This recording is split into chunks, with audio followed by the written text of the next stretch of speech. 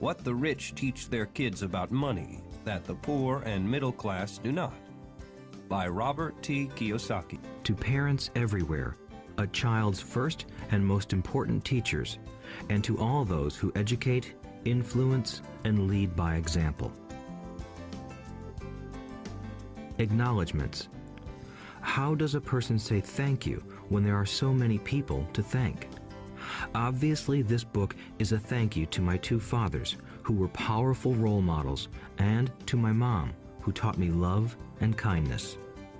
The person most responsible for this book becoming a reality is my wife, Kim, my partner in marriage, business, and in life. She makes my life complete.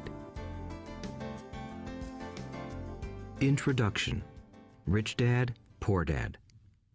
Having two dads offered me the choice of contrasting points of view, one of a rich man and one of a poor man. I had two fathers, a rich one and a poor one. One was highly educated and intelligent.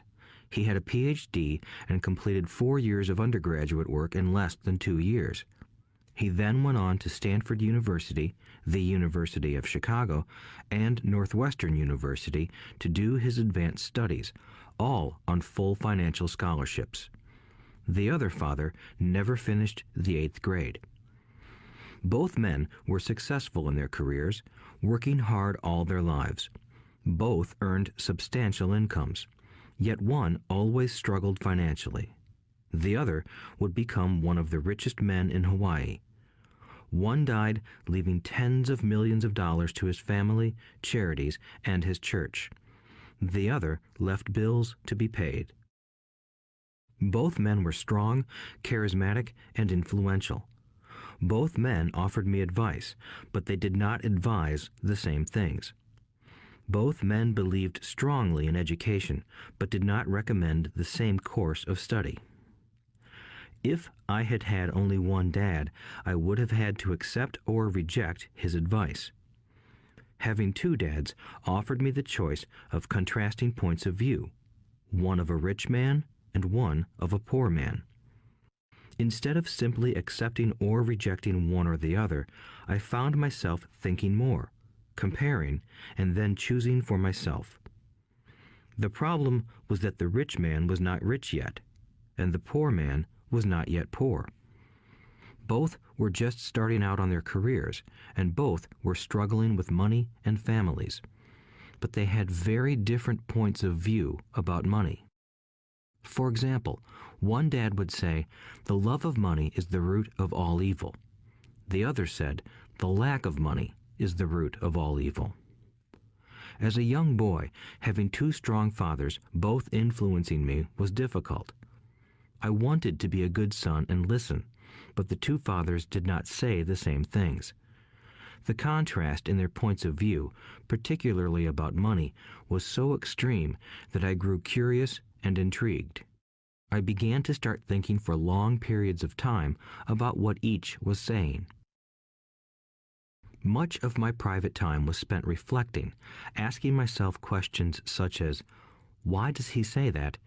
and then asking the same question of the other dad's statement. It would have been much easier to simply say, "Yeah, he's right, I agree with that," or to simply reject the point of view by saying, "The old man doesn't know what he's talking about." Instead, having two dads whom I loved forced me to think and ultimately choose a way of thinking for myself. As a process, choosing for myself turned out to be much more valuable in the long run than simply accepting or rejecting a single point of view. One of the reasons the rich get richer, the poor get poorer, and the middle class struggles in debt is that the subject of money is taught at home, not in school. Most of us learn about money from our parents, so what can poor parents tell their child about money? They simply say, "Stay in school and study hard." The child may graduate with excellent grades, but with a poor person's financial programming and mindset. Sadly, money is not taught in schools. Schools focus on scholastic and professional skills, but not on financial skills. This explains how smart bankers, doctors, and accountants who earned excellent grades may struggle financially all of their lives. Our staggering national debt is due in large part to highly educated politicians and government officials making financial decisions with little or no training in the subject of money. Today, I often wonder what will soon happen when we have millions of people who need financial and medical assistance. They will be dependent upon their families or the government for financial support. What will happen when Medicare and Social Security run out of money? How will a nation survive if teaching children about money continues to be left to parents, most of whom will be, or already are, poor? Because I had two influential fathers, I learned from both of them. I had to think about each dad's advice, and in doing so, I gained valuable insight into the power and effect of one's thoughts on one's life. For example, one dad had a habit of saying, "I can't afford it." The other dad forbade those words to be used. He insisted I ask, "How can I afford it?" One is a statement, and the other is a question. One lets you off the hook, and the other forces you to think. My soon-to-be rich dad would explain that by automatically saying the words, "I can't afford it," your brain stops working. By asking the question, "How can I afford it?" your brain is put to work. He did not mean that you should buy everything you want. He was fanatical about exercising your mind, the most powerful computer in the world. He'd say, "My brain gets stronger every day because I exercise it. The stronger it gets, the more money I can make." He believed that automatically saying, "I can't afford it," was a sign of mental laziness. Although both dads worked hard, I noticed that one dad had a habit of putting his brain to sleep when it came to finances, and the other had a habit of exercising his brain. The long-term result was that one dad grew stronger financially, and the other grew weaker. It is not much different from a person who goes to the gym to exercise on a regular basis versus someone who sits on the couch watching television.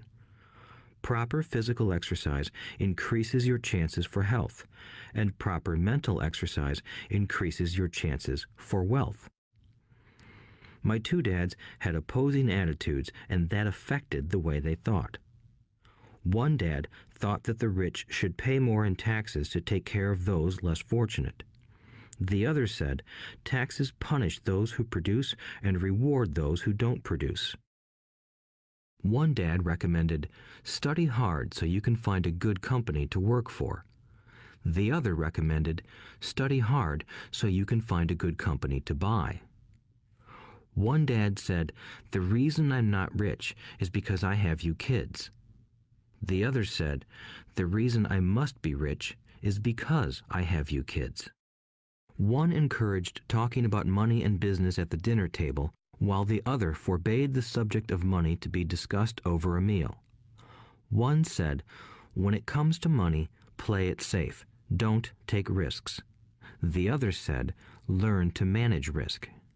One believed, our home is our largest investment and our greatest asset. The other believed, my house is a liability, and if your house is your largest investment, you're in trouble. Both dads paid their bills on time, yet one paid his bills first while the other paid his bills last. One dad believed in a company or the government taking care of you and your needs. He was always concerned about pay raises, retirement plans, medical benefits, sick leave, vacation days, and other perks. He was impressed with two of his uncles who joined the military and earned a retirement and entitlement package for life after 20 years of active service.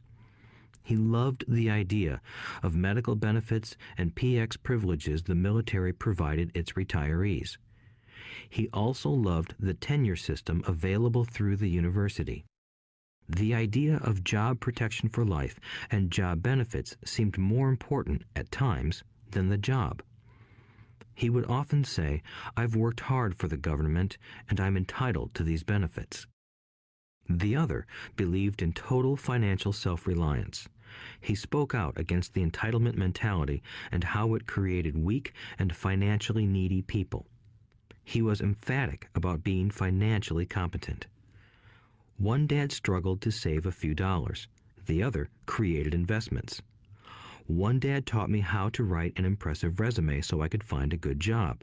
The other taught me how to write strong business and financial plans so I could create jobs.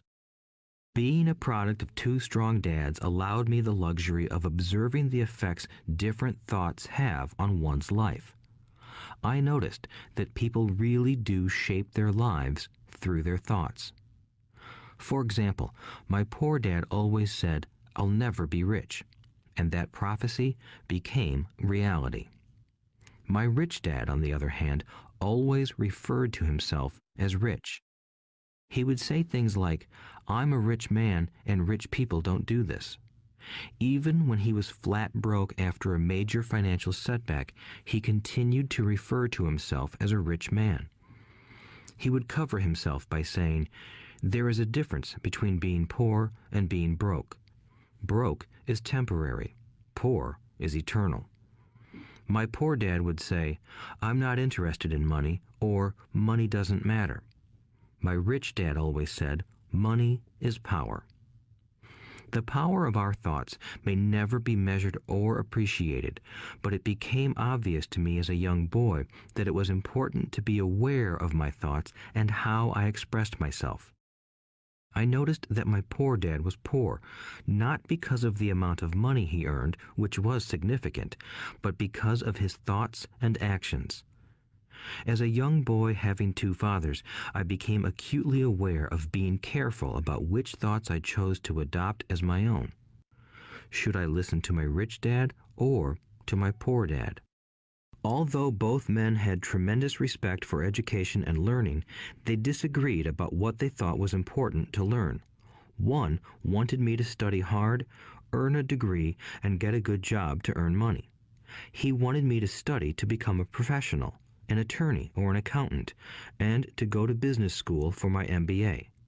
The other encouraged me to study to be rich, to understand how money works, and to learn how to have it work for me. "I don't work for money" were words he would repeat over and over. "Money works for me." At the age of 9, I decided to listen to and learn from my rich dad about money. In doing so, I chose not to listen to my poor dad, even though he was the one with all the college degrees. A lesson from Robert Frost. Robert Frost is my favorite poet. Although I love many of his poems, my favorite is "The Road Not Taken." I use its lesson almost daily. The road not taken. Two roads diverged in a yellow wood, and sorry I could not travel both. And be one traveler long I stood, and looked down one as far as I could, to where it bent in the undergrowth, then took the other as just as fair, and having perhaps the better claim, because it was grassy and wanted wear. Though as for that the passing there had worn them really about the same, and both that morning equally lay in leaves no step had trodden black. Oh, I kept the first for another day, yet knowing how way leads on to way, I doubted if I should ever come back.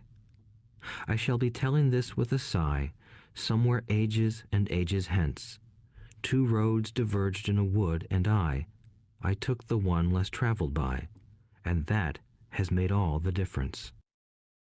And that has made all the difference. Over the years, I have often reflected upon Robert Frost's poem. Choosing not to listen to my highly educated dad's advice and attitude about money was a painful decision, but it was a decision that shaped the rest of my life. Once I made up my mind about whom to listen to, my education about money began. My rich dad taught me over a period of 30 years until I was 39 years old. He stopped once he realized that I knew and fully understood what he had been trying to drum into my often thick skull. Money is one form of power, but what is more powerful is financial education. Money comes and goes, but if you have the education about how money works, you gain power over it and can begin building wealth. The reason positive thinking alone does not work is because most people went to school and never learned how money works. So they spend their lives working for money. Because I was only 9 years old when I started, the lessons my rich dad taught me were simple. And when it was all said and done, there were only 6 main lessons, repeated over 30 years. This audiobook is about those 6 lessons, put as simply as possible, just as simply as my rich dad put forth those lessons to me. The lessons are meant not to be answers, but guideposts that will assist you and your children to grow wealthier no matter what happens in a world of increasing change and uncertainty. Chapter 1. Lesson 1. The rich don't work for money. The poor and the middle class work for money. The rich have money work for them. Dad, can you tell me how to get rich? My dad put down the evening paper. Why do you want to get rich, son? Because today Jimmy's mom drove up in their new Cadillac and they were going to their beach house for the weekend. He took 3 of his friends, but Mike and I weren't invited. They told us we weren't invited because we were poor kids. They did? My dad asked incredulously. Yeah, they did, I replied in a hurt tone. My dad silently shook his head, pushed his glasses up the bridge of his nose, and went back to reading the paper. I stood waiting for an answer. The year was 1956. I was 9 years old. By some twist of fate, I attended the same public school where the rich people sent their kids. We were primarily a sugar plantation town. The managers of the plantation and the other affluent people, such as doctors, business owners, and bankers, sent their children to this elementary school. After grade 6, their children were generally sent off to private schools. Because my family lived on one side of the street, I went to this school. Had I lived on the other side of the street, I would have gone to a different school with kids from families more like mine. After grade 6, these kids and I would go on to the public intermediate and high school. There was no private school for them or for me. My dad finally put down the paper. I could tell he was thinking. Well, son, he began slowly, if you want to be rich, you have to learn to make money. How do I make money? I asked. Well, use your head, son, he said, smiling. Even then, I knew that really meant, that's all I'm going to tell you, or, I don't know the answer, so don't embarrass me. A partnership is formed. The next morning, I told my best friend, Mike, what my dad had said. As best as I could tell, Mike and I were the only poor kids in this school.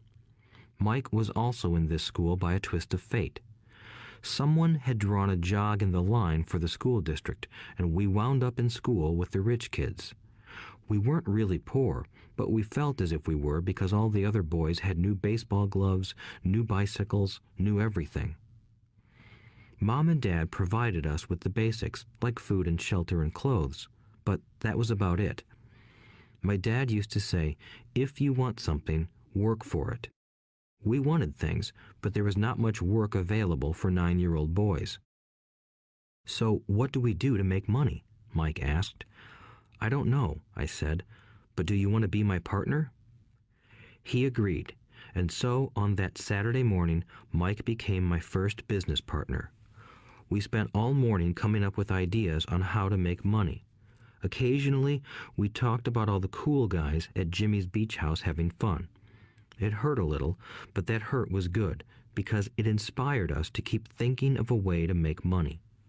Finally, that afternoon, a bolt of lightning struck. It was an idea Mike got from a science book he had read. Excitedly, we shook hands, and the partnership now had a business. For the next several weeks, Mike and I ran around our neighborhood, knocking on doors and asking our neighbors if they would save their toothpaste tubes for us. With puzzled looks, most adults consented with a smile. Some asked us what we were doing, to which we replied, "We can't tell you. It's a business secret." My mom grew distressed as the weeks wore on.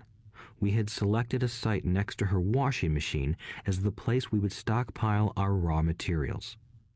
In a brown cardboard box that at one time held ketchup bottles, our little pile of used toothpaste tubes began to grow.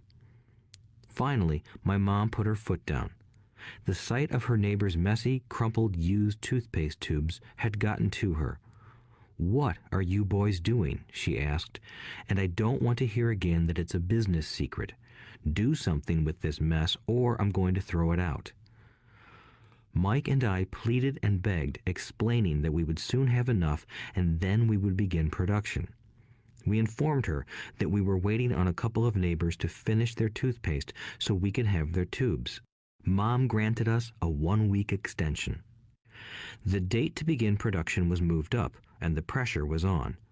My first partnership was already being threatened with an eviction notice by my own mom. It became Mike's job to tell the neighbors to quickly use up their toothpaste, saying their dentist wanted them to brush more often anyway. I began to put together the production line. One day, my dad drove up with a friend to see 2 9-year-old boys in the driveway with a production line operating at full speed. There was fine white powder everywhere. On a long table were small milk cartons from school, and our family's hibachi grill was glowing with red-hot coals at maximum heat. Dad walked up cautiously, having to park the car at the base of the driveway since the production line blocked the carport. As he and his friend got closer, they saw a steel pot sitting on top of the coals in which the toothpaste tubes were being melted down. In those days, toothpaste did not come in plastic tubes. The tubes were made of lead, so once the paint was burned off, the tubes were dropped in the small steel pot. They melted until they became liquid, and with my mom's pot holders, we poured the lead through a small hole in the top of the milk cartons. The milk cartons were filled with plaster of Paris. White powder was everywhere. In my haste, I had knocked the bag over, and the entire area looked like it had been hit by a snowstorm. The milk cartons were the outer containers for plaster of Paris molds. My dad and his friend watched as we carefully poured the molten lead through a small hole in the top of the plaster of Paris cube. "Careful," my dad said. I nodded without looking up. Finally, once the pouring was through, I put the steel pot down and smiled at my dad. "What are you boys doing?" he asked with a cautious smile. "We're doing what you told me to do. We're going to be rich," I said. "Yup," said Mike, grinning and nodding his head. "We're partners." "And what is in those plaster molds?" my dad asked. "Watch," I said. "This should be a good batch." With a small hammer, I tapped at the seal that divided the cube in half. Cautiously, I pulled up the top half of the plaster mold, and a lead nickel fell out. "Oh my God," my dad said, "you're casting nickels out of lead." "That's right," Mike said. "We're doing as you told us to do. We're making money." My dad's friend turned and burst into laughter. My dad smiled and shook his head. Along with a fire and a box of spent toothpaste tubes, in front of him were 2 little boys covered with white dust, smiling from ear to ear. He asked us to put everything down and sit with him on the front step of our house. With a smile, he gently explained what the word counterfeiting meant. Our dreams were dashed. "You mean this is illegal?" asked Mike in a quivering voice. "Let them go," my dad's friend said. "They might be developing a natural talent." My dad glared at him. "Yes, it is illegal," my dad said gently, "but you boys have shown great creativity and original thought. Keep going. I'm really proud of you." Disappointed, Mike and I sat in silence for about 20 minutes before we began cleaning up our mess. The business was over on opening day. Sweeping the powder up, I looked at Mike and said, "I guess Jimmy and his friends are right. We are poor." My father was just leaving as I said that. "Boys," he said, "you're only poor if you give up. The most important thing is that you did something. Most people only talk and dream of getting rich. You've done something. I'm very proud of the two of you. I will say it again. Keep going. Don't quit. Mike and I stood there in silence. They were nice words, but we still did not know what to do. "So how come you're not rich, Dad?" I asked. "Because I chose to be a school teacher. School teachers really don't think about being rich. We just like to teach. I wish I could help you, but I really don't know how to make money." Mike and I turned and continued our cleanup. "I know," said my dad. "If you boys want to learn how to be rich, don't ask me. Talk to your dad, Mike." "My dad?" asked Mike with a scrunched-up face. "Yeah, your dad," repeated my dad with a smile. "Your dad and I have the same banker, and he raves about your father. He's told me several times that your father is brilliant when it comes to making money." "My dad?" Mike asked again in disbelief. "Then how come we don't have a nice car and a nice house like the rich kids at school?" "A nice car and a nice house don't necessarily mean you're rich or you know how to make money," my dad replied. "Jimmy's dad works for the sugar plantation. He's not much different from me. He works for a company and I work for the government. The company buys the car for him. The sugar company is in financial trouble and Jimmy's dad may soon have nothing. Your dad is different, Mike. He seems to be building an empire, and I suspect in a few years he will be a very rich man." With that, Mike and I got excited again. With new vigor, we began cleaning up the mess caused by our now defunct first business. As we were cleaning, we made plans for how and when to talk to Mike's dad. The problem was that Mike's dad worked long hours and often did not come home until late.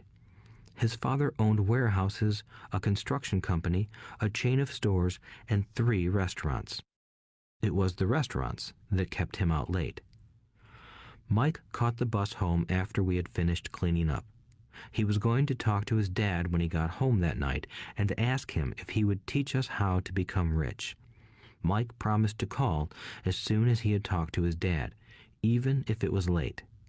The phone rang at 8:30 p.m. "Okay," I said, "next Saturday." I put the phone down. Mike's dad had agreed to meet with us. On Saturday, I caught the 7:30 a.m. bus to the poor side of town.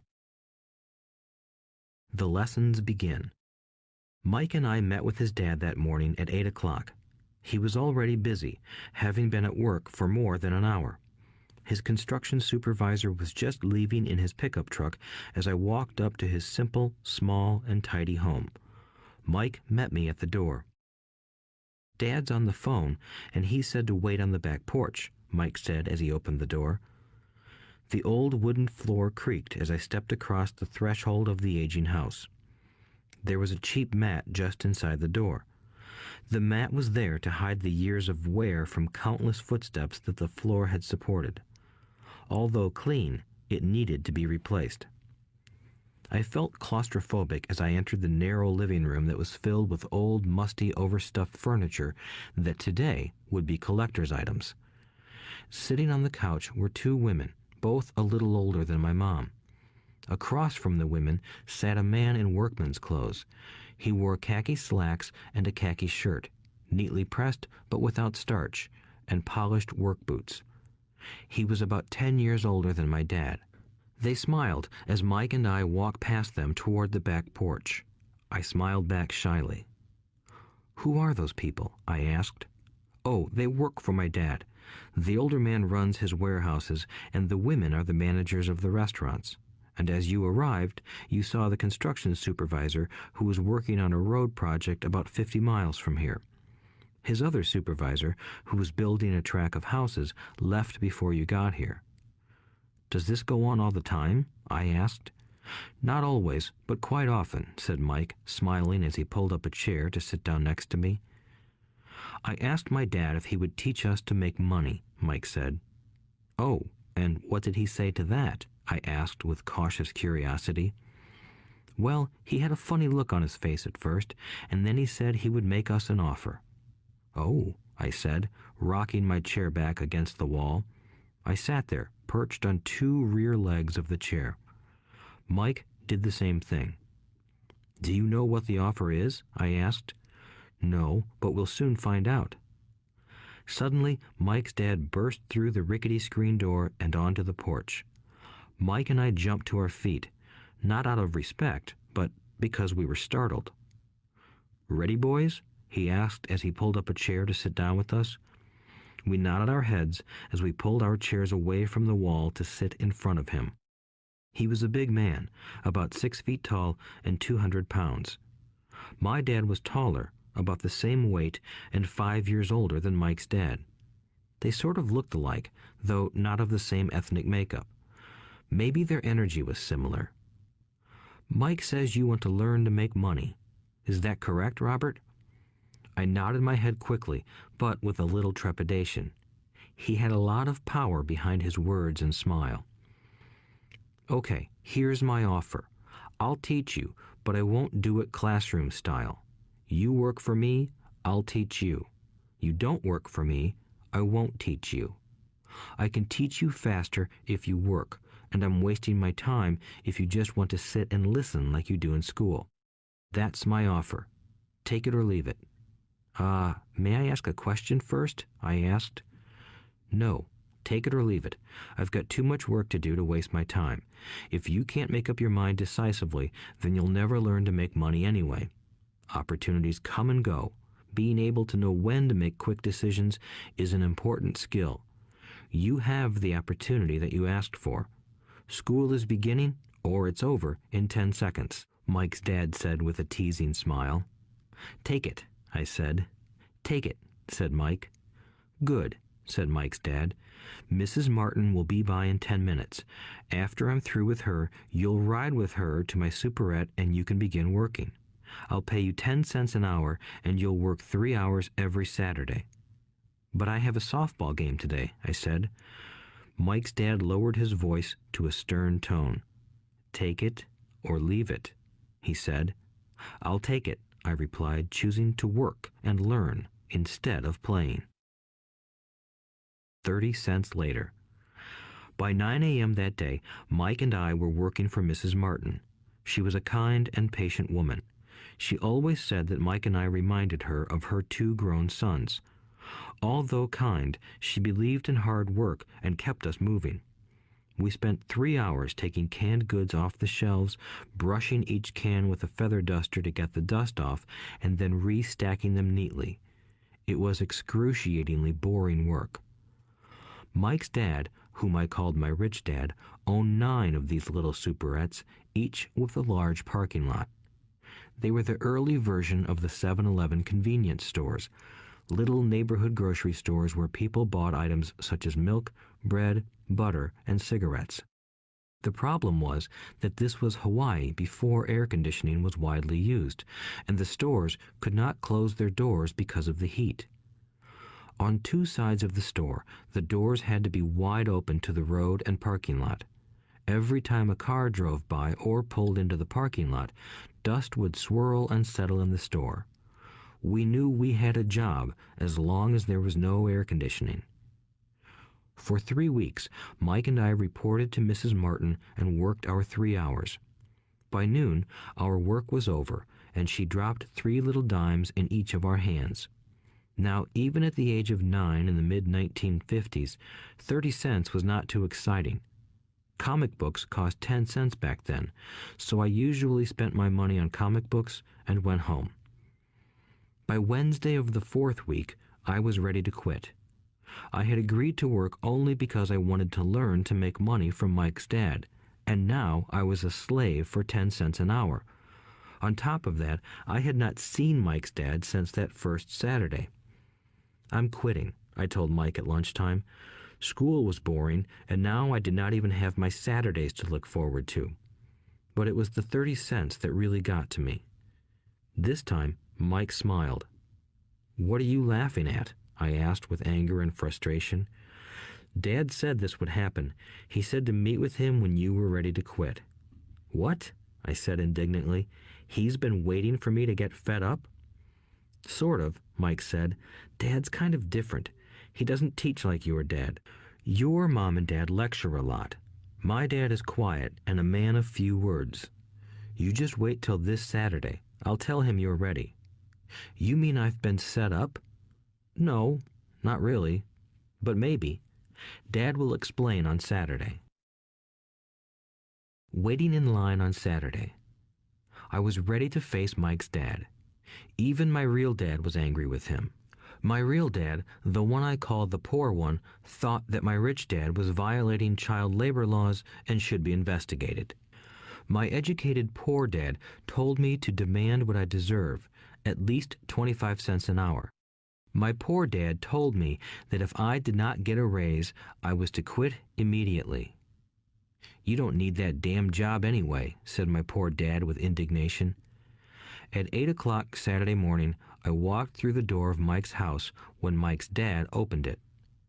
Take a seat and wait in line, he said as I entered. He turned and disappeared into his little office next to a bedroom. I looked around the room and didn't see Mike anywhere. Feeling awkward, I cautiously sat down next to the same two women who were there 4 weeks earlier. They smiled and slid down the couch to make room for me. 45 minutes went by, and I was steaming. The two women had met with him and left 30 minutes earlier. An older gentleman was in there for 20 minutes and was also gone. The house was empty, and here I sat in a musty, dark living room on a beautiful, sunny Hawaiian day, waiting to talk to a cheapskate who exploited children. I could hear him rustling around the office, talking on the phone, and ignoring me. I was ready to walk out, but for some reason I stayed. Finally, 15 minutes later, at exactly 9 o'clock, Rich Dad walked out of his office, said nothing, and signaled with his hand for me to enter. I understand you want a raise or you're going to quit, Rich Dad said as he swiveled in his office chair. Well, you're not keeping your end of the bargain, I blurted out, nearly in tears. It was really frightening for me to confront a grown-up. You said that you would teach me if I worked for you. Well, I've worked for you. I've worked hard. I've given up my baseball games to work for you, but you haven't kept your word, and you haven't taught me anything. You are a crook like everyone in town thinks you are. You're greedy. You want all the money and don't take care of your employees. You made me wait and don't show me any respect. I'm only a little boy, but I deserve to be treated better. Rich Dad rocked back in his swivel chair, hands up to his chin, and stared at me. Not bad, he said. In less than a month, you sound like most of my employees. What? I asked. Not understanding what he was saying, I continued with my grievance. I thought you were going to keep your end of the bargain and teach me. Instead, you want to torture me? That's cruel. That's really cruel. I am teaching you, Rich Dad said quietly. What have you taught me? Nothing, I said angrily. You haven't even talked to me once since I agreed to work for peanuts. 10 cents an hour. Ha! I should notify the government about you. We have child labor laws, you know. My dad works for the government, you know. Wow, said Rich Dad. Now you sound just like most of the people who used to work for me. People I've either fired or who have quit. So, what do you have to say? I demanded, feeling pretty brave for a little kid. You lied to me. I've worked for you, and you have not kept your word. You haven't taught me anything. How do you know that I've not taught you anything? Asked Rich Dad calmly. Well, you've never talked to me. I've worked for 3 weeks, and you have not taught me anything, I said with a pout. Does teaching mean talking or a lecture? Rich Dad asked. Well, yes, I replied. That's how they teach you in school, he said, smiling. But that is not how life teaches you, and I would say that life is the best teacher of all.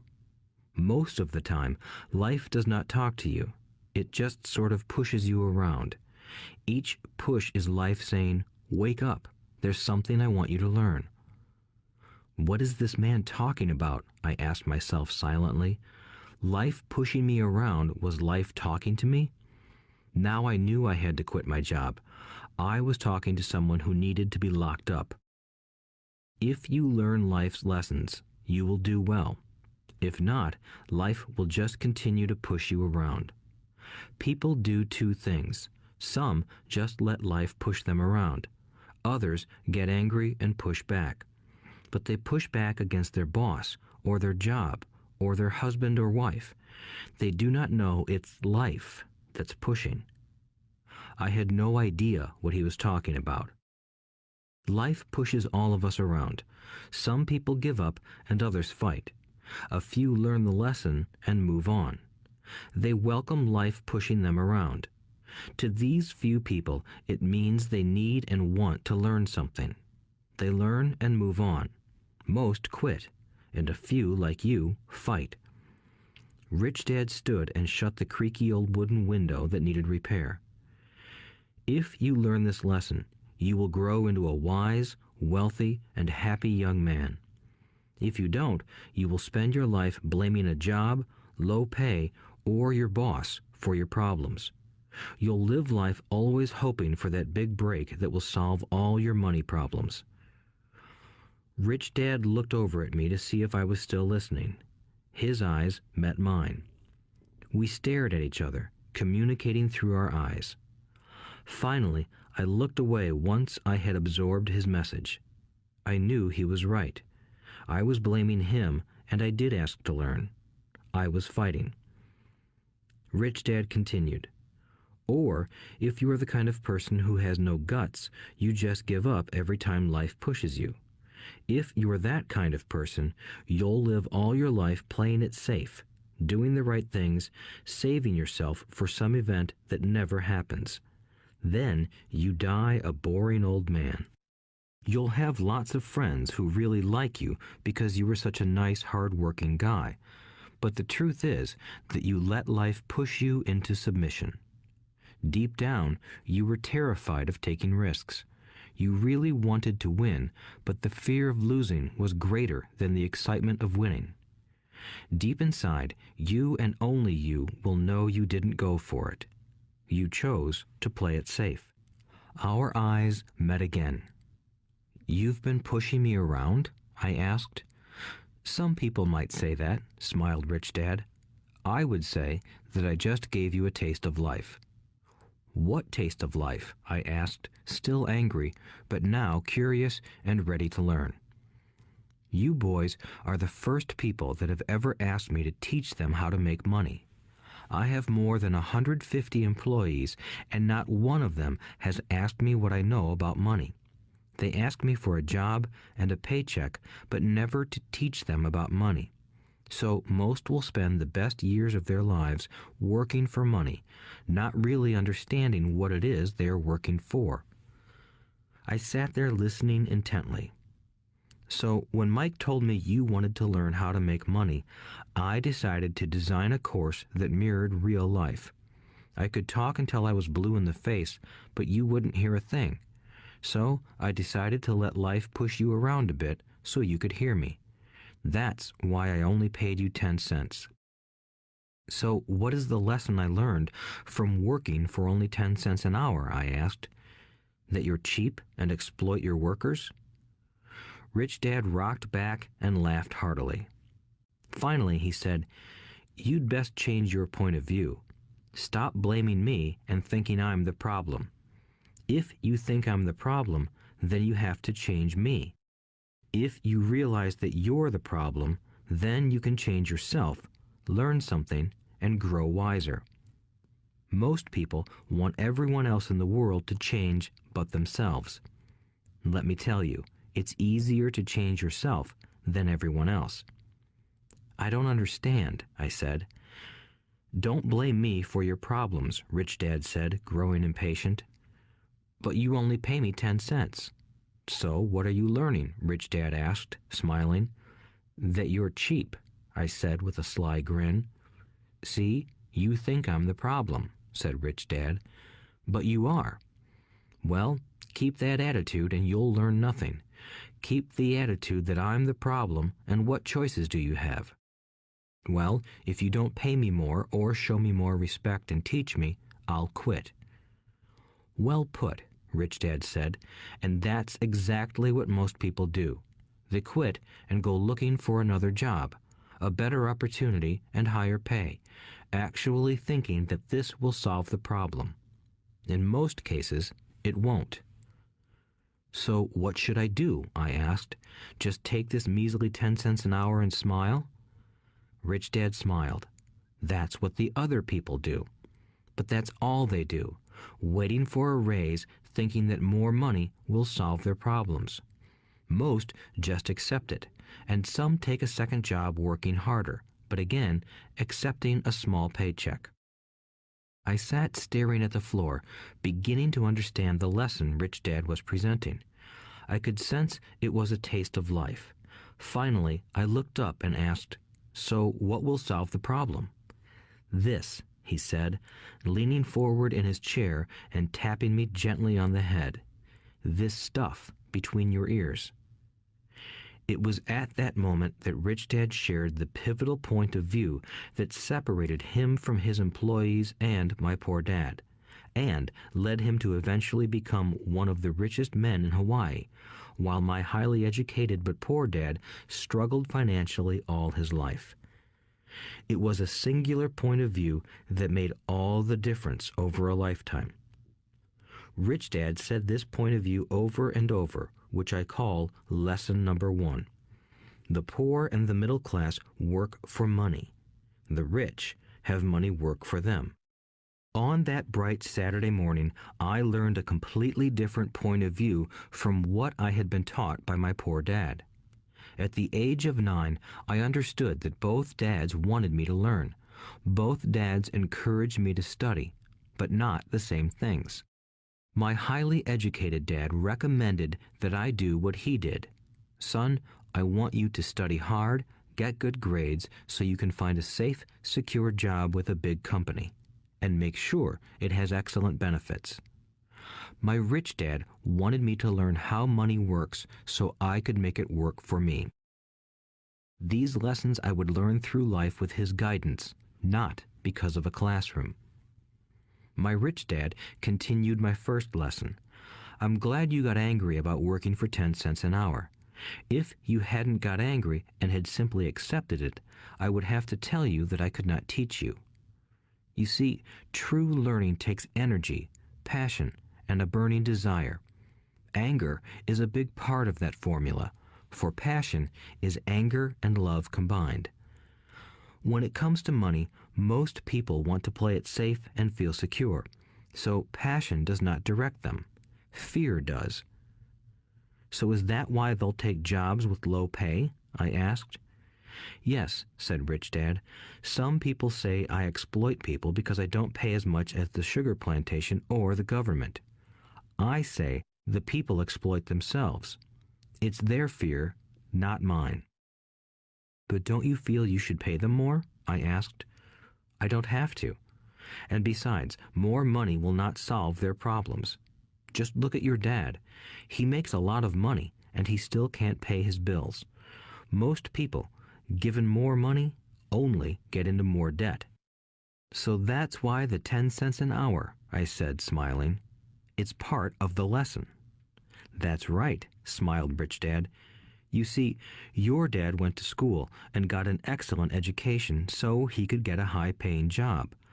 But he still has money problems because he never learned anything about money in school. On top of that, he believes in working for money." "And you don't?" I asked. "No, not really," said Rich Dad. "If you want to learn to work for money, then stay in school. That is a great place to learn to do that. But if you want to learn how to have money work for you, then I will teach you that. But only if you want to learn." "Wouldn't everyone want to learn that?" I asked. "No," said Rich Dad, "simply because it's easier to learn to work for money, especially if fear is your primary emotion when the subject of money is discussed." "I don't understand," I said with a frown. "Don't worry about that for now. Just know that it's fear that keeps most people working at a job. The fear of not paying their bills, the fear of being fired, the fear of not having enough money, and the fear of starting over. That's the price of studying to learn a profession or trade and then working for money. Most people become a slave to money and then get angry at their boss. Learning to have money work for you is a completely different course of study? I asked. Absolutely, Rich Dad answered. Absolutely. We sat in the silence on that beautiful Hawaiian Saturday morning.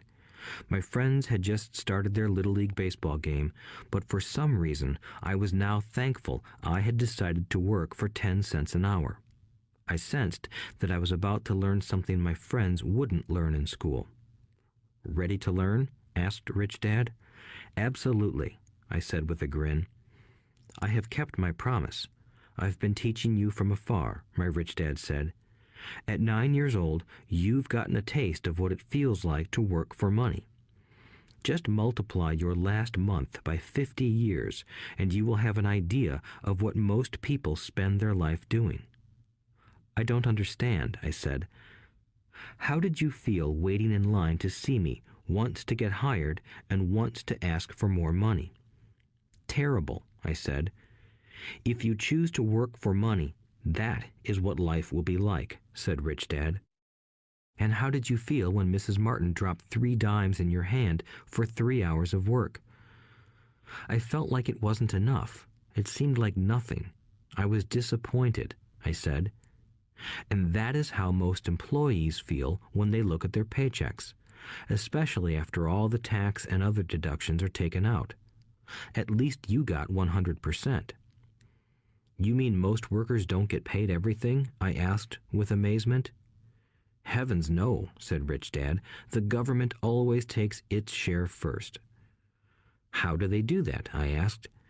Taxes, said Rich Dad. You're taxed when you earn. You're taxed when you spend. You're taxed when you save. You're taxed when you die. Why do people let the government do that to them? The rich don't, said Rich Dad with a smile. The poor and the middle class do. I'll bet you that I earn more than your dad, yet he pays more in taxes. How can that be? I asked. At my age, that made no sense to me. Why would someone let the government do that to them? Rich Dad rocked slowly and silently in his chair, just looking at me. Ready to learn? He asked. I nodded my head slowly. As I said, there is a lot to learn. Learning how to have money work for you is a lifetime study. Most people go to college for 4 years and their education ends. I already know that my study of money will continue over my lifetime, simply because the more I find out, the more I find out I need to know. Most people never study the subject. They go to work, get their paycheck, balance their checkbooks, and that's it. Then they wonder why they have money problems. They think that more money will solve the problem, and don't realize that it's their lack of financial education that is the problem. So my dad has tax problems because he doesn't understand money? I asked, confused. Look, said Rich Dad, taxes are just one small section on learning how to have money work for you. Today, I just wanted to find out if you still have the passion to learn about money. Most people don't. They want to go to school, learn a profession, have fun at their work, and earn lots of money. One day they wake up with big money problems, and then they can't stop working. That's the price of only knowing how to work for money instead of studying how to have money work for you. So, do you still have the passion to learn? Asked Rich Dad. I nodded my head. Good, said Rich Dad. Now get back to work. This time, I will pay you nothing. What? I asked in amazement. You heard me. Nothing. You will work the same 3 hours every Saturday, but this time you will not be paid 10 cents per hour. You said you wanted to learn to not work for money, so I'm not going to pay you anything. I couldn't believe what I was hearing. I've already had this conversation with Mike, and he's already working, dusting and stacking canned goods for free. You better hurry and get back there. That's not fair, I shouted. You've got to pay something. You said you wanted to learn. If you don't learn this now, you'll grow up to be like the two women and the older man sitting in my living room, working for money and hoping I don't fire them. Or, like your dad, earning lots of money only to be in debt up to his eyeballs, hoping more money will solve the problem. If that's what you want, I'll go back to our original deal of 10 cents an hour. Or you can do what most adults do. Complain that there is not enough pay, quit, and go looking for another job. But what do I do? I asked. Rich Dad tapped me on the head. Use this, he said. If you use it well, you will soon thank me for giving you an opportunity, and you will grow into a rich man. I stood there, still not believing what a raw deal I was handed. I came to ask for a raise, and somehow I was instead working for nothing. Rich Dad tapped me on the head again and said, "Use this. Now, get out of here and get back to work." Lesson number 1. The rich don't work for money. I didn't tell my poor dad I wasn't being paid. He wouldn't have understood, and I didn't want to try to explain something I didn't understand myself. For 3 more weeks, Mike and I worked 3 hours every Saturday for nothing. The work didn't bother me, and the routine got easier. But it was the missed baseball games and not being able to afford to buy a few comic books that got to me. Rich Dad stopped by at noon on the 3rd week. We heard his truck pull up in the parking lot and sputter when the engine was turned off. He entered the store and greeted Mrs. Martin with a hug. After finding out how things were going in the store, he reached into the ice cream freezer, pulled out 2 bars, paid for them, and signaled to Mike and me. "Let's go for a walk, boys." We crossed the street, dodging a few cars, and walked across a large grassy field where a few adults were playing softball. Sitting down at a lone picnic table, he handed Mike and me the treats. "How's it going, boys?" "Okay," Mike said. I nodded in agreement. "Learn anything yet?" Rich Dad asked.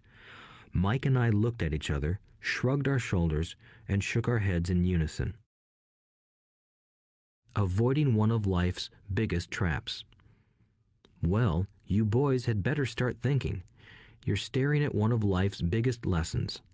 If you learn it, you'll enjoy a life of great freedom and security. If you don't, you'll wind up like Mrs. Martin and most of the people playing softball in this park. They work very hard for little money, clinging to the illusion of job security and looking forward to a 3-week vacation each year and maybe a skimpy pension after 45 years of service. If that excites you, I'll give you a raise to 25 cents an hour. "But these are good, hard-working people. Are you making fun of them?" I demanded. A smile came over Rich Dad's face.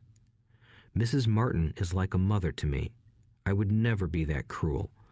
I may sound unkind because I'm doing my best to point something out to the 2 of you. I want to expand your point of view so you can see something most people never have the benefit of seeing because their vision is too narrow. Most people never see the trap they are in." Mike and I sat there, uncertain of his message. He sounded cruel, yet we could sense he was trying to drive home a point. With a smile, Rich Dad said, "Doesn't that 25 cents an hour sound good? Doesn't it make your heart beat a little faster?" I shook my head no, but it really did. 25 cents an hour would be big bucks to me. "Okay, I'll pay you $1 an hour," Rich Dad said, with a sly grin. Now my heart started to race. My brain was screaming, "Take it, take it." I could not believe what I was hearing. Still, I said nothing. "Okay, $2 an hour." My little brain and heart nearly exploded. After all, it was 1956, and being paid $2 an hour would have made me the richest kid in the world. I couldn't imagine earning that kind of money. I wanted to say yes. I wanted the deal. I could picture a new bicycle, new baseball glove, and the adoration of my friends when I flashed some cash. On top of that, Jimmy and his rich friends could never call me poor again. But somehow, my mouth stayed shut. The ice cream had melted and was running down my hand.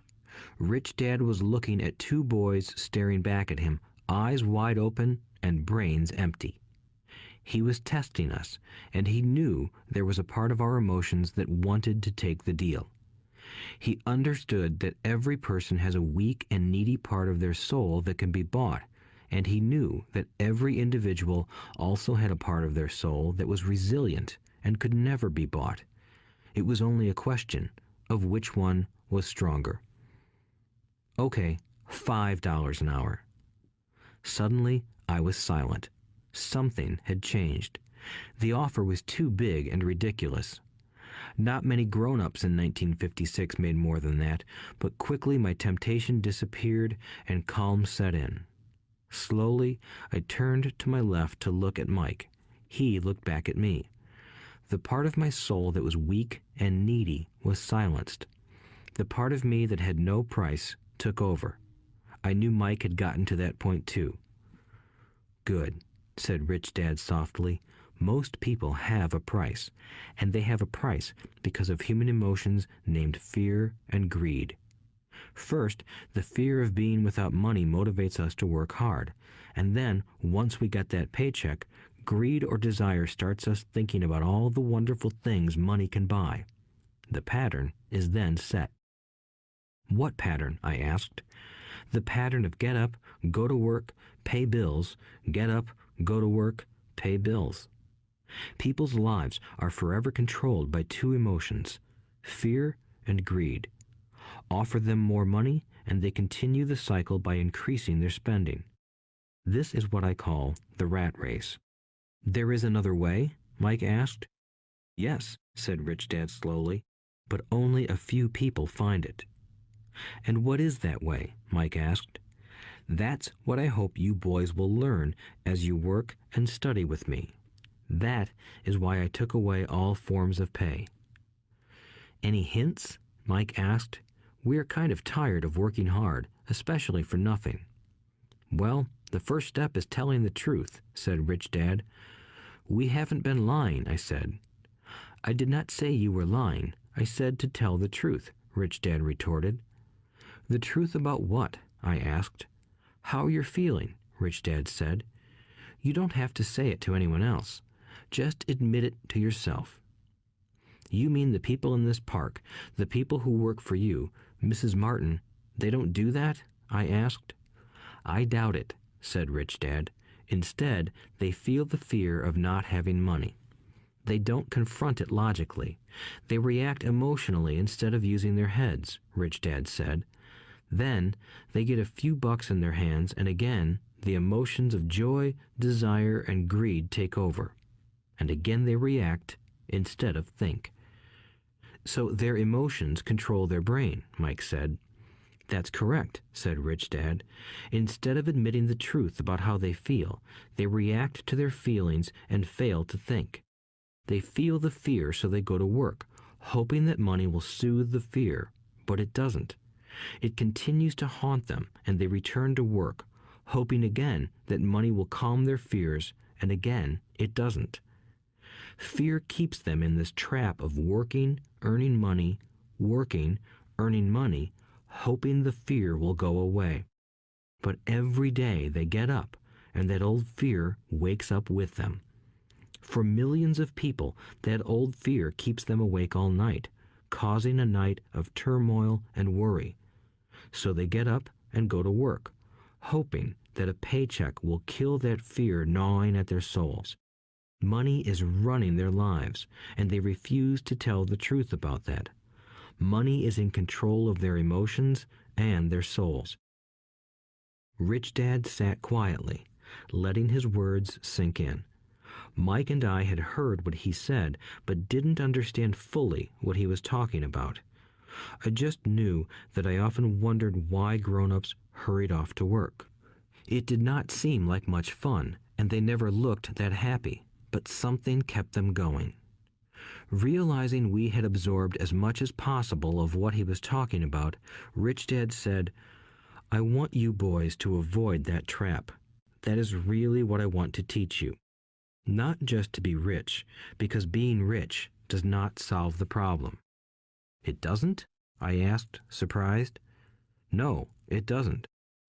Let me explain the other emotion, desire.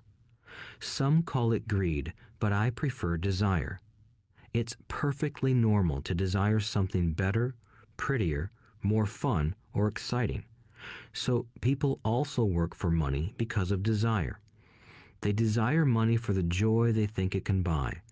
But the joy that money brings is often short-lived, and they soon need more money for more joy, more pleasure, more comfort, and more security. So they keep working, thinking money will soothe their souls that are troubled by fear and desire. But money can't do that. Even rich people do this? Mike asked. Rich people included, said Rich Dad. In fact, the reason many rich people are rich isn't because of desire, but because of fear. They believe that money can eliminate the fear of being poor, so they amass tons of it, only to find the fear gets worse. Now they fear losing the money. I have friends who keep working even though they have plenty. I know people who have millions who are more afraid now than when they were poor. They're terrified of losing it all. The fears that drove them to get rich got worse. That weak and needy part of their soul is actually screaming louder. They don't want to lose the big houses, the cars, and the high life money has bought them. They worry about what their friends would say if they lost all their money. Many are emotionally desperate and neurotic, although they look rich and have more money. So, is a poor man happier? I asked. No, I don't think so, replied Rich Dad. The avoidance of money is just as psychotic as being attached to money. As if on cue, the town derelict went past our table, stopping by the large rubbish can and rummaging around in it.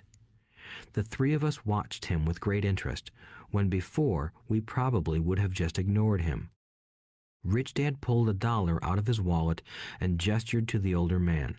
Seeing the money, the derelict came over immediately, took the bill, thanked Rich Dad profusely, and hurried off, ecstatic with his good fortune. He's not much different from most of my employees, said Rich Dad. I've met so many people who say, "Oh, I'm not interested in money," yet they'll work at a job for 8 hours a day. That's a denial of truth. If they weren't interested in money, then why are they working? That kind of thinking is probably more psychotic than a person who hoards money. As I sat there listening to my Rich Dad, my mind flashed back to the countless times my own dad said, "I'm not interested in money." He said those words often. He also covered himself by always saying, "I work because I love my job." So, what do we do? I asked. Not work for money until all traces of fear and greed are gone? No, that would be a waste of time, said Rich Dad. Emotions are what make us human. The word emotion stands for energy in motion. Be truthful about your emotions and use your mind and emotions in your favor, not against yourself. Whoa, said Mike. Don't worry about what I just said. It will make more sense in years to come. Just be an observer, not a reactor to your emotions. Most people do not know that it's their emotions that are doing the thinking. Your emotions are your emotions, but you have got to learn to do your own thinking. Can you give me an example? I asked. Sure, replied Rich Dad. When a person says, "I need to find a job," it's most likely an emotion doing the thinking. Fear of not having money generates that thought. But people do need money if they have bills to pay, I said. Sure they do, smiled Rich Dad. All I'm saying is that it's fear that is all too often doing the thinking. I don't understand, said Mike. For example, said Rich Dad, if the fear of not having enough money arises, instead of immediately running out to get a job, they instead might ask themselves this question. Will a job be the best solution to this fear over the long run? In my opinion, the answer is no. A job is really a short-term solution to a long-term problem.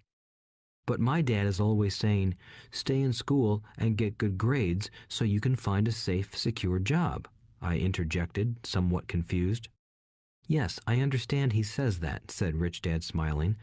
Most people recommend that, and it's a good path for most people. But people make that recommendation primarily out of fear.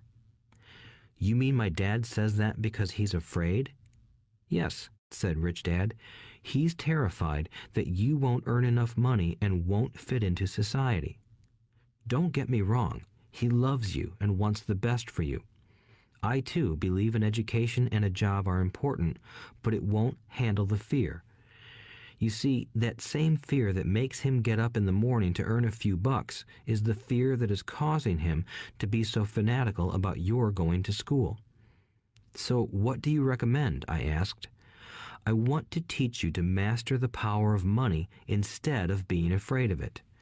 They don't teach that in school, and if you don't learn it, you become a slave to money. It was finally making sense. He wanted us to widen our views and to see what the Mrs. Martins of this world couldn't see. He used examples that sounded cruel at the time, but I've never forgotten them.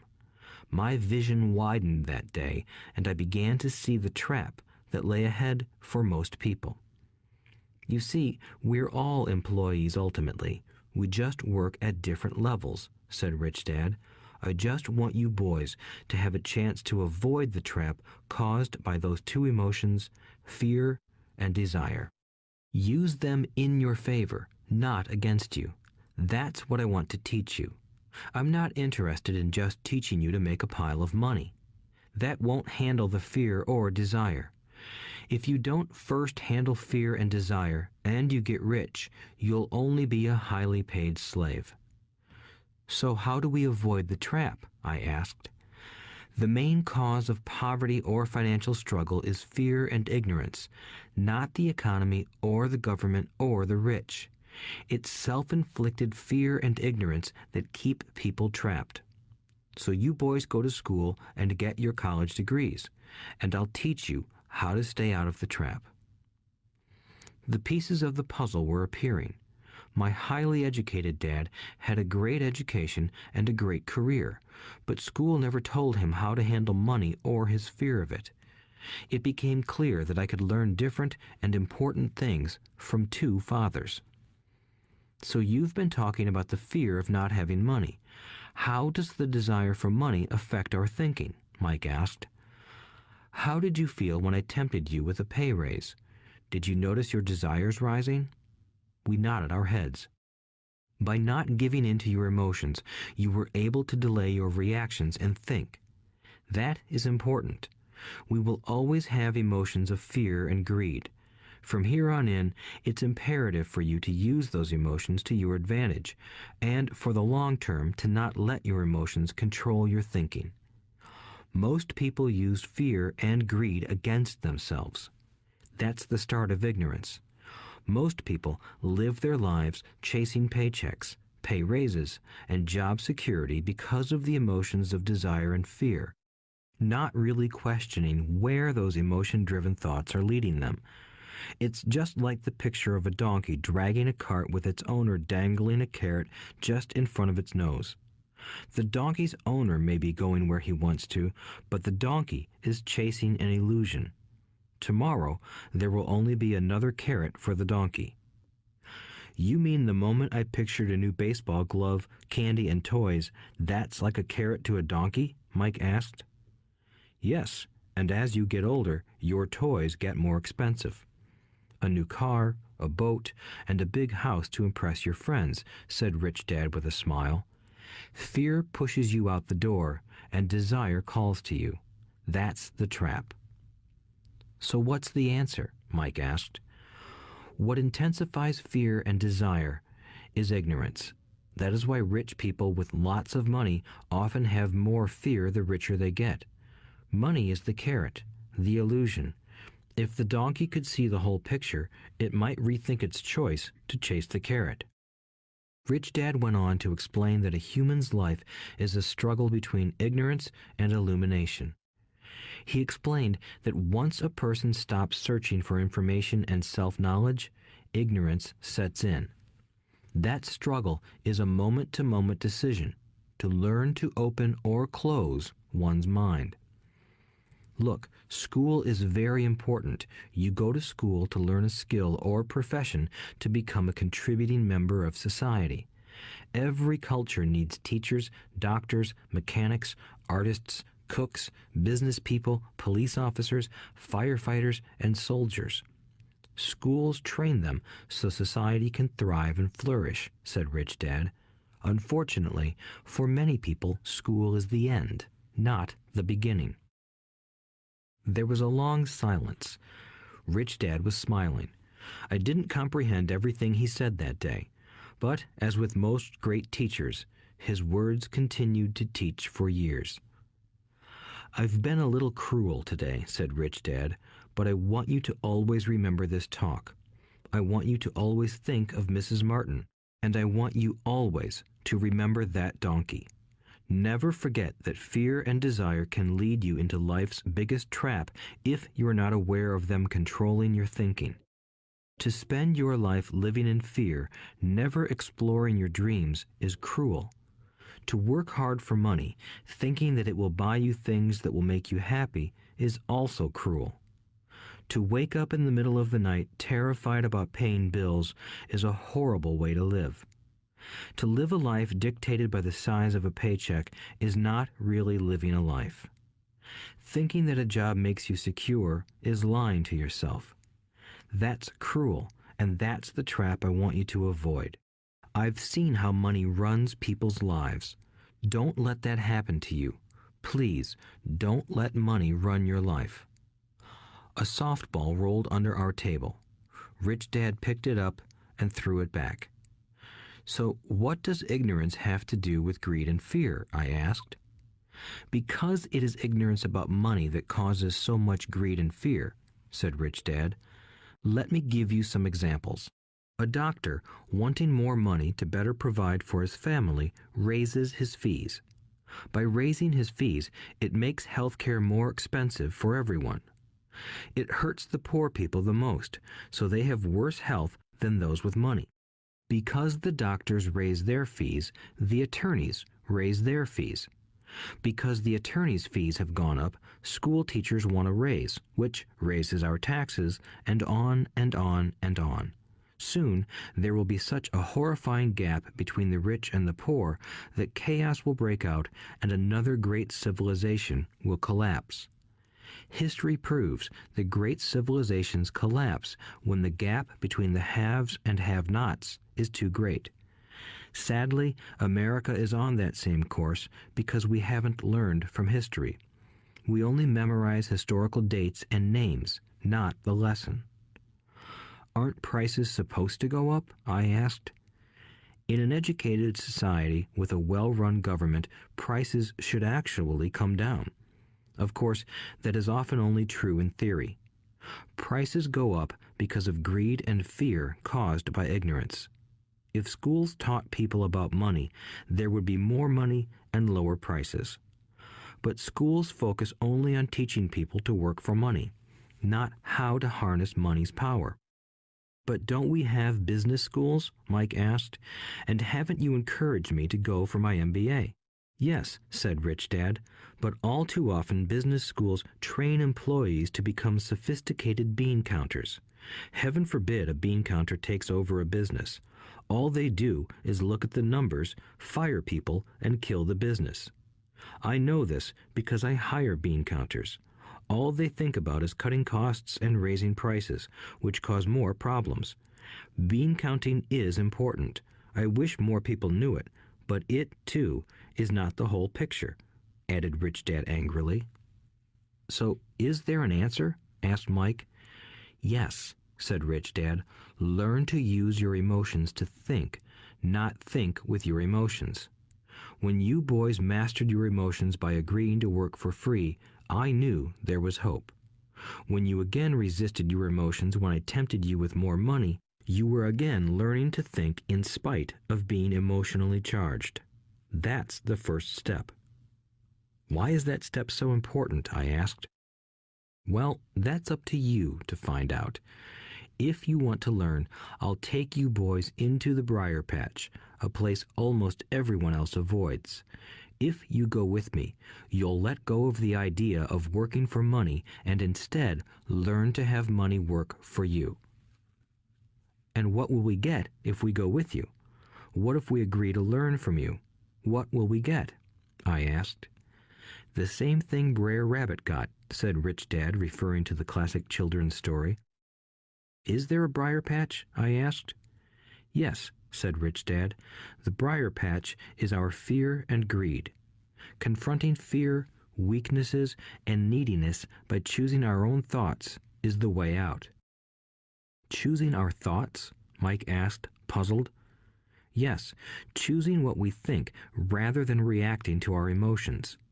Instead of just getting up and going to work because not having the money to pay your bills is scaring you, ask yourself, is working harder at this the best solution to this problem? Most people are too afraid to rationally think things through and instead run out the door to a job they hate. The tar baby is in control. That's what I mean by choosing your thoughts.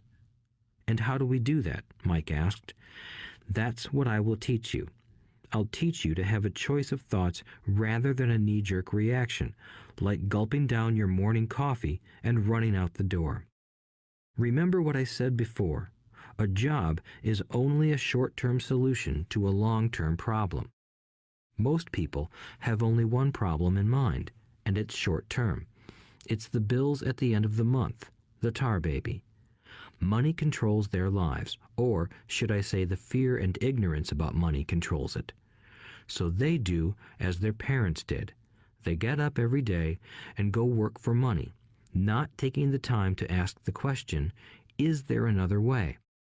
Their emotions now control their thinking, not their heads. Can you tell the difference between emotions thinking and the head thinking? Mike asked. Oh yes, I hear it all the time, said Rich Dad. I hear things like, well, everyone has to work, or the rich are crooks, or I'll get another job, I deserve this raise, you can't push me around, or I like this job because it's secure. No one asks, is there something I'm missing here? Which would break through the emotional thought and give you time to think clearly. As we headed back to the store, Rich Dad explained that the rich really did make money. They did not work for it. He went on to explain that when Mike and I were casting 5-cent pieces out of lead, thinking we were making money, we were very close to thinking the way the rich think. The problem was that creating money is legal for the government and banks to do, but illegal for us to do. There are legal ways to create money from nothing, he told us. Rich Dad went on to explain that the rich know that money is an illusion, truly like the carrot for the donkey. It's only out of fear and greed that the illusion of money is held together by billions of people who believe that money is real. It's not. Money is really made up. It is only because of the illusion of confidence and the ignorance of the masses that this house of cards stands. He talked about the gold standard that America was on, and that each dollar bill was actually a silver certificate. What concerned him was the rumor that we would someday go off the gold standard and our dollars would no longer be backed by something tangible. If that happens, boys, all hell will break loose. The poor, the middle class, and the ignorant will have their lives ruined simply because they will continue to believe that money is real and that the company they work for, or the government, will look after them. We really did not understand what he was saying that day, but over the years, it made more and more sense. Seeing what others miss. As he climbed into his pickup truck outside his convenience store, Rich Dad said, "Keep working, boys, but the sooner you forget about needing a paycheck, the easier your adult life will be. Keep using your brain, work for free, and soon your mind will show you ways of making money far beyond what I could ever pay you. You will see things that other people never see. Most people never see these opportunities because they're looking for money and security, so that's all they get. The moment you see one opportunity, you'll see them for the rest of your life. The moment you do that, I'll teach you something else. Learn this, and you'll avoid one of life's biggest traps. Mike and I picked up our things from the store and waved goodbye to Mrs. Martin. We went back to the park, to the same picnic bench, and spent several more hours thinking and talking. We spent the next week at school thinking and talking too. For 2 more weeks, we kept thinking, talking, and working for free. At the end of the second Saturday, I was again saying goodbye to Mrs. Martin and looking at the comic book stand with a longing gaze. The hard thing about not even getting 30 cents every Saturday was that I didn't have any money to buy comic books. Suddenly, as Mrs. Martin said goodbye to Mike and me, I saw her do something I'd never seen her do before. Mrs. Martin was cutting the front page of the comic book in half. She kept the top half of the comic book cover and threw the rest of the book into a large cardboard box. When I asked her what she did with the comic books, she said, "I throw them away. I give the top half of the cover back to the comic book distributor for credit when he brings in the new comics. He's coming in an hour." Mike and I waited for an hour. Soon the distributor arrived, and I asked him if we could have the comic books. To my delight, he said, "You can have them if you work for this store and do not resell them." Remember our old business partnership? Well, Mike and I revived it. Using a spare room in Mike's basement, we began piling hundreds of comic books in that room. Soon, our comic book library was open to the public. We hired Mike's younger sister, who loved to study, to be head librarian. She charged each child 10 cents admission to the library, which was open from 2:30 p.m. to 4:30 p.m. every day after school. The customers, the children of the neighborhood, could read as many comics as they wanted in 2 hours. It was a bargain for them since a comic cost 10 cents each, and they could read 5 or 6 in 2 hours. Mike's sister would check the kids as they left to make sure they weren't borrowing any comic books. She also kept the books, logging in how many kids showed up each day, who they were, and any comments they might have. Mike and I averaged $9.50 per week over a 3-month period. We paid his sister $1 a week and allowed her to read the comics for free, which she rarely did since she was always studying. Mike and I kept our agreement by working in the store every Saturday and collecting all the comic books from the different stores. We kept our agreement to the distributor by not selling any comic books. We burned them once they got too tattered. We tried opening a branch office, but we could never quite find someone as trustworthy and dedicated as Mike's sister. At an early age, we found out how hard it was to find good staff. 3 months after the library first opened, a fight broke out in the room. Some bullies from another neighborhood pushed their way in, and Mike's dad suggested we shut down the business. So our comic book business shut down, and we stopped working on Saturdays at the convenience store. But Rich Dad was excited because he had new things he wanted to teach us. He was happy because we had learned our first lessons so well. We learned to make money work for us. By not getting paid for our work at the store, we were forced to use our imaginations to identify an opportunity to make money. By starting our own business, the comic book library, we were in control of our own finances, not dependent on an employer. The best part was that our business generated money for us even when we weren't physically there. Our money worked for us. Instead of paying us money, Rich Dad had given us so much more. Chapter 2. Lesson 2. Why teach financial literacy? It's not how much money you make, it's how much money you keep. In 1990, Mike took over his father's empire and is, in fact, doing a better job than his dad did. We see each other once or twice a year on the golf course. He and his wife are wealthier than you can imagine. Rich Dad's empire is in great hands, and Mike is now grooming his son to take his place, as his dad had groomed us. In 1994, I retired at the age of 47, and my wife Kim was 37. Retirement does not mean not working. For us, it means that, barring unforeseen cataclysmic changes, we can work or not work, and our wealth grows automatically, staying ahead of inflation. Our assets are large enough to grow by themselves. It's like planting a tree. You water it for years, and then one day it doesn't need you anymore. Its roots are implanted deep enough. Then the tree provides shade for your enjoyment. Mike chose to run the empire, and I chose to retire. Whenever I speak to groups of people, they often ask what I would recommend that they do. How do I get started? Is there a book you would recommend? What should I do to prepare my children? What is your secret to success? How do I make millions? Whenever I hear one of these questions, I'm reminded of the following story. The Richest Businessmen. In 1923, a group of our greatest leaders and richest businessmen held a meeting at the Edgewater Beach Hotel in Chicago.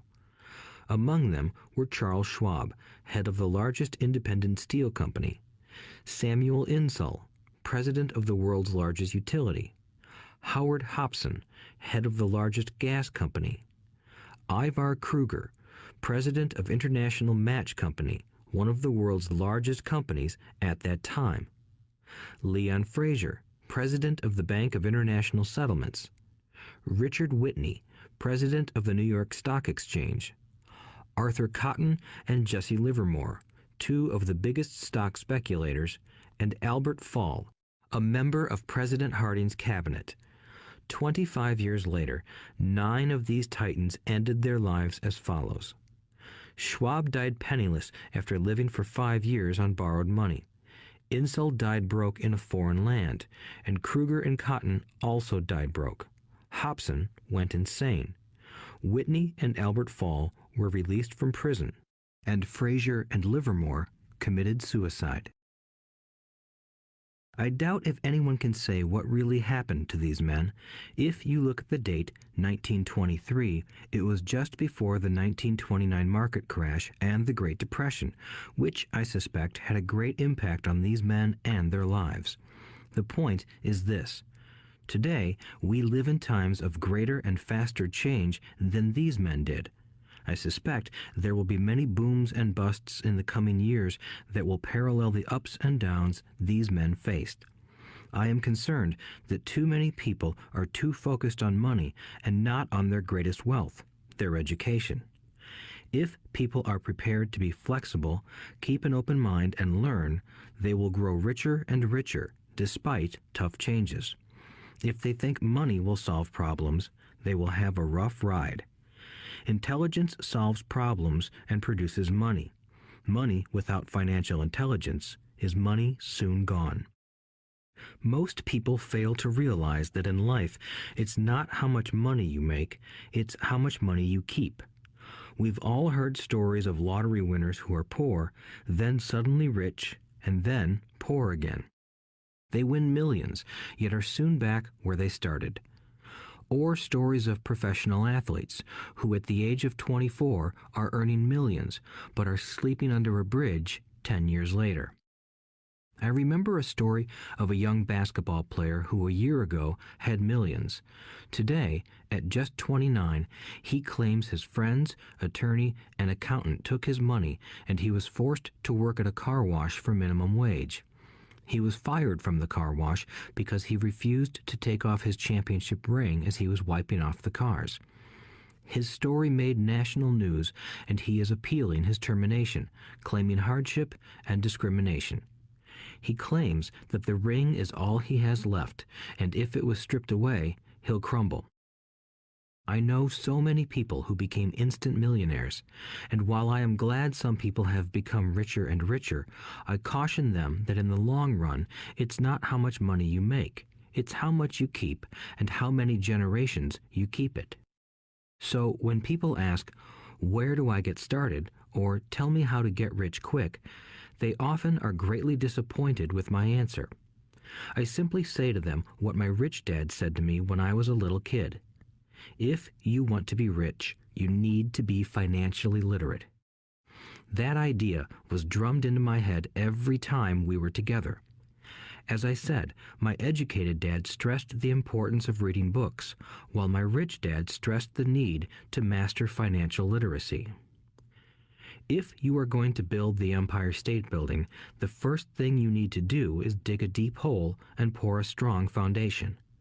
If you are going to build a home in the suburbs, all you need to do is pour a 6-inch slab of concrete. Most people, in their drive to get rich, are trying to build an Empire State Building on a 6-inch slab. Our school system, created in the agrarian age, still believes in homes with no foundation. Dirt floors are still the rage, so kids graduate from school with virtually no financial foundation. One day, sleepless and deep in debt in suburbia, living the American dream, they decide that the answer to their financial problems is to find a way to get rich quick. Construction on the skyscraper begins. It goes up quickly, and soon, instead of the Empire State Building, we have the Leaning Tower of suburbia. The sleepless nights return. As for Mike and me in our adult years, both of our choices were possible because we were taught to pour a strong financial foundation when we were just kids. Accounting is possibly the most confusing, boring subject in the world, but if you want to be rich long term, it could be the most important subject. For Rich Dad, the question was how to take a boring and confusing subject and teach it to kids. The answer he found was to make it simple by teaching it in pictures. My rich dad poured a strong financial foundation for Mike and me. Since we were just kids, he created a simple way to teach us. For years, he only drew pictures and used few words. Mike and I understood the simple drawings, the jargon, the movement of money, and then in later years, Rich Dad began adding numbers. Today, Mike has gone on to master much more complex and sophisticated accounting analysis because he had to in order to run his empire. I am not as sophisticated because my empire is smaller, yet we come from the same simple foundation. Over the following pages, we will discuss those same simple line drawings Mike's dad created for us. Though basic, those drawings helped guide two little boys in building great sums of wealth on a solid and deep foundation. Rule number 1. You must know the difference between an asset and a liability, and buy assets. If you want to be rich, this is all you need to know. It is rule number 1. It is the only rule. This may sound absurdly simple, but most people have no idea how profound this rule is. Most people struggle financially because they do not know the difference between an asset and a liability. Rich people acquire assets. The poor and middle class acquire liabilities that they think are assets, said Rich Dad. When Rich Dad explained this to Mike and me, we thought he was kidding. Here we were, nearly teenagers, and waiting for the secret to getting rich. And this was his answer. It was so simple that we stopped for a long time to think about it. "What is an asset?" asked Mike. "Don't worry right now," said Rich Dad. "Just let the idea sink in. If you can comprehend the simplicity, your life will have a plan and be financially easy. It is simple. That is why the idea is missed." "You mean all we need to know is what an asset is, acquire them, and we'll be rich?" I asked. Rich Dad nodded his head. "It's that simple." "If it's that simple, how come everyone is not rich?" I asked. Rich Dad smiled. "Because people do not know the difference between an asset and a liability." I remember asking, how could adults be so misguided? If it is that simple, if it is that important, why would everyone not want to find out? It took Rich Dad only a few minutes to explain what assets and liabilities were. As an adult, I have difficulty explaining it to other adults. The simplicity of the idea escapes them because they have been educated differently. They were taught by other educated professionals, such as bankers, accountants, real estate agents, financial planners, and so forth. The difficulty comes in asking adults to unlearn or become children again. An intelligent adult often feels it is demeaning to pay attention to simplistic definitions. Rich Dad believed in the KISS principle. Keep it simple, stupid, or keep it super simple. So he kept it simple for us, and that made our financial foundation strong. So what causes the confusion? How could something so simple be so screwed up? Why would someone buy an asset that was really a liability? The answer is found in basic education. We focus on the word literacy and not financial literacy. What defines something to be an asset or a liability are not words. In fact, if you really want to be confused, look up the words asset and liability in the dictionary. I know the definition may sound good to a trained accountant, but for the average person, it makes no sense. But we adults are often too proud to admit that something does not make sense.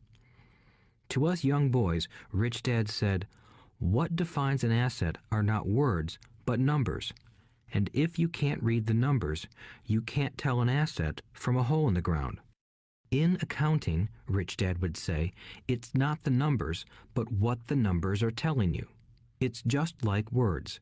It's not the words, but the story the words are telling you. If you want to be rich, you've got to read and understand numbers. If I heard that once, I heard it 1,000 times from my rich dad. And I also heard the rich acquire assets and the poor and middle class acquire liabilities. Here is how to tell the difference between an asset and a liability. Most accountants and financial professionals do not agree with the definitions, but these simple drawings were the start of strong financial foundations for two young boys. An asset is something that puts money in my pocket. A liability is something that takes money out of my pocket.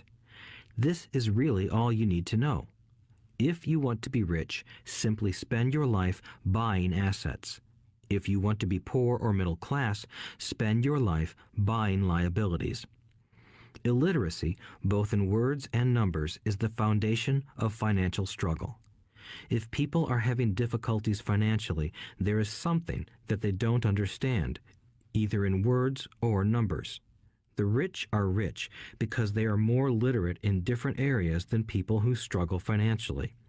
So if you want to be rich and maintain your wealth, it's important to be financially literate in words as well as numbers. Numbers alone mean little, just as words out of context mean little. It's the story that counts.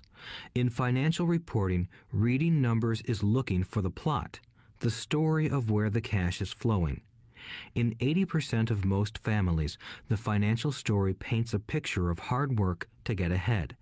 However, this effort is for naught because they spend their lives buying liabilities instead of assets. Everyone has living expenses, the need for food, shelter, and clothing. It is the cash flow that tells the story of how a person handles their money. The reason I started with the story of the richest men in America is to illustrate the flaw in believing that money will solve all problems. That is why I cringe whenever I hear people ask me how to get rich quicker or where they should start. I often hear, "I'm in debt, so I need to make more money." But more money will often not solve the problem. In fact, it may compound the problem. Money often makes obvious our tragic human flaws, putting a spotlight on what we don't know. That is why, all too often, a person who comes into a sudden windfall of cash, let's say an inheritance, a pay raise, or lottery winnings, soon returns to the same financial mess, if not worse than the mess they were in before. Money only accentuates the cash flow pattern running in your head. If your pattern is to spend everything you get, most likely an increase in cash will just result in an increase in spending. Thus the saying, "A fool and his money is one big party." I have said many times that we go to school to gain scholastic and professional skills, both of which are important. We learn to make money with our professional skills. In the 1960s, when I was in high school, if someone did well academically, people assumed this bright student would go on to be a medical doctor because it was the profession with the promise of the greatest financial reward. Today, doctors face financial challenges I wouldn't wish on my worst enemy. Insurance companies taking control of the business, managed health care, government intervention, and malpractice suits. Today, kids want to be famous athletes, movie stars, rock stars, beauty queens, or CEOs because that is where the fame, money, and prestige are. That is the reason it is so hard to motivate kids in school today. They know that professional success is no longer solely linked to academic success, as it once was. Because students leave school without financial skills, millions of educated people pursue their profession successfully, but later find themselves struggling financially. They work harder, but don't get ahead. What is missing from their education is not how to make money, but how to manage money. It's called financial aptitude, what you do with the money once you make it, how to keep people from taking it from you, how to keep it longer, and how to make that money work hard for you. Most people don't understand why they struggle financially because they don't understand cash flow. A person can be highly educated, professionally successful, and financially illiterate. These people often work harder than they need to because they learned how to work hard, but not how to have their money work hard for them. The story of how the quest for a financial dream turns into a financial nightmare. The classic story of hardworking people has set a pattern. Recently married, the happy, highly educated young couple moves into one of their cramped, rented apartments. Immediately, they realize that they are saving money because two can live as cheaply as one. The problem is the apartment is cramped. They decide to save money to buy their dream home so they can have kids. They now have two incomes, and they begin to focus on their careers. Their incomes begin to increase. As their incomes go up, their expenses go up as well. The number one expense for most people is taxes. Many people think it's income tax, but for most Americans, their highest tax is Social Security. As an employee, it appears as if the Social Security tax combined with the Medicare tax rate is roughly 7.5%, but it's really 15% since the employer must match the Social Security amount. In essence, it is money the employer can't pay you. On top of that, you still have to pay income tax on the amount deducted from your wages for Social Security tax. Income you never received because it went directly to Social Security through withholding. Going back to the young couple, as a result of their incomes increasing, they decide to buy the house of their dreams. Once in their house, they have a new tax called property tax. Then they buy a new car, new furniture, and new appliances to match their new house. All of a sudden, they wake up and their liabilities column is full of mortgage and credit card debt. Their liabilities go up. They're now trapped in the rat race. Pretty soon, a baby comes along and they work harder.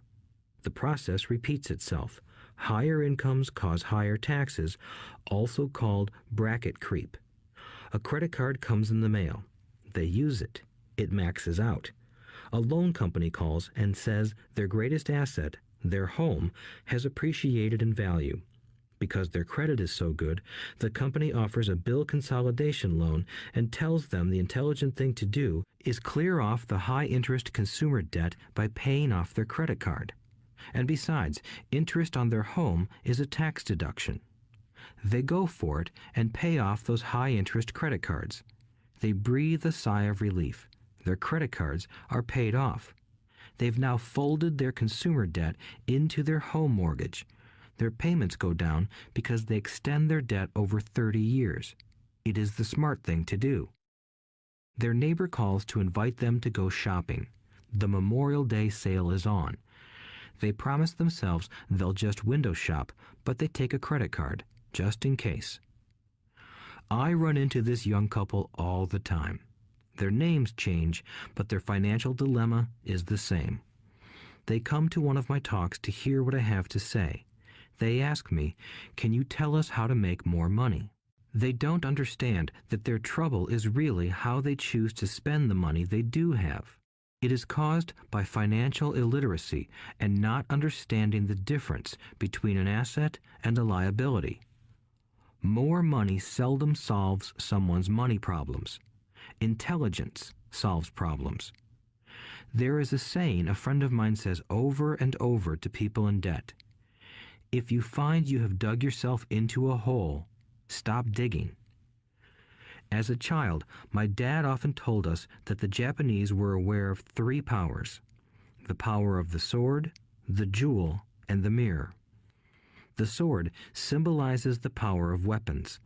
America has spent trillions of dollars on weapons, and because of this is a powerful military presence in the world. The jewel symbolizes the power of money. There is some degree of truth to the saying, "Remember the golden rule. He who has the gold makes the rules." The mirror symbolizes the power of self-knowledge. This self-knowledge, according to Japanese legend, was the most treasured of the 3. All too often, the poor and middle class allow the power of money to control them. By simply getting up and working harder, failing to ask themselves if what they do makes sense, they shoot themselves in the foot as they leave for work every morning. By not fully understanding money, the vast majority of people allow its awesome power to control them.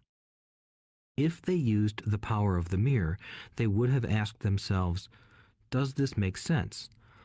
All too often, instead of trusting their inner wisdom, that genius inside, most people follow the crowd. They do things because everybody else does them. They conform rather than question. Often, they mindlessly repeat what they have been told. Diversify. Your home is an asset. Your home is your biggest investment. You get a tax break for going into greater debt. Get a safe job. Don't make mistakes. Don't take risks. It is said that the fear of public speaking is a fear greater than death for most people.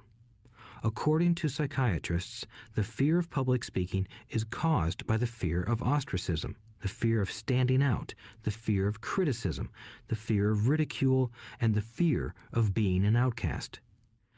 The fear of being different prevents most people from seeking new ways to solve their problems.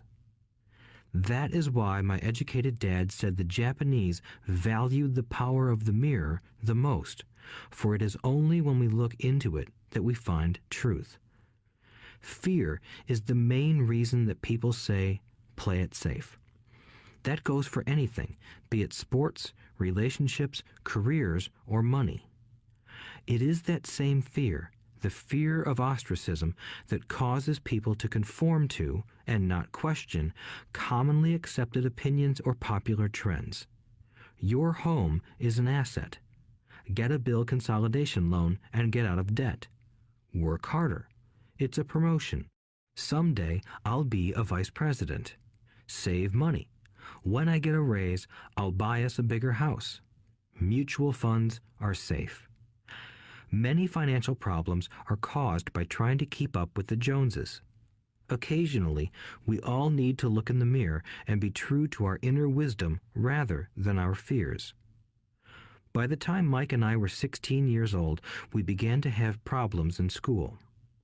We were not bad kids. We just began to separate from the crowd.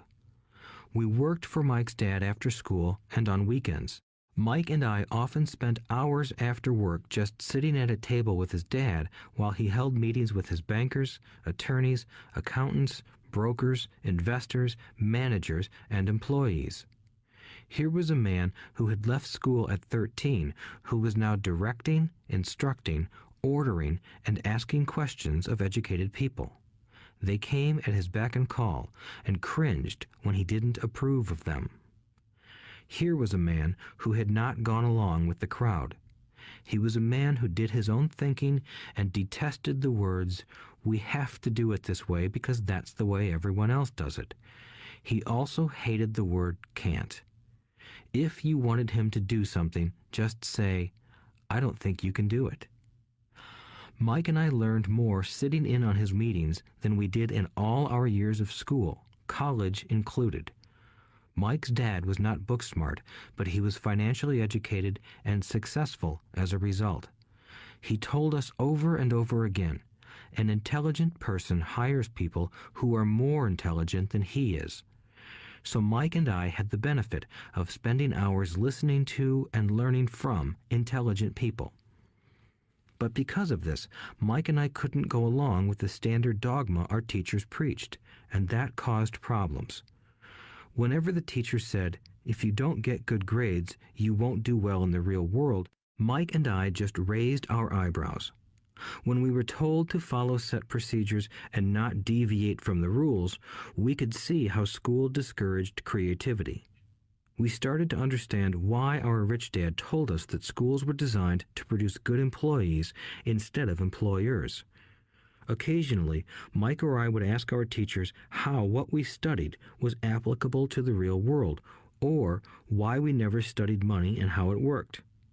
To the latter question, we often got the answer that money was not important, that if we excelled in our education, the money would follow. The more we knew about the power of money, the more distant we grew from the teachers and our classmates. My highly educated dad never pressured me about my grades, but we did begin to argue about money. By the time I was 16, I probably had a far better foundation with money than both my parents. I could keep books, I listened to tax accountants, corporate attorneys, bankers, real estate brokers, investors, and so forth.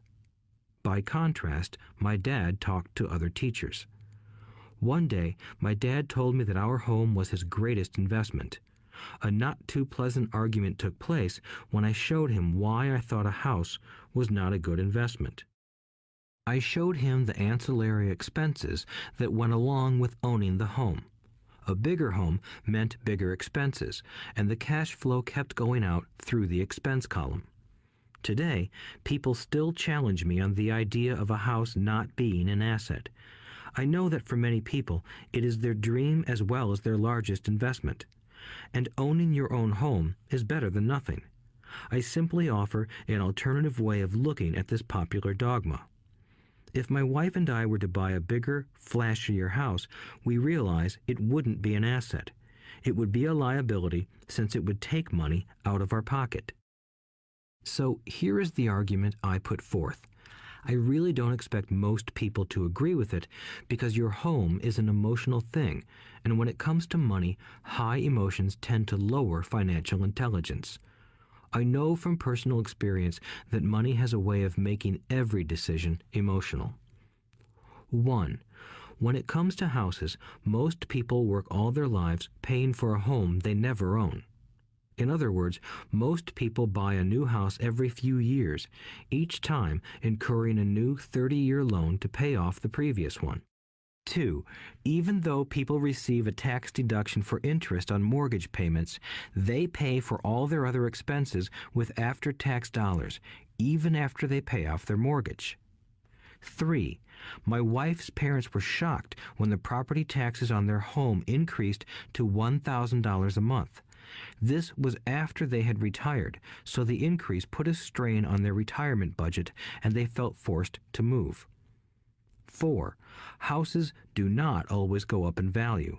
I have friends who owe $1 million for a home that today would sell for far less. 5. The greatest losses of all are those from missed opportunities. If all your money is tied up in your house, you may be forced to work harder because your money continues blowing out of the expense column instead of adding to the asset column, the classic middle-class cash flow pattern. If a young couple would put more money into their asset column early on, their later years would be easier. Their assets would have grown and would be available to help cover expenses. All too often, a house only serves as a vehicle for incurring a home equity loan to pay for mounting expenses. In summary, the end result in making a decision to own a house that is too expensive in lieu of starting an investment portfolio impacts an individual in at least the following 3 ways. 1. Loss of time during which other assets could have grown in value. 2. Loss of additional capital which could have been invested instead of paying for high maintenance expenses related directly to the home. 3. Loss of education. Too often, people count their house and savings and retirement plans as all they have in their asset column. Because they have no money to invest, they simply don't invest. This costs them investment experience. Most never become what the investment world calls a sophisticated investor. And the best investments are usually first sold to sophisticated investors, who then turn around and sell them to the people playing it safe. I am not saying don't buy a house. What I'm saying is that you should understand the difference between an asset and a liability. When I want a bigger house, I first buy assets that will generate the cash flow to pay for the house. My educated dad's personal financial statement best demonstrates the life of someone caught in the rat race. His expenses match his income, never allowing him enough left over to invest in assets. As a result, his liabilities are larger than his assets. Why the rich get richer. A review of my rich dad's financial statement shows why the rich get richer. The asset column generates more than enough income to cover expenses, with the balance reinvested into the asset column. The asset column continues to grow, and therefore the income it produces grows with it. The result is that the rich get richer. Why the middle class struggle. The middle class finds itself in a constant state of financial struggle. Their primary income is through their salary. As their wages increase, so do their taxes. Their expenses tend to increase in proportion to their salary increase, hence the phrase, the rat race. They treat their home as their primary asset instead of investing in income-producing assets. This pattern of treating your home as an investment and the philosophy that a pay raise means you can buy a larger home or spend more is the foundation of today's debt-ridden society. Increased spending throws families into greater debt and into more financial uncertainty, even though they may be advancing in their jobs and receiving raises on a regular basis. This is high-risk living caused by weak financial education. The massive loss of jobs in recent times proves how shaky the middle class really is financially. Company pension plans are being replaced by 401k plans. Social Security is obviously in trouble and can't be relied upon as a source for retirement. Panic has set in for the middle class. Today, mutual funds are popular because they supposedly represent safety. Average mutual fund buyers are too busy working to pay taxes and mortgages, save for their children's college, and pay off credit cards. They do not have time to study investing, so they rely on the expertise of the manager of a mutual fund. Also, because the mutual fund includes many different types of investments, they feel their money is safer because it is diversified. This educated middle class subscribes to the dogma put out by mutual fund brokers and financial planners. Play it safe, avoid risk. The real tragedy is that the lack of early financial education is what creates the risk faced by average middle-class people. The reason they have to play it safe is because their financial positions are tenuous at best. Their balance sheets are not balanced.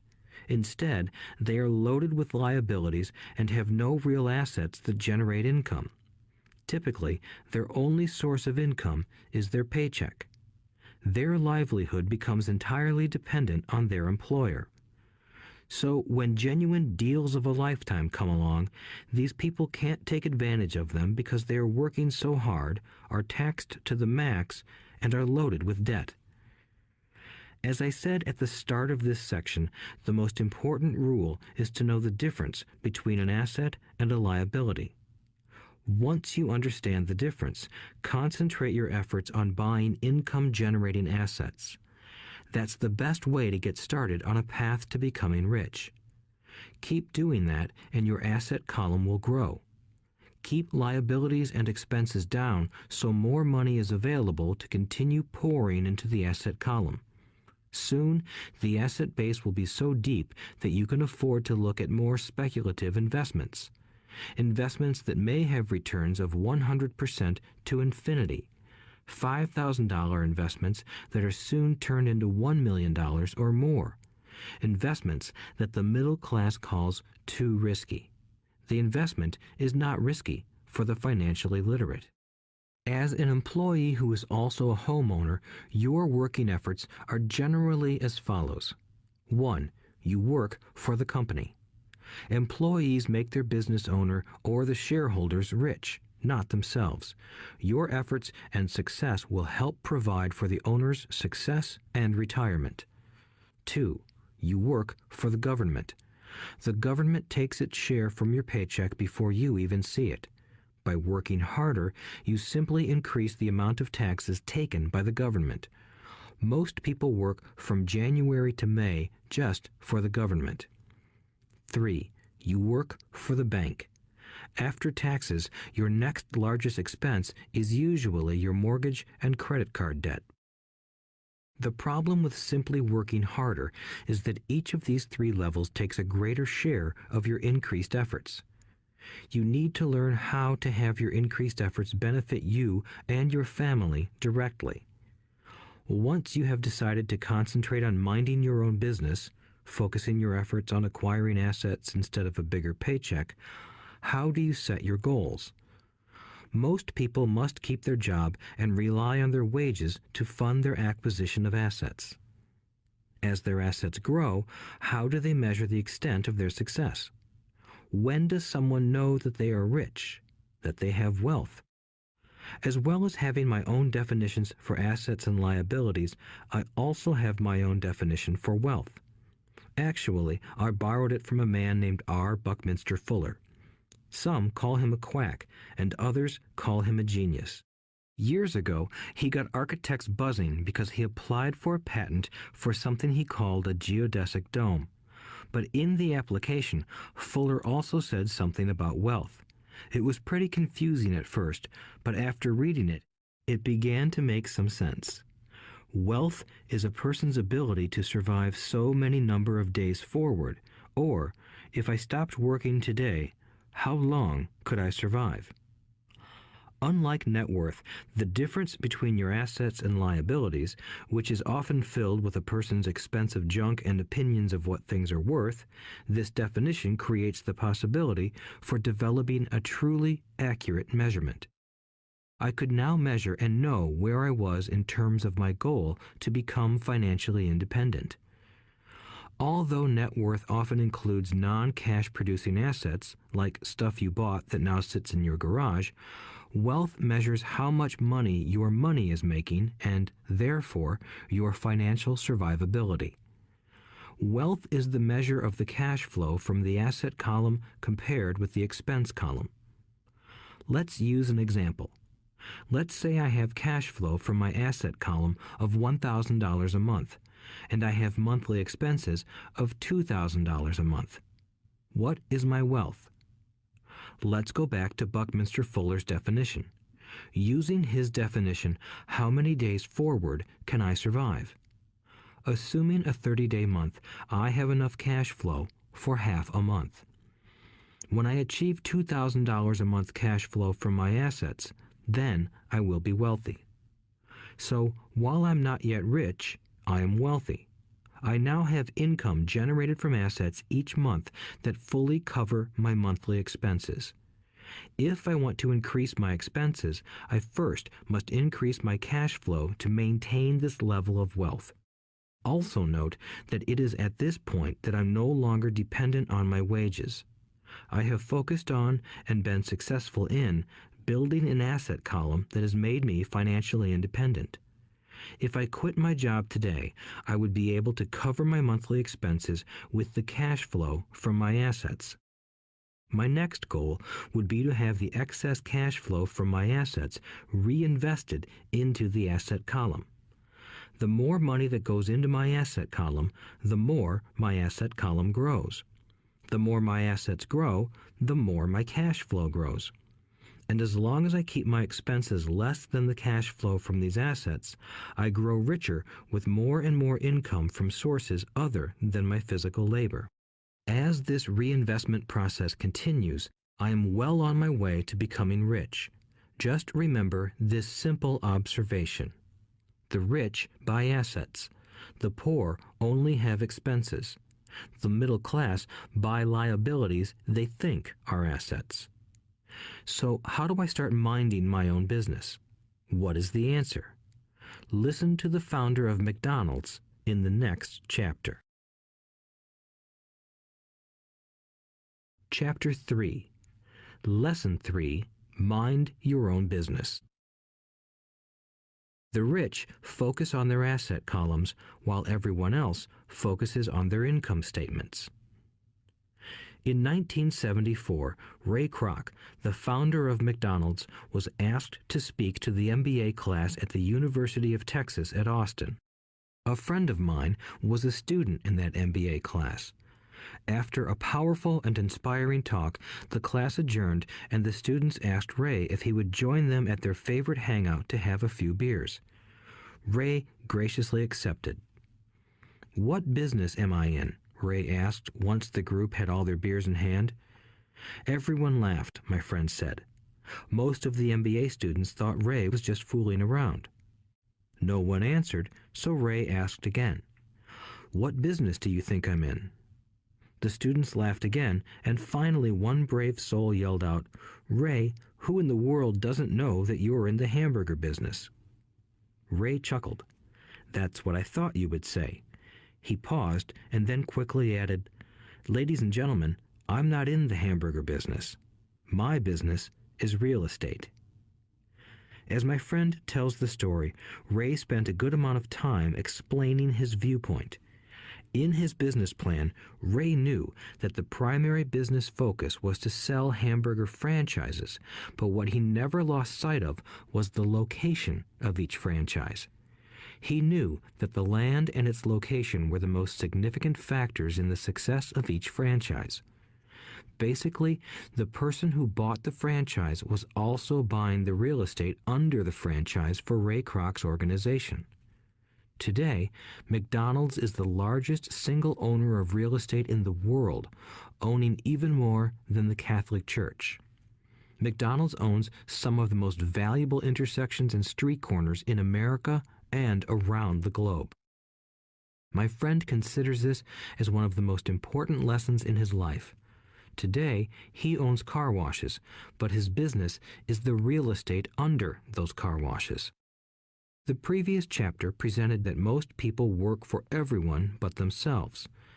They work first for the owners of the company, then for the government through taxes, and finally for the bank that owns their mortgage. When I was a young boy, we did not have a McDonald's nearby. Yet my rich dad was responsible for teaching Mike and me the same lesson that Ray Kroc talked about at the University of Texas. It is secret number 3 of the rich. The secret is mind your own business. Financial struggle is often directly the result of people working all their lives for someone else. Many people will simply have nothing at the end of their working days to show for their efforts. Our current educational system focuses on preparing today's youth to get good jobs by developing scholastic skills. Their lives will revolve around their wages or, as described earlier, their income column. Many will study further to become engineers, scientists, cooks, police officers, artists, writers, and so on. These professional skills allow them to enter the workforce and work for money. But there is a big difference between your profession and your business. Often I ask people, "What is your business?" And they will say, "Oh, I'm a banker." Then I ask them if they own the bank, and they usually respond, "No, I work there." In that instance, they have confused their profession with their business. Their profession may be a banker, but they still need their own business. A problem with school is that you often become what you study. So if you study cooking, you become a chef. If you study the law, you become an attorney. And a study of auto mechanics makes you a mechanic. The mistake in becoming what you study is that too many people forget to mind their own business. They spend their lives minding someone else's business and making that person rich. To become financially secure, a person needs to mind their own business. Your business revolves around your asset column, not your income column. As stated earlier, the number one rule is to know the difference between an asset and a liability and to buy assets. The rich focus on their asset columns, while everyone else focuses on their income statements. That is why we hear so often, "I need a raise. If only I had a promotion. I am going back to school to get more training so I can get a better job. I am going to work overtime. Maybe I can get a second job." In some circles, these are sensible ideas, but you are still not minding your own business. These ideas all still focus on the income column and will only help a person become more financially secure if the additional money is used to purchase income-generating assets. The primary reason the majority of the poor and middle class are fiscally conservative, which means I can't afford to take risks, is that they have no financial foundation. They have to cling to their jobs and play it safe. When downsizing became the in thing to do, millions of workers found out their largest so-called asset, their home, was eating them alive. Their asset was costing them money every month. Their car, another asset, was eating them alive. The golf clubs in the garage that cost $1,000 were not worth $1,000 anymore. Without job security, they had nothing to fall back on. What they thought were assets could not help them survive in a time of financial crisis. I assume most of us have filled out a credit application to buy a house or a car.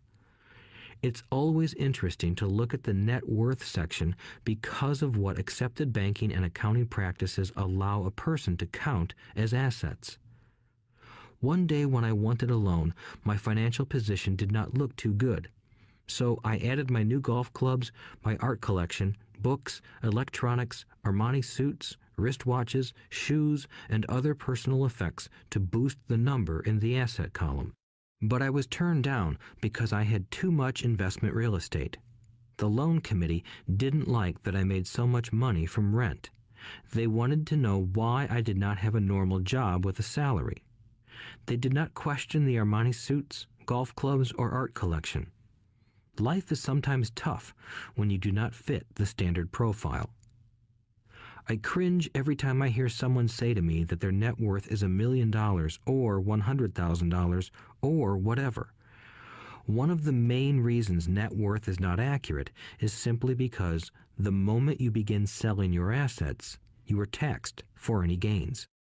So many people have put themselves in deep financial trouble when they run short of income.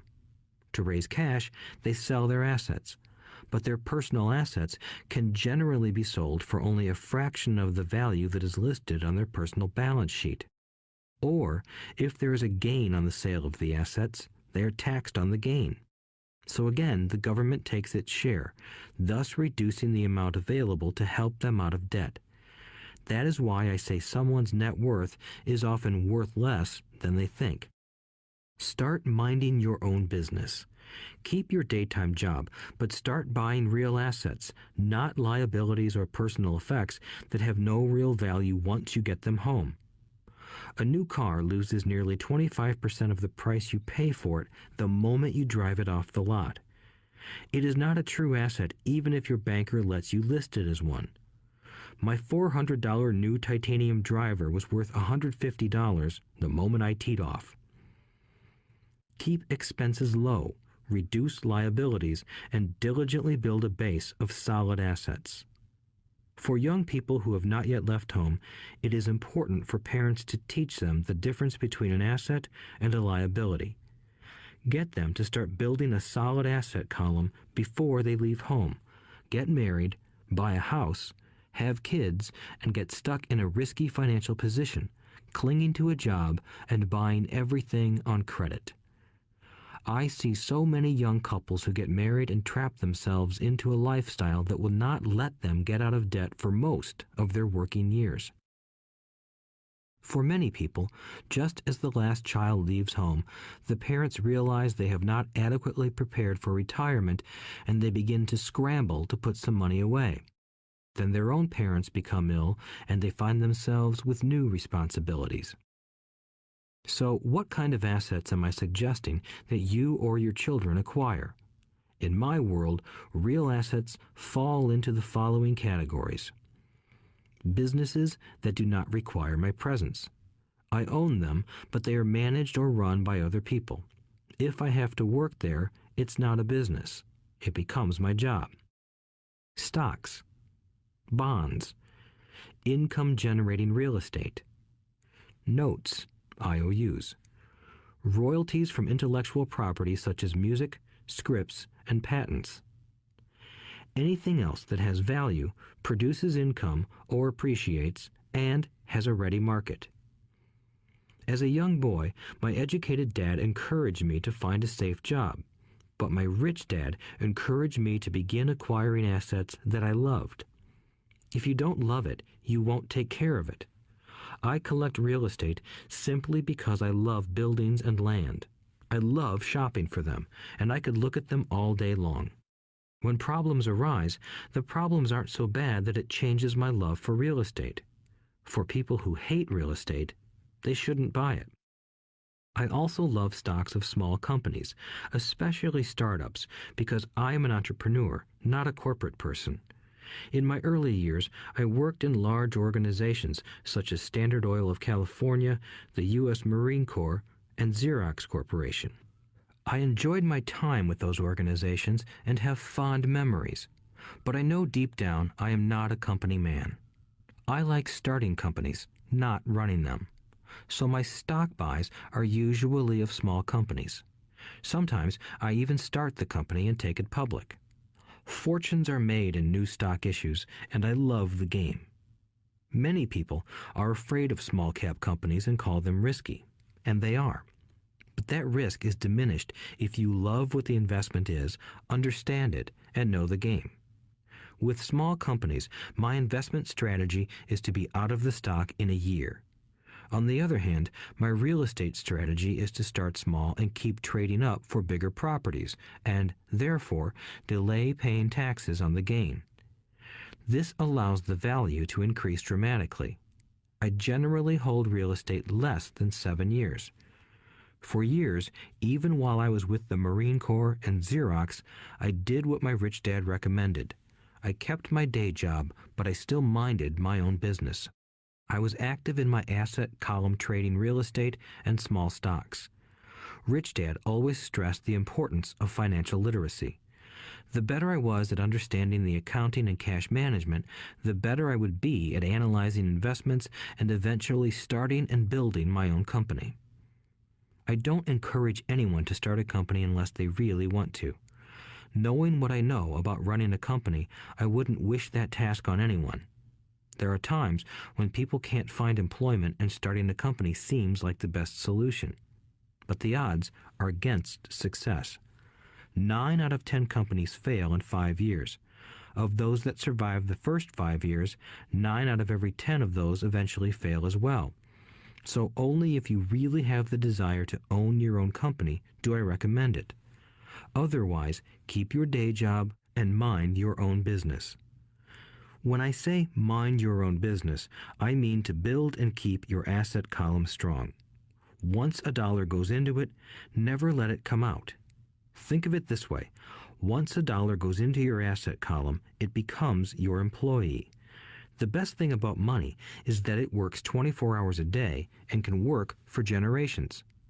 Keep your day job, be a great hard-working employee, but keep building that asset column. As your cash flow grows, you can indulge in some luxuries. An important distinction is that rich people buy luxuries last, while the poor and middle class tend to buy luxuries first. The poor and the middle class often buy luxury items like big houses, diamonds, furs, jewelry, or boats because they want to look rich. They look rich, but in reality they just get deeper in debt on credit. The old money people, the long-term rich, build their asset column first. Then the income generated from the asset column buys their luxuries. The poor and middle class buy luxuries with their own sweat, blood, and children's inheritance. A true luxury is a reward for investing in and developing a real asset. For example, when my wife Kim and I had extra money coming from our apartment houses, she went out and bought her Mercedes. It didn't take any extra work or risk on her part because the apartment house bought the car. She did, however, have to wait 4 years while the real estate investment portfolio grew and began generating enough extra cash flow to pay for the car. But the luxury, the Mercedes, was a true reward because she proved she knew how to grow her asset column. That car now means a lot more to her than simply another pretty car. It means she used her financial intelligence to afford it. Instead, most people impulsively go out and buy a new car or some other luxury on credit. They may feel bored and just want a new toy. Buying a luxury on credit often causes a person to eventually resent that luxury because the debt becomes a financial burden. After you've taken the time and invested in and built your own business, you are now ready to learn the biggest secret of the rich, the secret that puts the rich way ahead of the pack. Chapter 4. Lesson 4. The History of Taxes and the Power of Corporations. My rich dad just played the game smart, and he did it through corporations, the biggest secret of the rich. I remember in school being told the story of Robin Hood and his merry men. My teacher thought it was a wonderful story of a romantic hero who robbed from the rich and gave to the poor. My rich dad did not see Robin Hood as a hero. He called Robin Hood a crook. Robin Hood may be long gone, but his followers live on. I often still hear people say, "Why don't the rich pay for it?" Or, "The rich should pay more in taxes and give it to the poor." It is this Robin Hood fantasy, or taking from the rich to give to the poor, that has caused the most pain for the poor and the middle class. The reason the middle class is so heavily taxed is because of the Robin Hood ideal. The reality is that the rich are not taxed. It's the middle class who pays for the poor, especially the educated upper-income middle class. Again, to understand fully how things happen, we need to look at the history of taxes. Although my highly educated dad was an expert on the history of education, my rich dad fashioned himself an expert on the history of taxes. Rich Dad explained to Mike and me that originally in England and America, there were no taxes. Occasionally, there were temporary taxes levied in order to pay for wars. The king or the president would put the word out and ask everyone to chip in. Taxes were levied in Britain for the fight against Napoleon from 1799 to 1816, and in America to pay for the Civil War from 1861 to 1865. In 1874, England made income tax a permanent levy on its citizens. In 1913, an income tax became permanent in the United States with the adoption of the 16th Amendment to the U.S. Constitution. At one time, Americans were anti-tax. It had been the tax on tea that led to the famous Tea Party in Boston Harbor, an incident that helped ignite the Revolutionary War. It took approximately 50 years in both England and the United States to sell the idea of a regular income tax. What these historical dates fail to reveal is that both of these taxes were initially levied against only the rich. It was this point that Rich Dad wanted Mike and me to understand. He explained that the idea of taxes was made popular and accepted by the majority by telling the poor and the middle class that taxes were created only to punish the rich. This is how the masses voted for the law, and it became constitutionally legal. Although it was intended to punish the rich, in reality it wound up punishing the very people who voted for it, the poor and middle class. Once government got a taste of money, its appetite grew, said Rich Dad. Your dad and I are exactly opposite. He's a government bureaucrat, and I am a capitalist. We get paid, and our success is measured on opposite behaviors. He gets paid to spend money and hire people. The more he spends and the more people he hires, the larger his organization becomes. In the government, a large organization is a respected organization.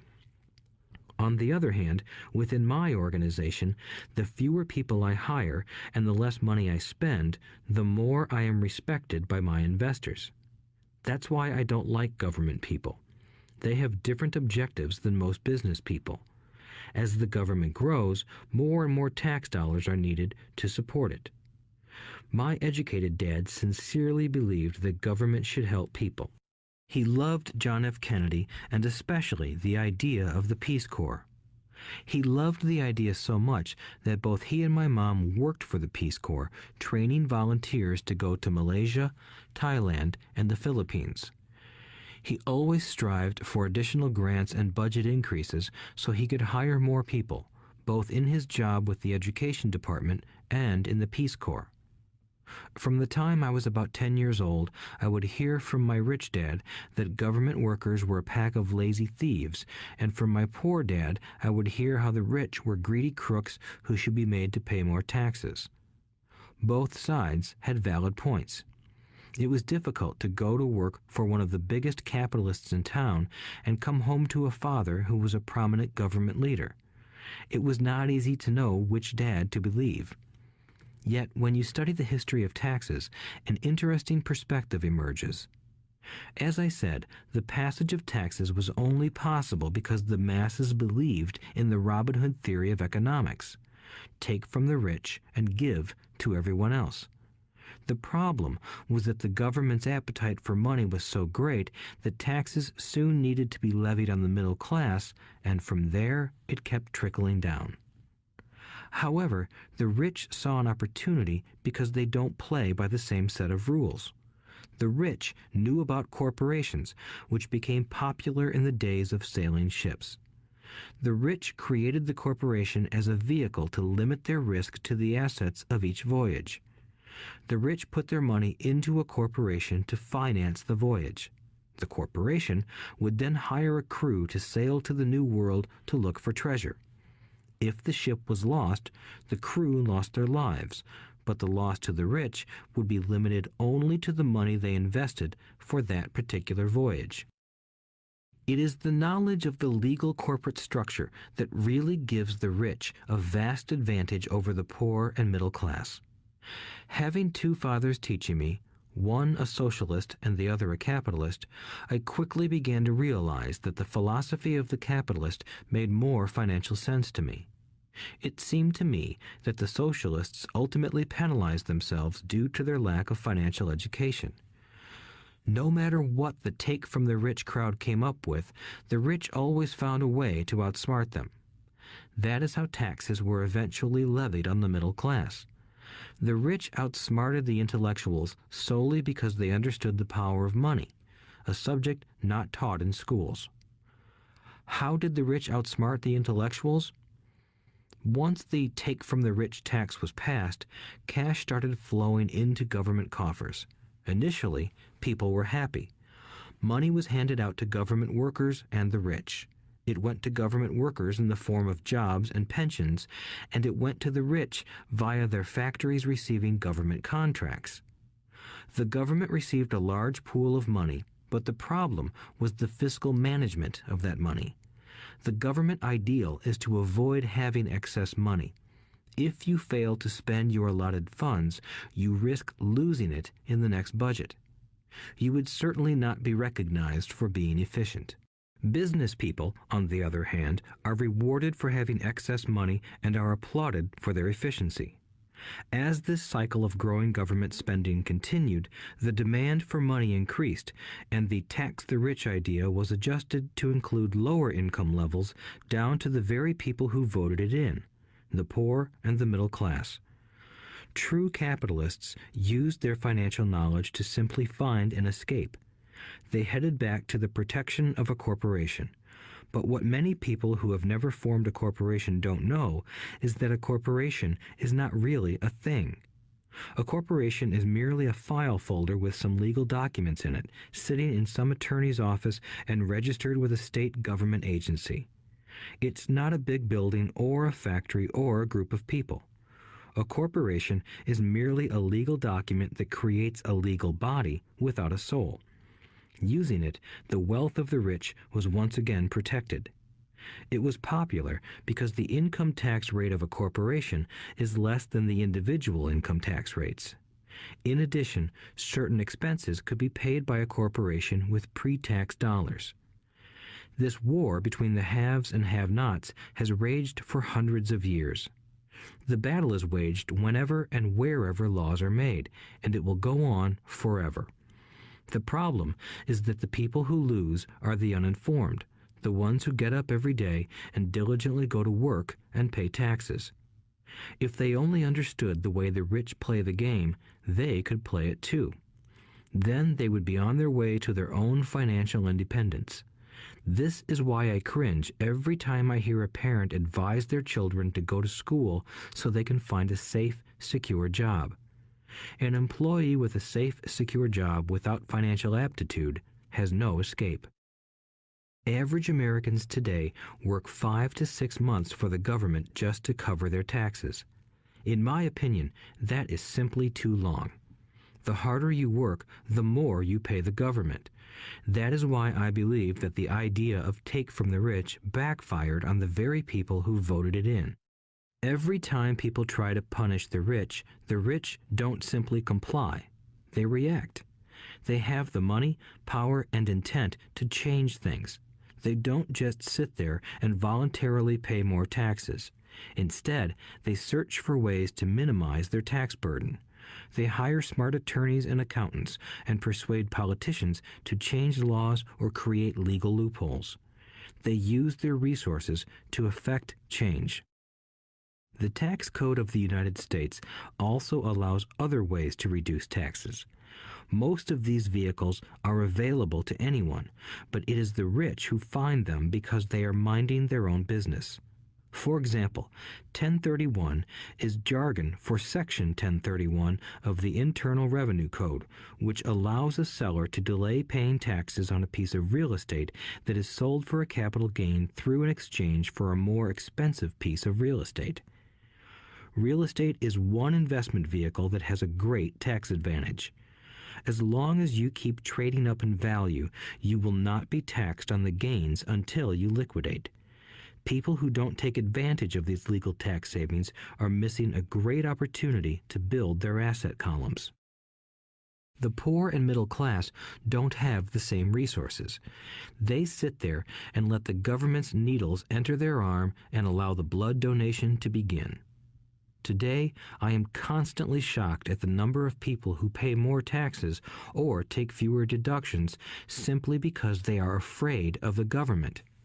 I have friends who have had their businesses shut down and destroyed, only to find out it was a mistake on the part of the government. I realize all that, but the price of working from January to May is a high price to pay for that intimidation. My poor dad never fought back. My rich dad didn't either. He just played the game smarter, and he did it through corporations, the biggest secret of the rich. You may remember the first lesson I learned from my rich dad. I was a little boy of 9 who had to sit and wait for him to choose to talk to me. I sat in his office waiting for him to get to me. He was ignoring me on purpose. He wanted me to recognize his power and to desire to have that power for myself one day. During all the years I studied and learned from him, he always reminded me that knowledge is power. and with money comes great power that requires the right knowledge to keep it and make it multiply. Without that knowledge, the world pushes you around. Rich Dad constantly reminded Mike and me that the biggest bully was not the boss or the supervisor, but the tax man. The tax man will always take more if you let him. The first lesson of having money work for you, as opposed to you working for money, is all about power. If you work for money, you give the power to your employer. If money works for you, you keep the power and control it. Once we had this knowledge of the power of money working for us, he wanted us to be financially smart and not let anyone or anything push us around. If you're ignorant, it's easy to be bullied. If you know what you're talking about, you have a fighting chance. That is why he paid so much for smart tax accountants and attorneys. It was less expensive to pay them than to pay the government. His best lesson to me was, be smart and you won't be pushed around as much. He knew the law because he was a law-abiding citizen and because it was expensive to not know the law. If you know you're right, you're not afraid of fighting back, even if you are taking on Robin Hood and his band of merry men. My highly educated dad always encouraged me to land a good job with a strong corporation. He spoke of the virtues of working your way up the corporate ladder. He didn't understand that, by relying solely on a paycheck from a corporate employer, I would be a docile cow ready for milking. When I told my rich dad of my father's advice, he only chuckled. "Why not own the ladder?" was all he said. As a young boy, I did not understand what Rich Dad meant by owning my own corporation. It was an idea that seemed impossible and intimidating. Although I was excited by the idea, my inexperience wouldn't let me envision the possibility that grown-ups would someday work for a company I would own. The point is that, if not for my rich dad, I would have probably followed my educated dad's advice. It was merely an occasional reminder of my rich dad that kept the idea of owning my own corporation alive and kept me on a different path. By the time I was 15 or 16, I knew I wasn't going to continue down the path my educated dad recommended. I didn't know how I was going to do it, but I was determined not to head in the direction most of my classmates were heading. That decision changed my life. It was not until my mid-20s that my rich dad's advice began to make more sense to me. I was just out of the Marine Corps and working for Xerox. I was making a lot of money, but every time I looked at my paycheck, I was disappointed. The deductions were so large, and the more I worked, the greater they became. As I became more successful, my bosses talked about promotions and raises. It was flattering, but I could hear my rich dad asking in my ear, "Who are you working for? Who are you making rich?" In 1974, while still an employee for Xerox, I formed my first corporation and began minding my own business. There were already a few assets in my asset column, but now I was determined to focus on making it bigger. Those paychecks, with all the deductions, made all the years of my rich dad's advice make total sense. I could see the future if I followed my educated dad's advice. Many employers feel that advising their workers to mind their own business is bad for business. But for me, focusing on my own business and developing assets made me a better employee because I now had a purpose. I came in early and worked diligently, amassing as much money as possible so I could invest in real estate. Hawaii was just set to boom, and there were fortunes to be made. The more I realized that we were in the beginning stages of a boom, the more Xerox machines I sold. The more I sold, the more money I made, and, of course, the more deductions came out of my paycheck. It was inspiring. I wanted out of the employee trap so badly that I worked even harder so I could invest more. By 1978, I was consistently one of the top 5 salespeople at the company. I badly wanted out of the rat race. In less than 3 years, I was making more in my real estate holding corporation than I was making at Xerox, and the money I was making in my asset column in my own corporation was money working for me, not me pounding on doors selling copiers. My rich dad's advice made much more sense. Soon, the cash flow from my properties were so strong that my company bought me my first Porsche. My fellow Xerox salespeople thought I was spending my commissions. I wasn't. I was investing my commissions in assets. My money was working hard to make more money.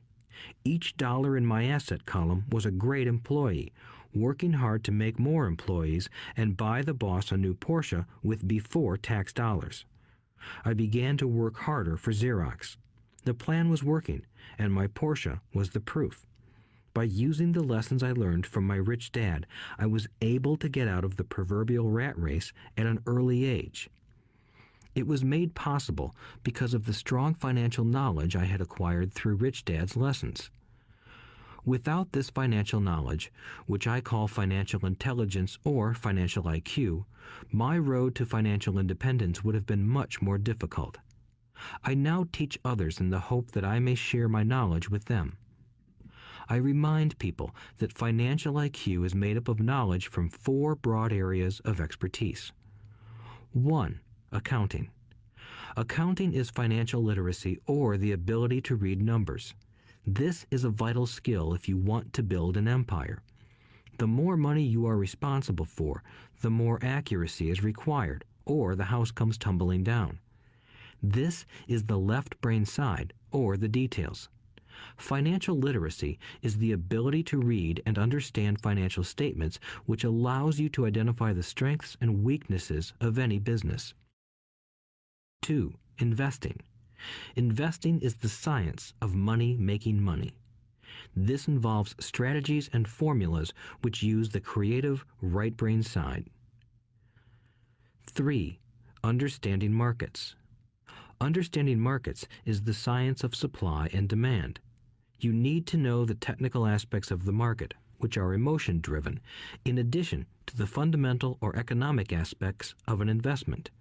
Does an investment make sense or does it not make sense based on current market conditions? 4. The law.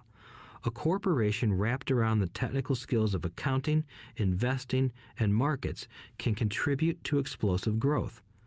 A person who understands the tax advantages and protections provided by a corporation can get rich so much faster than someone who is an employee or a small business sole proprietor. It's like the difference between someone walking and someone flying. The difference is profound when it comes to long-term wealth. Tax advantages. A corporation can do many things that an employee cannot, like pay expenses before paying taxes. That is a whole area of expertise that is very exciting. Employees earn and get taxed and then try to live on what is left. A corporation earns, spends everything it can, and is taxed on anything that is left. It's one of the biggest legal tax loopholes that the rich use. They're easy to set up and are not expensive if you own investments that are producing good cash flow. For example, by owning your own corporation, your vacations can be board meetings in Hawaii. Car payments, insurance, repairs, and health club memberships are company expenses. Most restaurant meals are partial expenses and on. But it's done legally with pre-tax dollars. Protection from lawsuits. We live in a litigious society. Everybody wants a piece of your action. The rich hide much of their wealth using vehicles such as corporations and trusts to protect their assets from creditors. When someone sues a wealthy individual, they are often met with layers of legal protection and often find that the wealthy person actually owns nothing. They control everything, but own nothing. The poor and middle class try to own everything and lose it to the government or to fellow citizens who like to sue the rich. They learned it from the Robin Hood story. Take from the rich and give it to the poor. It is not the purpose of this audiobook to go into the specifics of owning a corporation. But I will say that if you own any kind of legitimate assets, I would consider finding out more about the benefits and protection offered by a corporation as soon as possible. There are many books written on the subject that will detail the benefits and even walk you through the steps necessary to set up a corporation. Garrett Sutton's books on corporations provide wonderful insight into the power of personal corporations. Financial IQ is actually the synergy of many skills and talents. I would say it is the combination of the 4 technical skills listed above that make up basic financial intelligence. If you aspire to great wealth, it is the combination of these skills that will greatly amplify your financial intelligence. In summary, business owners with corporations 1. Earn, 2. Spend, 3. Pay taxes. Employees who work for corporations 1. Earn, 2. Pay taxes, 3. Spend. As part of your overall financial strategy, I recommend that you learn about the protection that legal entities can provide for businesses and assets. Chapter 5. Lesson 5. The rich invent money. Often in the real world, it's not the smart who get ahead, but the bold. Last night, I took a break from writing and watched a TV program on the history of a young man named Alexander Graham Bell. Bell had just patented his telephone and was having growing pains because the demand for his new invention was so strong. Needing a bigger company, he then went to the giant at that time, Western Union, and asked them if they would buy his patent and his tiny company. He wanted $100,000 for the whole package. The president of Western Union scoffed at him and turned him down, saying the price was ridiculous. The rest is history. A multi-billion-dollar industry emerged, and AT&T was born. The evening news came on right after the story of Alexander Graham Bell. On the news was a story of another downsizing at a local company. The workers were angry and complained that the company ownership was unfair. A terminated manager of about 45 years of age had his wife and 2 babies at the plant and was begging the guards to let him talk to the owners to ask if they would reconsider his termination. He had just bought a house and was afraid of losing it. The camera focused in on his pleading for all the world to see. Needless to say, it held my attention. I have been teaching professionally since 1984. It has been a great experience and a rewarding one. It is also a disturbing profession, for I have taught thousands of individuals and I see one thing in common in all of us, myself included. We all have tremendous potential, and we all are blessed with gifts. Yet the one thing that holds all of us back is some degree of self-doubt. It is not so much the lack of technical information that holds us back, but more the lack of self-confidence. Some are more affected than others. Once we leave school, most of us know that it is not so much a matter of college degrees or good grades that count. In the real world, outside of academics, something more than just grades is required. I have heard it called many things: guts, chutzpah, balls, audacity, bravado, cunning, daring, tenacity, and brilliance. This factor, whatever it is labeled, ultimately decides one's future much more than school grades do. Inside each of us is one of these brave, brilliant, and daring characters. There is also the flip side of that character, people who could get down on their knees and beg if necessary. After a year in Vietnam as a Marine Corps pilot, I got to know both of those characters inside of me intimately. One is not better than the other. Yet, as a teacher, I recognized that it was excessive fear and self-doubt that were the greatest detractors of personal genius. It broke my heart to see students know the answers, yet lack the courage to act on the answer. Often in the real world, it's not the smart who get ahead, but the bold. In my personal experience, your financial genius requires both technical knowledge as well as courage. If fear is too strong, the genius is suppressed. In my classes, I strongly urge students to learn to take risks, to be bold, and to let their genius convert that fear into power and brilliance. It works for some and just terrifies others. I have come to realize that for most people, when it comes to the subject of money, they would rather play it safe. I have had to field questions such as, why take risks? Why should I bother developing my financial IQ? Why should I become financially literate? And I answer, just to have more options. There are huge changes up ahead. In the coming years, there will be more people just like the young inventor Alexander Graham Bell. There will be 100 people like Bill Gates and hugely successful companies like Microsoft created every year all over the world. And there will also be many more bankruptcies, layoffs, and downsizings. So why bother developing your financial IQ? No one can answer that but you. Yet I can tell you why I myself do it. I do it because it is the most exciting time to be alive. I'd rather be welcoming change than dreading change. I'd rather be excited about making millions than worrying about not getting a raise. This period we are in now is a most exciting time, unprecedented in our world's history. Generations from now, people will look back at this period of time and remark at what an exciting era it must have been. It was the death of the old and birth of the new. It was full of turmoil, and it was exciting. So why bother developing your financial IQ? Because if you do, you will prosper greatly. And if you don't, this period of time will be a frightening one.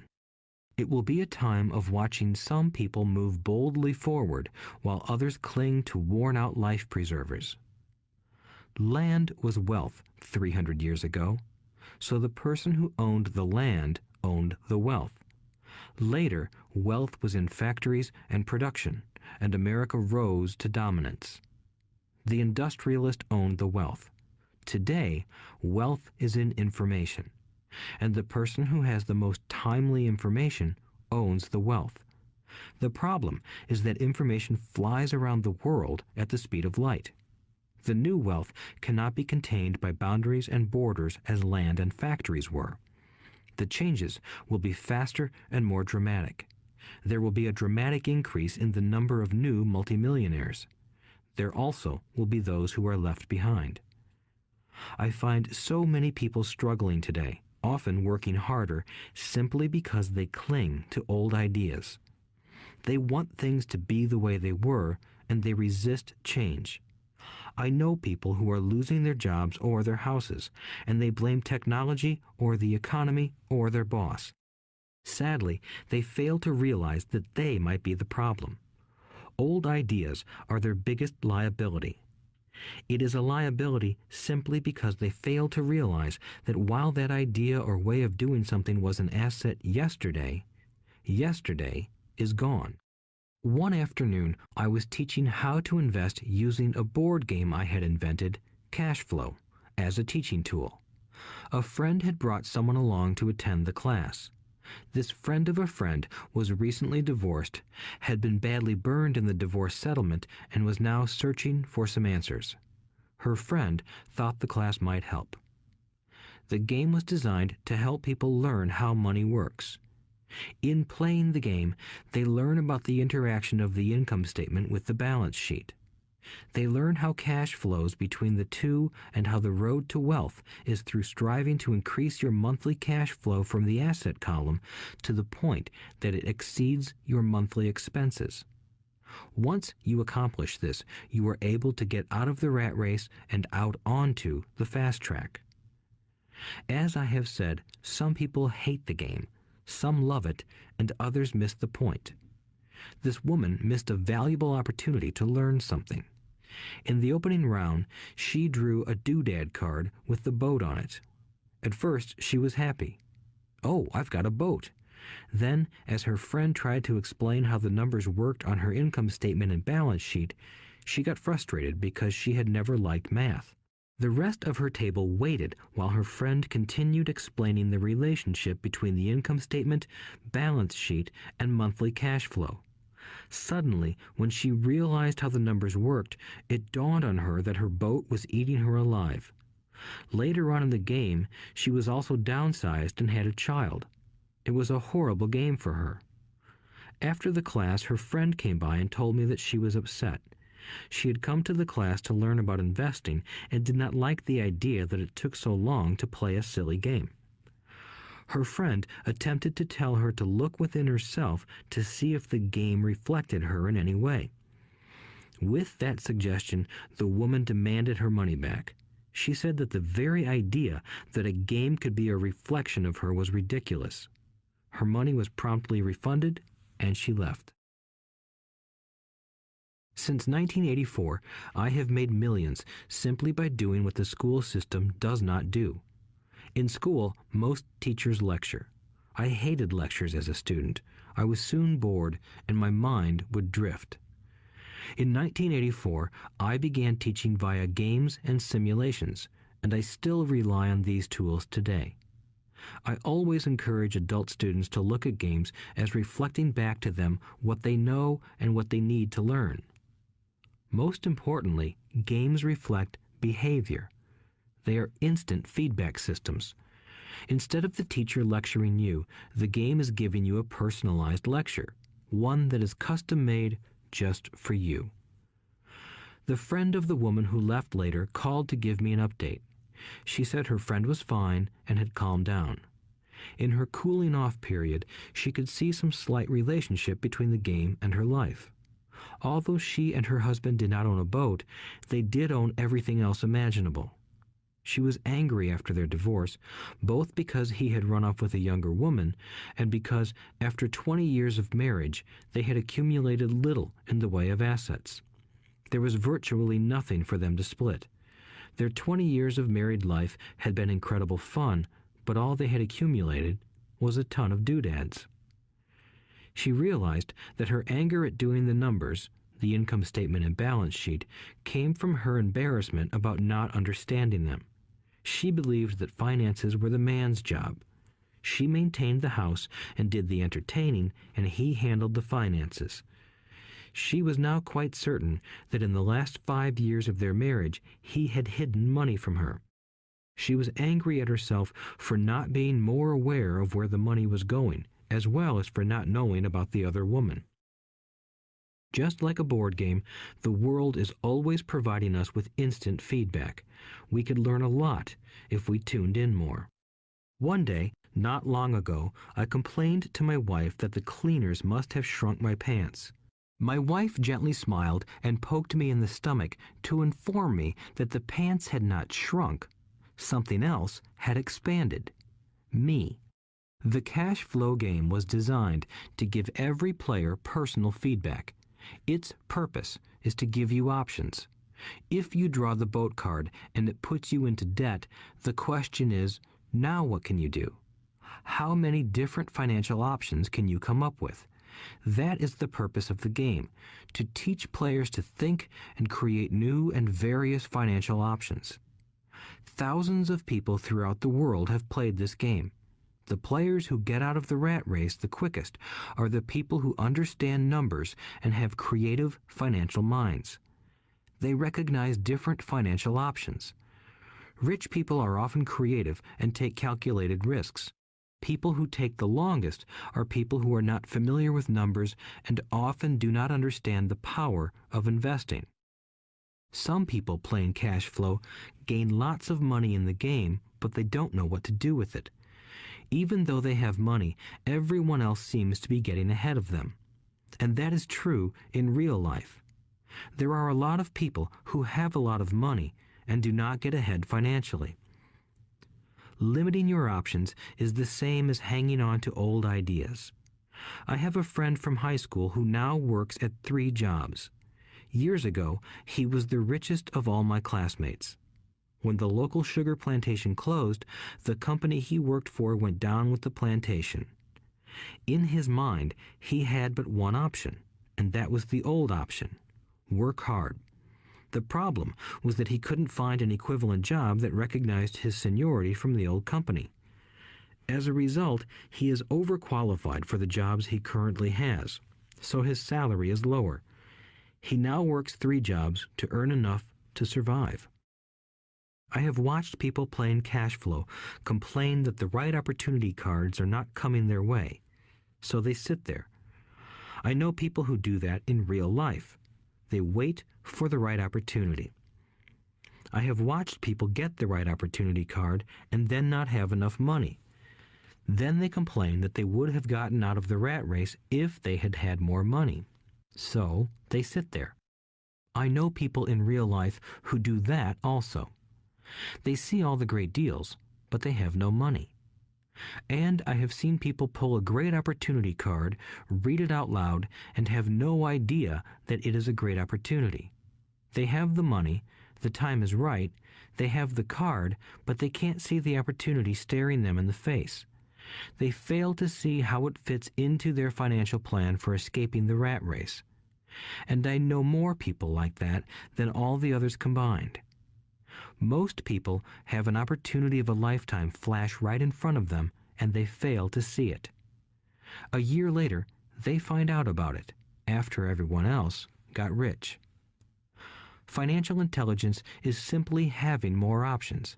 If the opportunities aren't coming your way, what else can you do to improve your financial position? If an opportunity lands in your lap and you have no money and the bank won't talk to you, what else can you do to get the opportunity to work in your favor? If your hunch is wrong and what you've been counting on doesn't happen, how can you turn a lemon into millions? That is financial intelligence.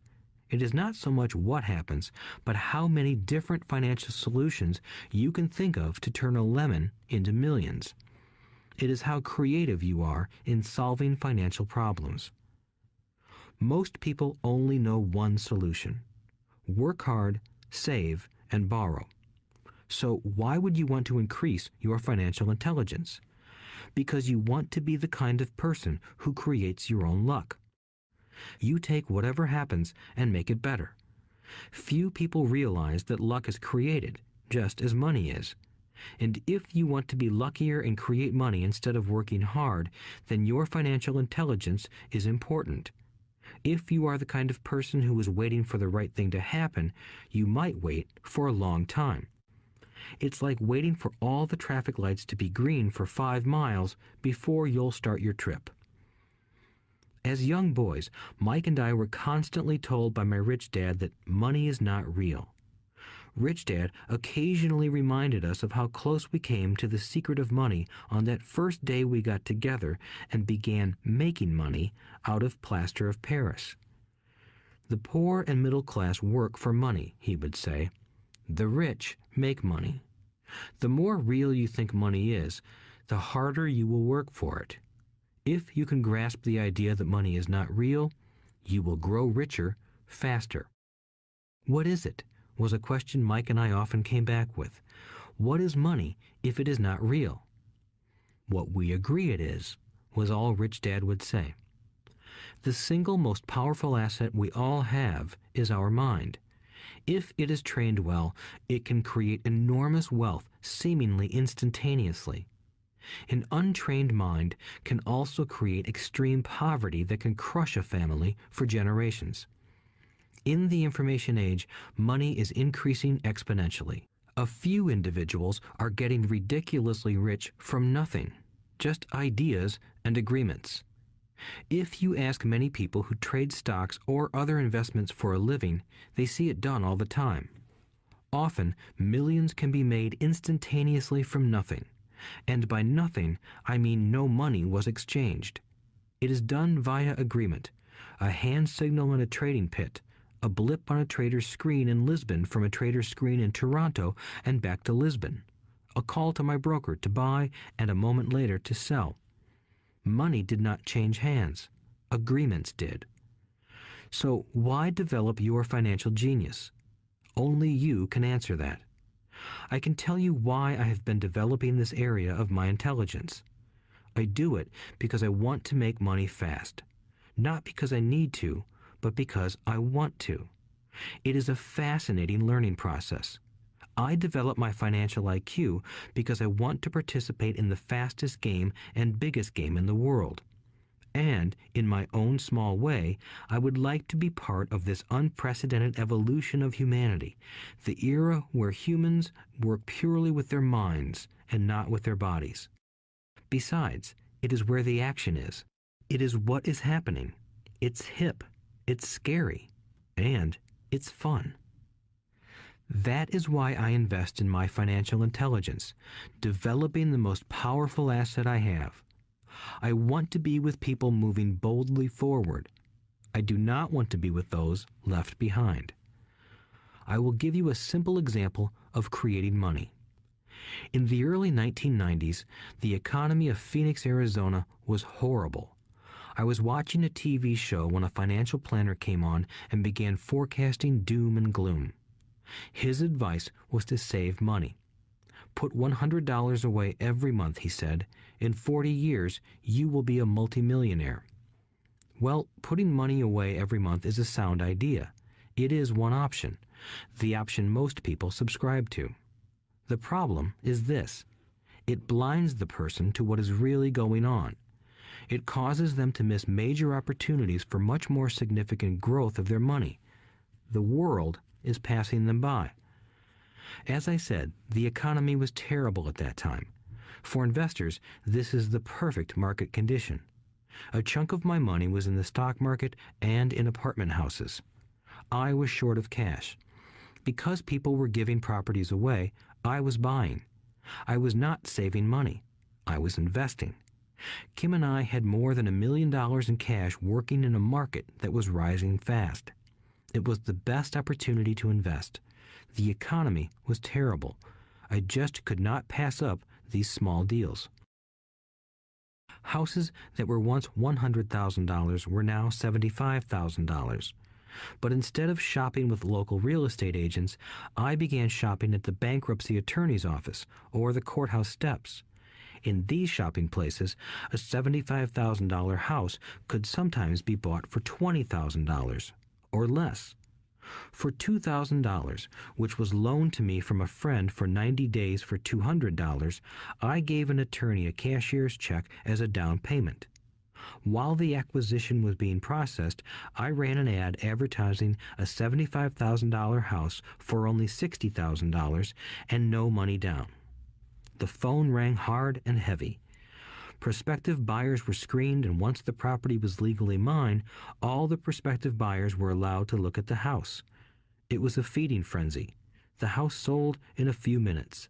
I asked for a $2,500 processing fee, which they gladly handed over, and the escrow and title company took over from there. I returned the $2,000 to my friend with an additional $200. He was happy, the home buyer was happy, the attorney was happy, and I was happy. I had sold a house for $60,000 that cost me $20,000. The $40,000 was created from money in my asset column in the form of a promissory note from the buyer. Total working time, 5 hours. So, now that you are on your way to becoming more financially literate and skilled at reading numbers, I will tell you why this is an example of money being invented. During this depressed market, Kim and I were able to do 6 of these simple transactions in our spare time. While the bulk of our money was in larger properties and the stock market, we were able to create more than $190,000 in assets, notes at 10% interest, in those 6 buy, create, and sell transactions. That comes to approximately $19,000 a year income, much of it sheltered through our private corporation. Much of that $19,000 a year goes to pay for our company cars, gas, trips, insurance, dinners with clients, and other things. By the time the government gets a chance to tax that income, it's been spent on legally allowed pre-tax expenses. This was a simple example of how money is invented, created, and protected using financial intelligence. Ask yourself, how long would it take to save $190,000? Would the bank pay you 10% interest on your money? And the promissory note is good for 30 years. I hope they never pay me the $190,000. I have to pay a tax if they pay me the principal, and besides, $19,000 paid over 30 years is a little over $500,000 in income. I have people ask what happens if the person doesn't pay. That does happen, and it's good news. That $60,000 home could be taken back and resold for $70,000 and another $2,500 collected as a loan processing fee. It would still be a zero-down transaction in the mind of the new buyer, and the process would go on. The first time I sold the house, I paid back the $2,000, so technically I have no money in the transaction. My return on investment, ROI, is infinity. It's an example of no money making a lot of money. In the second transaction, when resold, I would have put $2,000 in my pocket and re-extended the loan to 30 years. What would my ROI be if I got paid money to make money? I do not know, but it sure beats saving $100 a month, which actually starts out as $150 because it's after-tax income for 40 years earning low interest. And again, you're taxed on the interest. That is not too intelligent. It may be safe, but it's not smart. A few years later, as the Phoenix real estate market strengthened, those houses we sold for $60,000 became worth $110,000. Foreclosure opportunities were still available, but became rare. It cost a valuable asset, my time, to go out looking for them. Thousands of buyers were looking for the few available deals. The market had changed. It was time to move on and look for other opportunities to put in the asset column. You cannot do that here. That is against the law. You're lying. I hear those comments much more often than, "Can you show me how to do that?" The math is simple. You do not need algebra or calculus, and the escrow company handles the legal transaction and the servicing of the payments. I have no roofs to fix or toilets to unplug because the owners do that. It's their house. Occasionally, someone does not pay, and that is wonderful because there are late fees, or they move out and the property is sold again. The court system handles that. And it may not work in your area. The market conditions may be different, but the example illustrates how a simple financial process can create hundreds of thousands of dollars with little money and low risk. It is an example of money being only an agreement. Anyone with a high school education can do it. Yet most people won't. Most people listen to the standard advice of work hard and save money.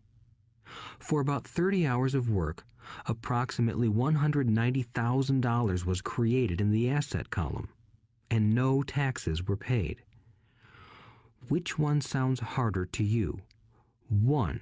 Work hard, pay 50% in taxes, save what is left, your savings, then earn 5%, which is also taxed. Or 2. Take the time to develop your financial intelligence, harness the power of your brain and the asset column. If you use option number 1, be sure to factor in how much time it takes you to save $190,000. Time is one of your greatest assets. Now, you may understand why I silently shake my head when I hear parents say, "My child is doing well in school and receiving a good education." It may be good, but is it adequate? I know the above investment strategy is a small one.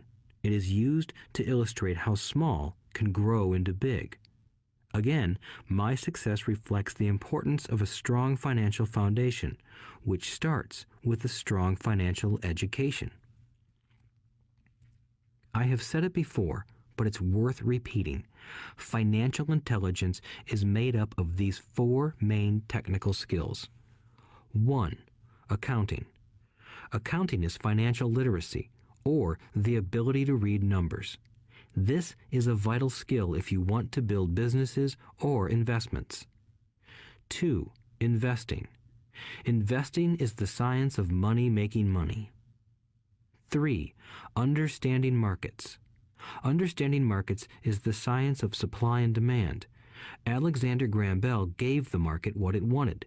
So did Bill Gates. A $75,000 house offered for $60,000 that cost $20,000 was also the result of seizing an opportunity created by the market.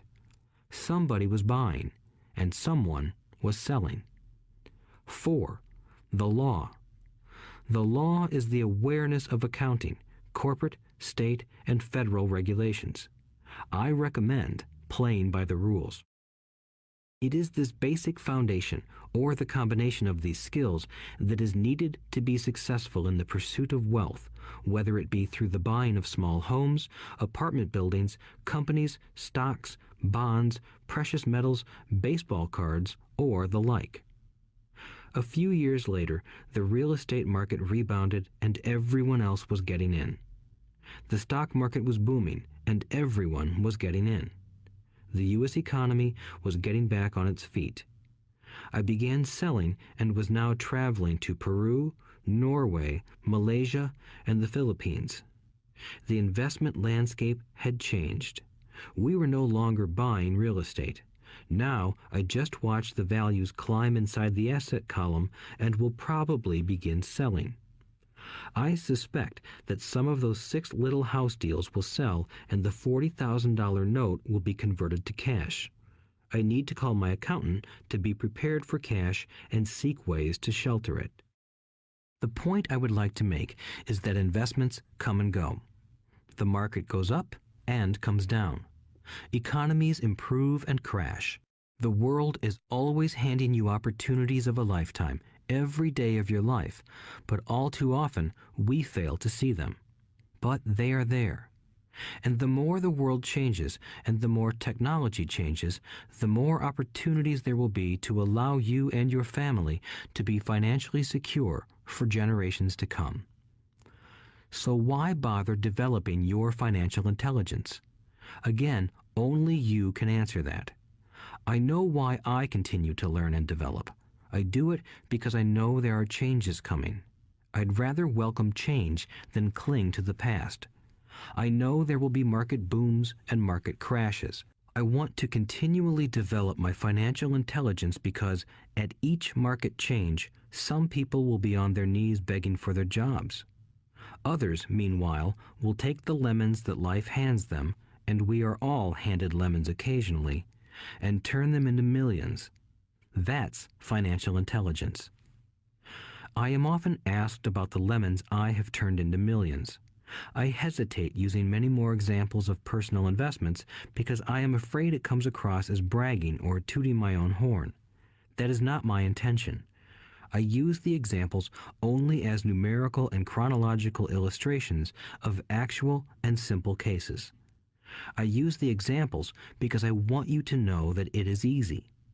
And the more familiar you become with the 4 pillars of financial intelligence, the easier it becomes. Personally, I use 2 main vehicles to achieve financial growth: real estate and small cap stocks. I use real estate as my foundation. Day in and day out, my properties provide cash flow and occasional spurts of growth and value. The small cap stocks are used for fast growth. I do not recommend anything that I do. The examples are just that, examples. If the opportunity is too complex and I do not understand the investment, I don't do it. Simple math and common sense are all you need to do well financially. There are 5 reasons for using examples. 1. To inspire people to learn more. 2. To let people know it is easy if the foundation is strong. 3. To show that anyone can achieve great wealth. 4. To show that there are millions of ways to achieve your goals. 5. To show that it's not rocket science. In 1989, I used to jog through a lovely neighborhood in Portland, Oregon. It was a suburb that had little gingerbread houses. They were small and cute. I almost expected to see Little Red Riding Hood skipping down the sidewalk on her way to Granny's. There were for sale signs everywhere. The timber market was terrible. The stock market had just crashed, and the economy was depressed. On one street, I noticed a for sale sign that was up longer than most. It looked old. Jogging past it one day, I ran into the owner, who looked troubled. "What are you asking for your house?" I asked. The owner turned and smiled weakly. "Make me an offer," he said. "It's been for sale for over a year. Nobody even comes by anymore to look at it." "I'll look," I said, and I bought the house a half hour later for $20,000 less than his asking price.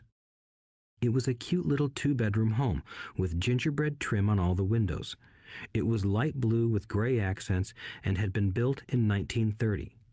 Inside, there was a beautiful rock fireplace, as well as 2 tiny bedrooms. It was a perfect rental house. I gave the owner $5,000 down for a $45,000 house that was really worth $65,000, except that no one wanted to buy it. The owner moved out in a week, happy to be free, and my first tenant moved in, a local college professor. After the mortgage, expenses, and management fees were paid, I put a little less than $40 in my pocket at the end of each month. Hardly exciting. A year later, the depressed Oregon real estate market had begun to pick up. California investors, flush with money from their still booming real estate market, were moving north and buying up Oregon and Washington. I sold that little house for $95,000 to a young couple from California who thought it was a bargain. My capital gains of approximately $40,000 were placed into a 1031 tax-deferred exchange, and I went shopping for a place to put my money. In about a month, I found a 12-unit apartment house right next to the Intel plant in Beaverton, Oregon. The owners lived in Germany, had no idea what the place was worth, and again, just wanted to get out of it. I offered $275,000 for a $450,000 building. They agreed to $300,000. I bought it and held it for 2 years. Utilizing the same 1031 exchange process, we sold the building for $495,000 and bought a 30-unit apartment building in Phoenix, Arizona. We had moved to Phoenix by then to get out of the rain and needed to sell anyway. Like the former Oregon market, the real estate market in Phoenix was depressed. The price of the 30-unit apartment building in Phoenix was $875,000, with $225,000 down. The cash flow from the 30 units was a little over $5,000 a month. The Arizona market began moving up, and a few years later, a Colorado investor offered us $1.2 million for the property. The point of this example is how a small amount can grow into a large amount. Again, it is a matter of understanding financial statements, investment strategies, a sense of the market, and the laws. If people are not versed in these subjects, then obviously they must follow standard dogma, which is to play it safe, diversify, and only invest in secure investments. The problem with secure investments is that they are often sanitized, that is, made so safe that the gains are less. Most large brokerage houses will not touch speculative transactions in order to protect themselves and their clients, and that is a wise policy. The really hot deals are not offered to people who are novices. Often, the best deals that make the rich even richer are reserved for those who understand the game. It is technically illegal to offer speculative deals to someone who is considered not sophisticated, but of course, it happens. The more sophisticated I get, the more opportunities come my way. Another case for developing your financial intelligence over a lifetime is simply that more opportunities are presented to you. And the greater your financial intelligence, the easier it is to tell whether a deal is good. It's your intelligence that can spot a bad deal or make a bad deal good. The more I learn, and there is a lot to learn, the more money I make simply because I gain experience and wisdom as the years go on. I have friends who are playing it safe, working hard at their profession and failing to gain financial wisdom, which does take time to develop. My overall philosophy is to plant seeds inside my asset column. That is my formula. I start small and plant seeds. Some grow, some don't. Inside our real estate corporation, we have property worth several $1,000,000. It is our own right, or real estate investment trust. The point I'm making is that most of those millions started out as little $5,000 to $10,000 investments. All of those down payments were fortunate to catch a fast-rising market and increase tax-free. We traded in and out several times over a number of years. We also own a stock portfolio, surrounded by a corporation that Kim and I call our personal mutual fund. We have friends who deal specifically with investors like us who have extra money each month to invest. We buy high-risk, speculative private companies that are just about to go public on a stock exchange in the United States or Canada. An example of how fast gains can be made are 100,000 shares purchased for 25 cents each before the company goes public. 6 months later, the company is listed, and the 100,000 shares now are worth $2 each. If the company is well managed, the price keeps going up, and the stock may go to $20 or more per share. There are years when our $25,000 has gone to $1 million in less than a year. It is not gambling if you know what you're doing. It is gambling if you're just throwing money into a deal and praying. The idea in anything is to use your technical knowledge, wisdom, and love of the game to cut the odds down, to lower the risk. Of course, there is always risk. It is financial intelligence that improves the odds. Thus, what is risky for one person is less risky to someone else. That is the primary reason I constantly encourage people to invest more in their financial education than in stocks, real estate, or other markets. The smarter you are, the better chance you have of beating the odds. The stock plays I personally invested in were extremely high risk for most people and absolutely not recommended. I have been playing that game since 1979 and have paid more than my share in dues. But if you will review why investments such as these are high risk for most people, you may be able to set your life up differently, so that the ability to take $25,000 and turn it into $1 million in a year is low risk for you. As stated earlier, nothing I have written is a recommendation. It is only used as an example of what is simple and possible. What I do is small potatoes in the grand scheme of things. Yet, for the average individual, a passive income of more than $100,000 a year is nice and not hard to achieve. Depending on the market and how smart you are, it could be done in 5 to 10 years. If you keep your living expenses modest, $100,000 coming in as additional income is pleasant, regardless of whether you work. You can work if you like, or take time off if you choose, and use the government tax system in your favor rather than against you. My personal basis is real estate. I love real estate because it's stable and slow-moving. I keep the base solid. The cash flow is fairly steady and, if properly managed, has a good chance of increasing in value. The beauty of a solid base of real estate is that it allows me to take greater risks, as I do with speculative stocks. If I make great profits in the stock market, I pay my capital gains tax on the gain and then reinvest what's left in real estate, again further securing my asset foundation. A last word on real estate. I have traveled all over the world and taught investing. In every city, I hear people say you cannot buy real estate cheap. That is not my experience. Even in New York or Tokyo, or just on the outskirts of the city, prime bargains are overlooked by most people. In Singapore, with their high real estate prices, there are still bargains to be found within a short driving distance.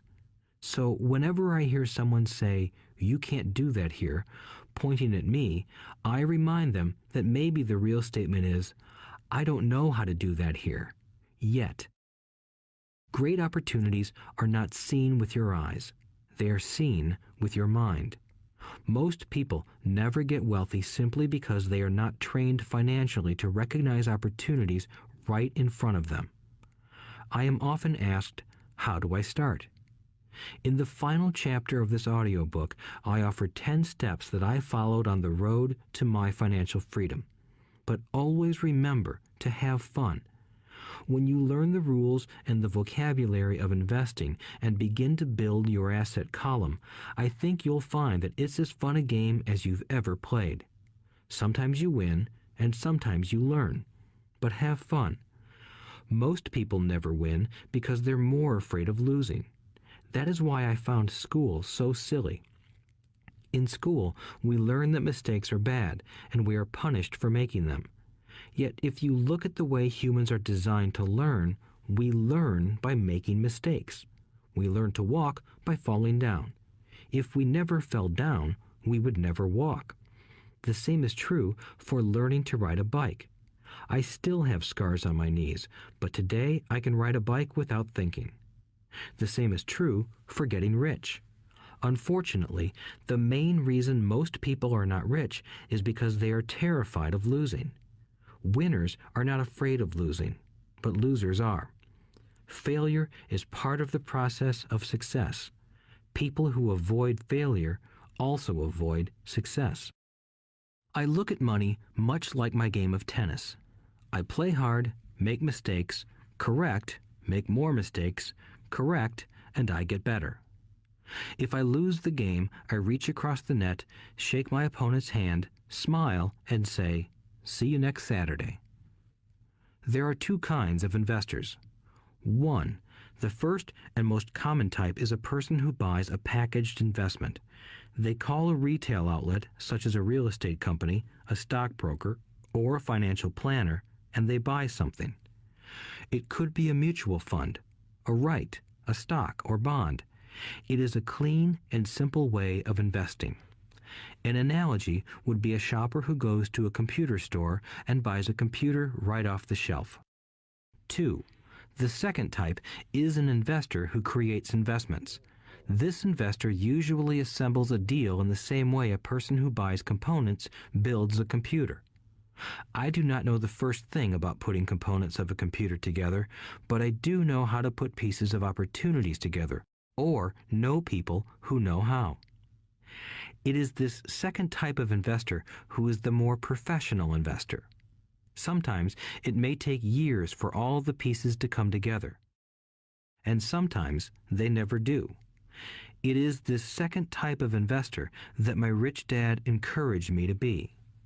It is important to learn how to put the pieces together, because that is where the huge wins reside, and sometimes some huge losses if the tide goes against you.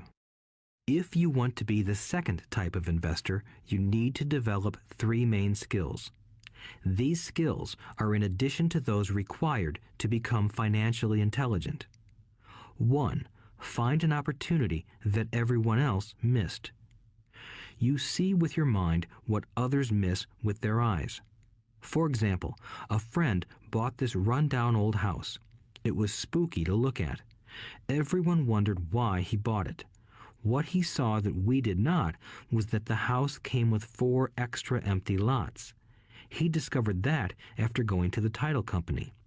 After buying the house, he tore the house down and sold the 5 lots to a builder for 3 times what he paid for the entire package. He made $75,000 for 2 months of work. It's not a lot of money, but it sure beats minimum wage, and it's not technically difficult. 2. Raise money. The average person only goes to the bank. This second type of investor needs to know how to raise capital, and there are many ways that don't require a bank. To get started, I learned how to buy houses without a bank. It was the learned skill of raising money more than the houses themselves that was priceless.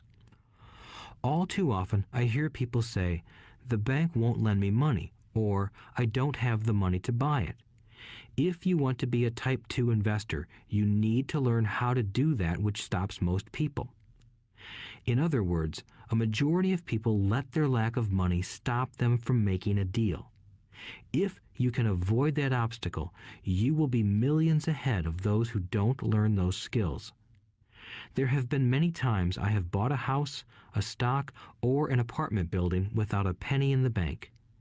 I once bought an apartment house for $1.2 million.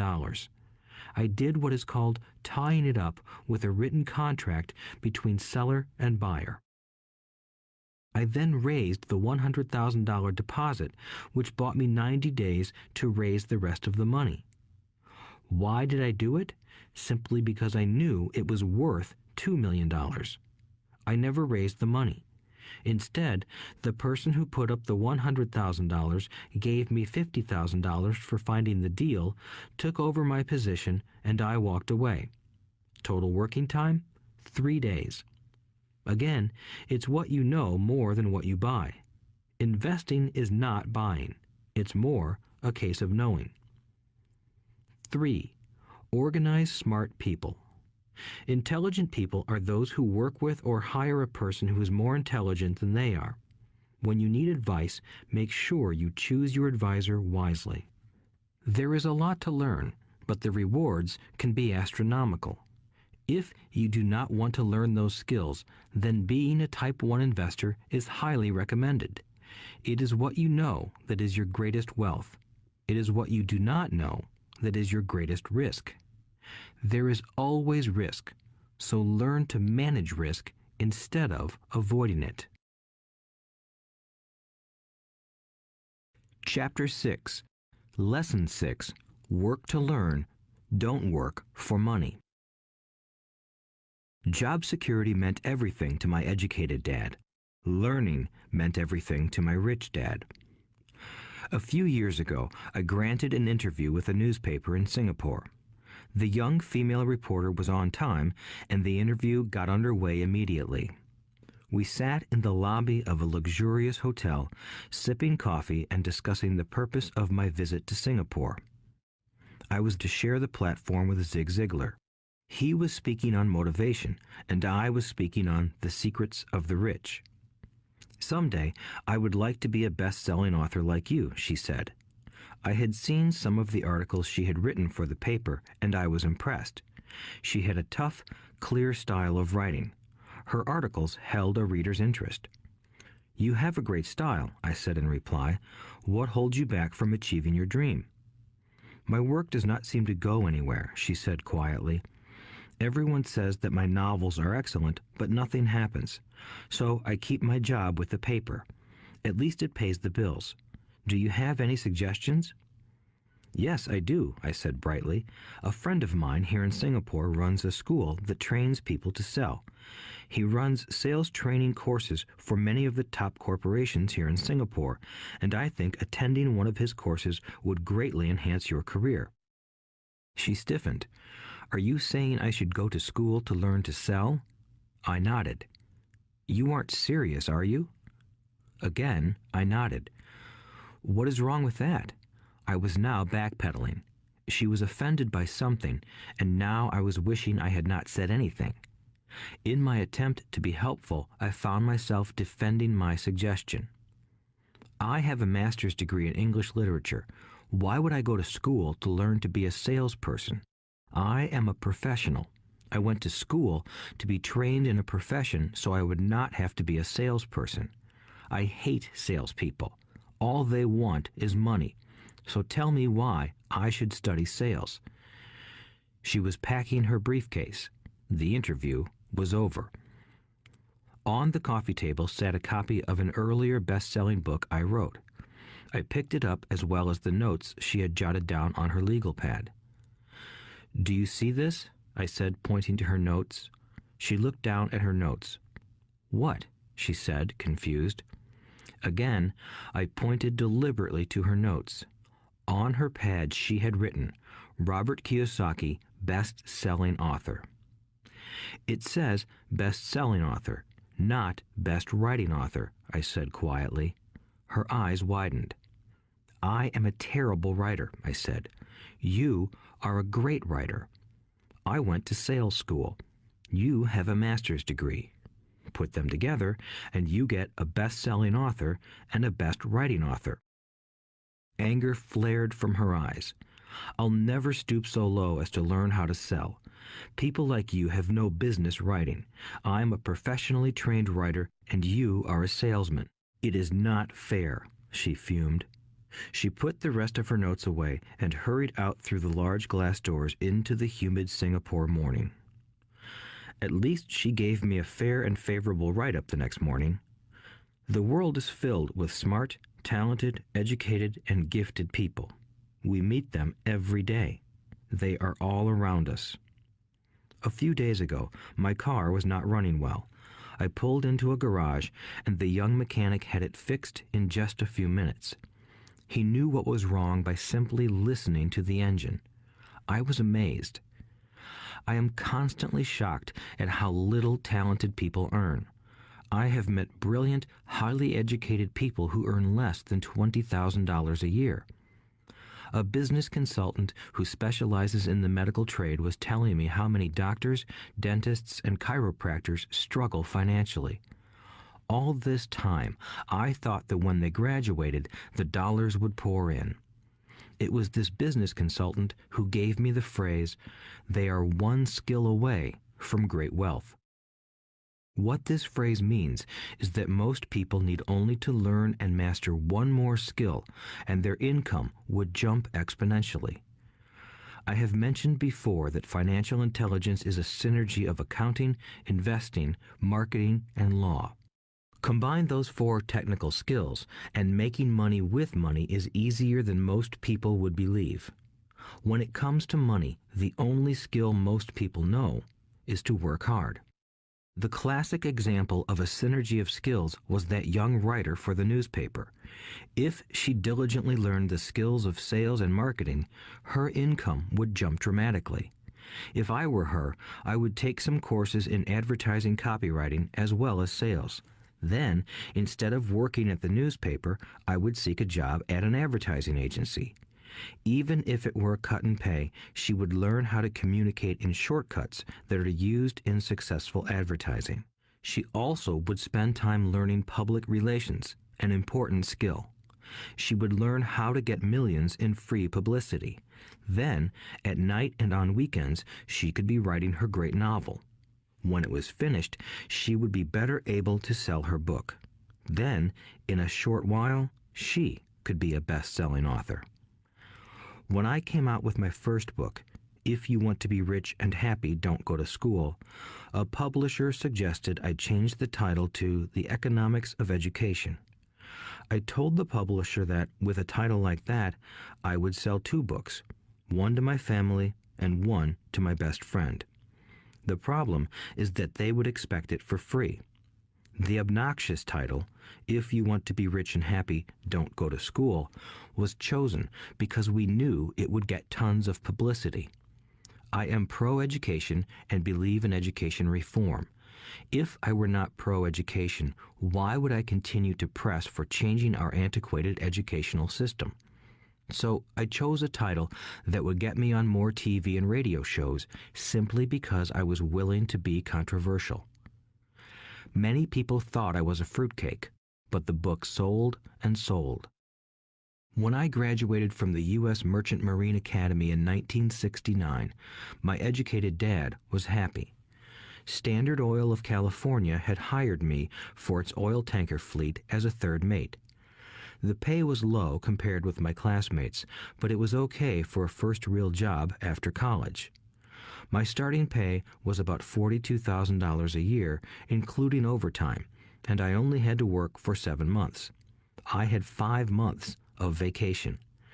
If I had wanted to, I could have taken the run to Vietnam with a subsidiary shipping company and easily doubled my pay instead of taking 5 months of vacation. I had a great career ahead of me, yet I resigned after 6 months with the company and joined the Marine Corps to learn how to fly. My educated dad was devastated. Rich Dad congratulated me. In school and in the workplace, the popular opinion is the idea of specialization. That is, in order to make more money or get promoted, you need to specialize. That is why medical doctors immediately begin to seek a specialty such as orthopedics or pediatrics. The same is true for accountants, architects, lawyers, pilots, and others. My educated dad believed in the same dogma. That is why he was thrilled when he eventually achieved his doctorate. He often admitted that schools reward people who study more and more about less and less. Rich Dad encouraged me to do exactly the opposite. You want to know a little about a lot, was his suggestion. That is why for years I worked in different areas of his companies. For a while, I worked in his accounting department. Although I would probably never have been an accountant, he wanted me to learn via osmosis. Rich Dad knew I would pick up jargon and a sense of what is important and what is not. I also worked as a busboy and construction worker as well as in sales, reservations, and marketing. He was grooming Mike and me. That is why he insisted we sit in on the meetings with his bankers, lawyers, accountants, and brokers. He wanted us to know a little about every aspect of his empire. When I quit my high-paying job with Standard Oil, my educated dad had a heart-to-heart talk with me. He was bewildered. He could not understand my decision to resign from a career that offered high pay, great benefits, lots of time off, and opportunity for promotion. When he asked me one evening, "Why did you quit?" I could not explain it to him, though I tried hard to. My logic did not fit his logic.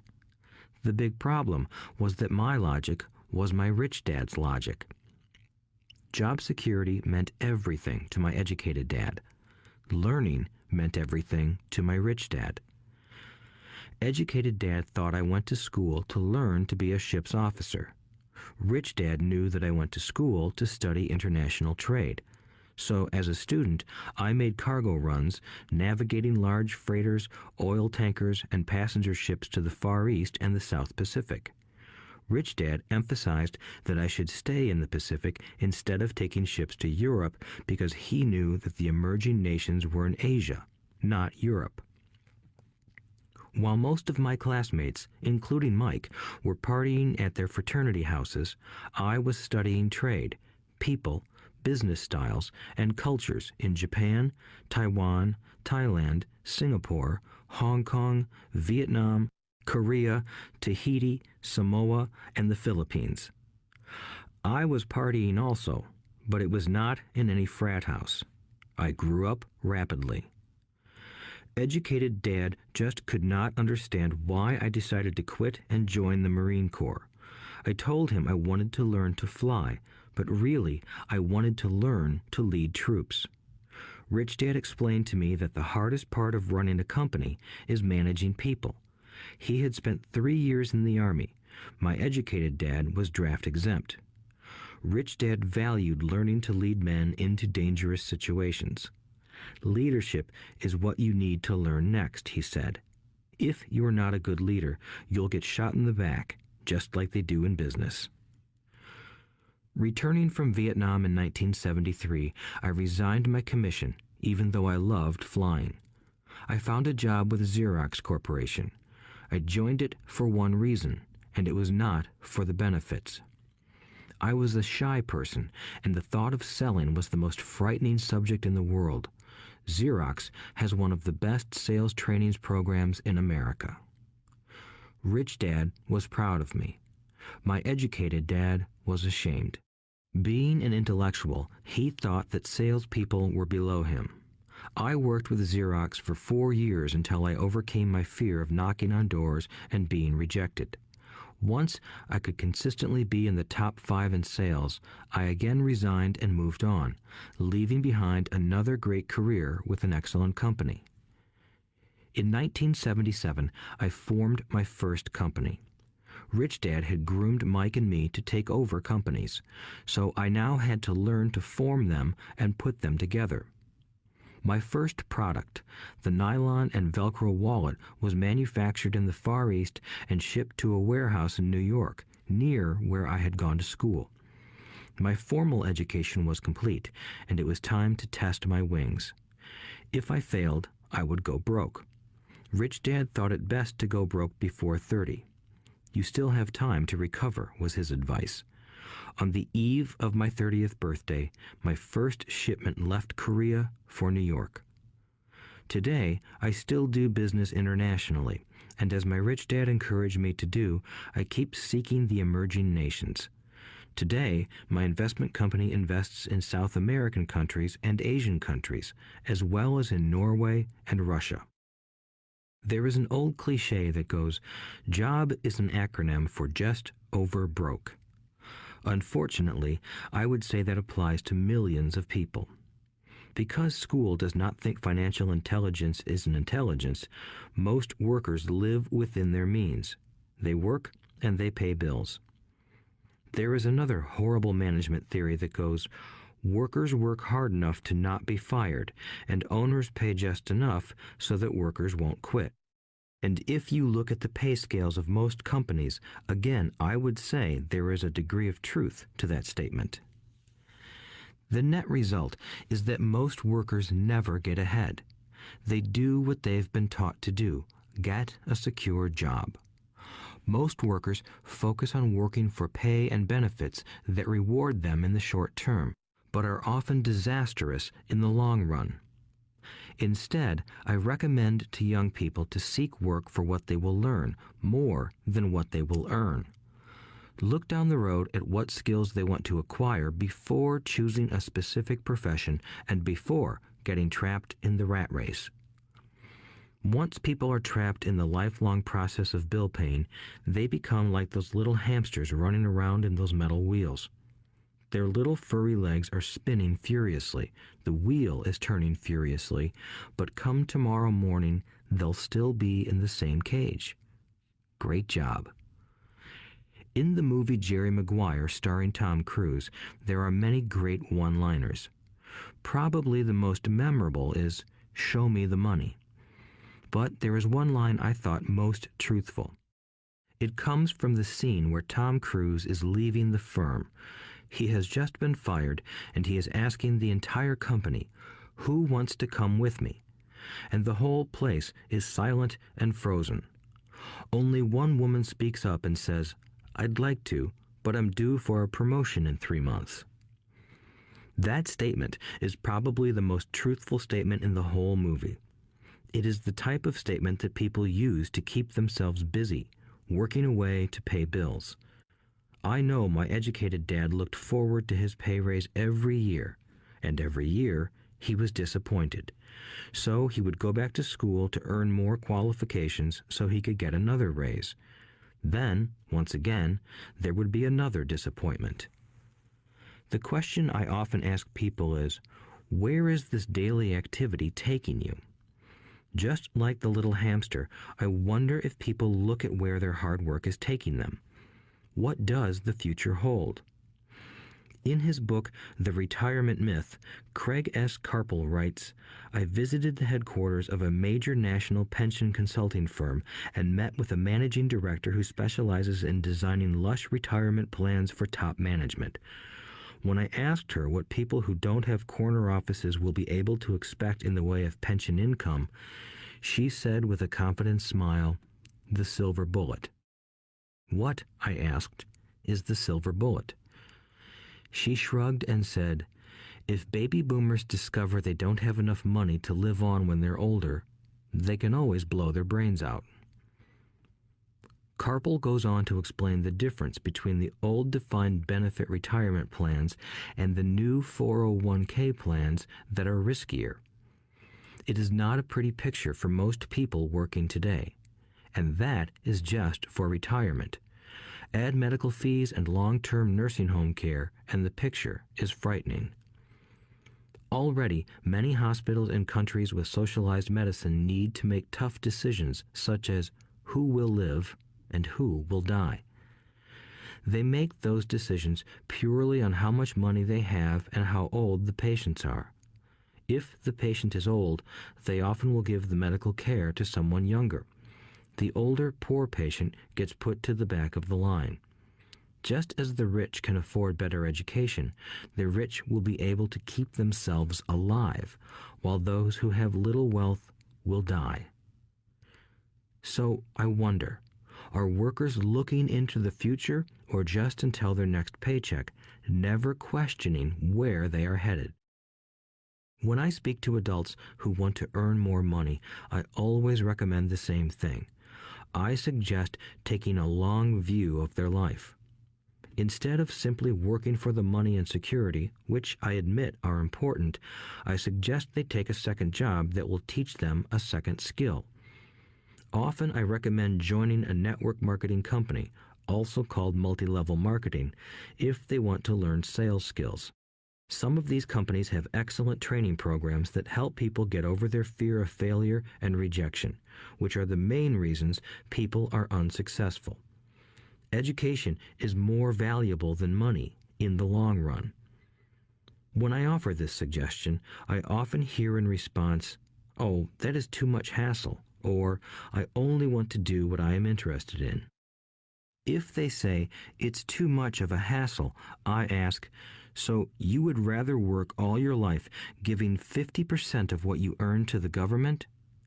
If they tell me, "I only do what I am interested in," I say, "I'm not interested in going to the gym, but I go because I want to feel better and live longer." Unfortunately, there is some truth to the old statement, "You can't teach an old dog new tricks." Unless a person is used to changing, it's hard to change. But for those of you who might be on the fence when it comes to the idea of working to learn something new, I offer this word of encouragement. Life is much like going to the gym. The most painful part is deciding to go. Once you get past that, it's easy. There have been many days I have dreaded going to the gym, but once I am there and in motion, it is a pleasure. After the workout is over, I am always glad I talked myself into going. If you are unwilling to work to learn something new and instead insist on becoming highly specialized within your field, make sure the company you work for is unionized. Labor unions are designed to protect specialists. My educated dad, after falling from grace with the governor, became the head of the teachers' union in Hawaii. He told me that it was the hardest job he ever held. My rich dad, on the other hand, spent his life doing his best to keep his companies from becoming unionized. He was successful. Although the unions came close, Rich Dad was always able to fight them off. Personally, I take no sides because I can see the need for and the benefits of both sides.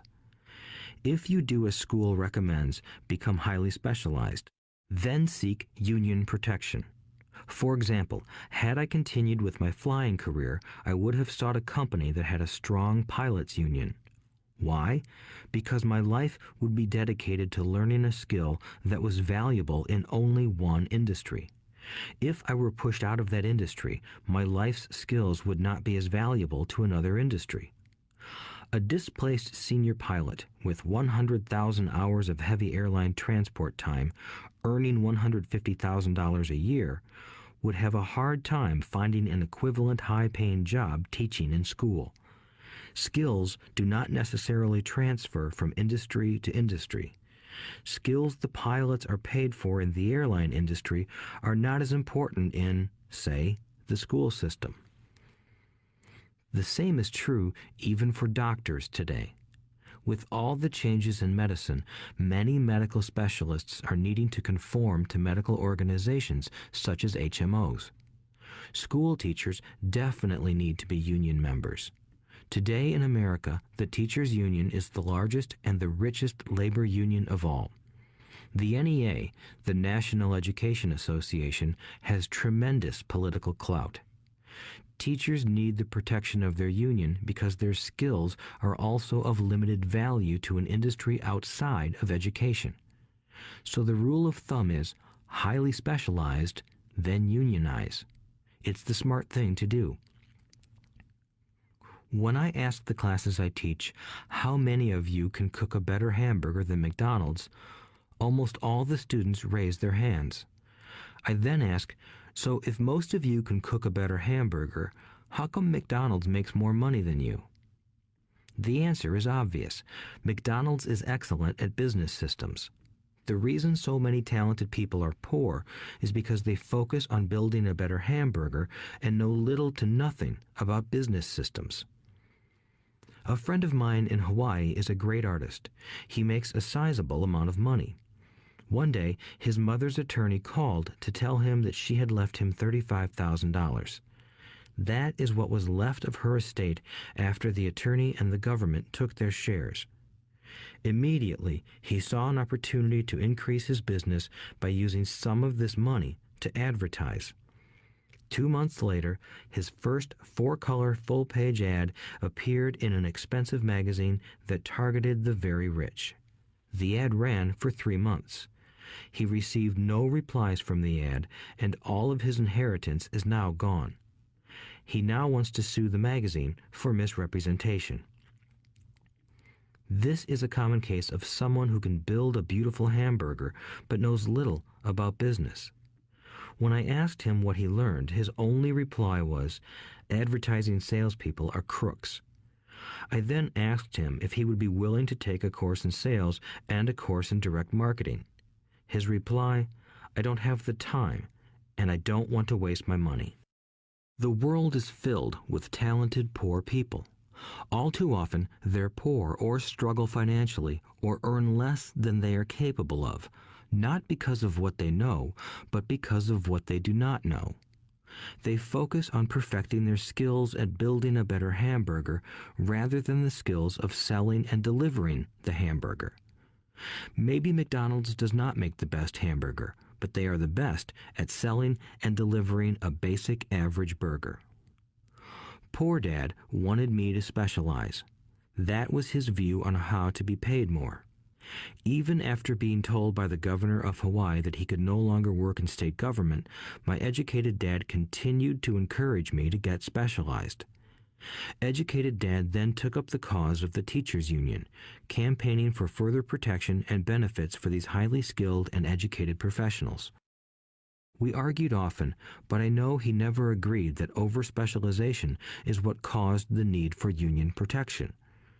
He never understood that the more specialized you become, the more you are trapped and dependent on that specialty. Rich Dad advised that Mike and I groom ourselves. Many corporations do the same thing. They find a young, bright student just out of business school and begin grooming that person to someday take over the company. So these bright young employees do not specialize in one department. They are moved from department to department to learn all the aspects of business systems. The rich often groom their children or the children of others. By doing so, their children gain an overall knowledge of the operations of the business and how the various departments interrelate. For the World War II generation, it was considered bad to skip from company to company. Today, it is considered smart. Since people will skip from company to company rather than seek greater specialization in skills, why not seek to learn more than to earn? In the short term, it may earn you less, but it will pay dividends in the long term. The main management skills needed for success are 1. Management of cash flow, 2. Management of systems, 3. Management of people. The most important specialized skills are sales and marketing. The ability to sell, to communicate to another human being, be it a customer, employee, boss, spouse, or child, is the base skill of personal success. Communication skills such as writing, speaking, and negotiating are crucial to a life of success. These are skills I work on constantly, attending courses or buying educational resources to expand my knowledge. As I have mentioned, my educated dad worked harder and harder the more competent he became. He also became more trapped the more specialized he got.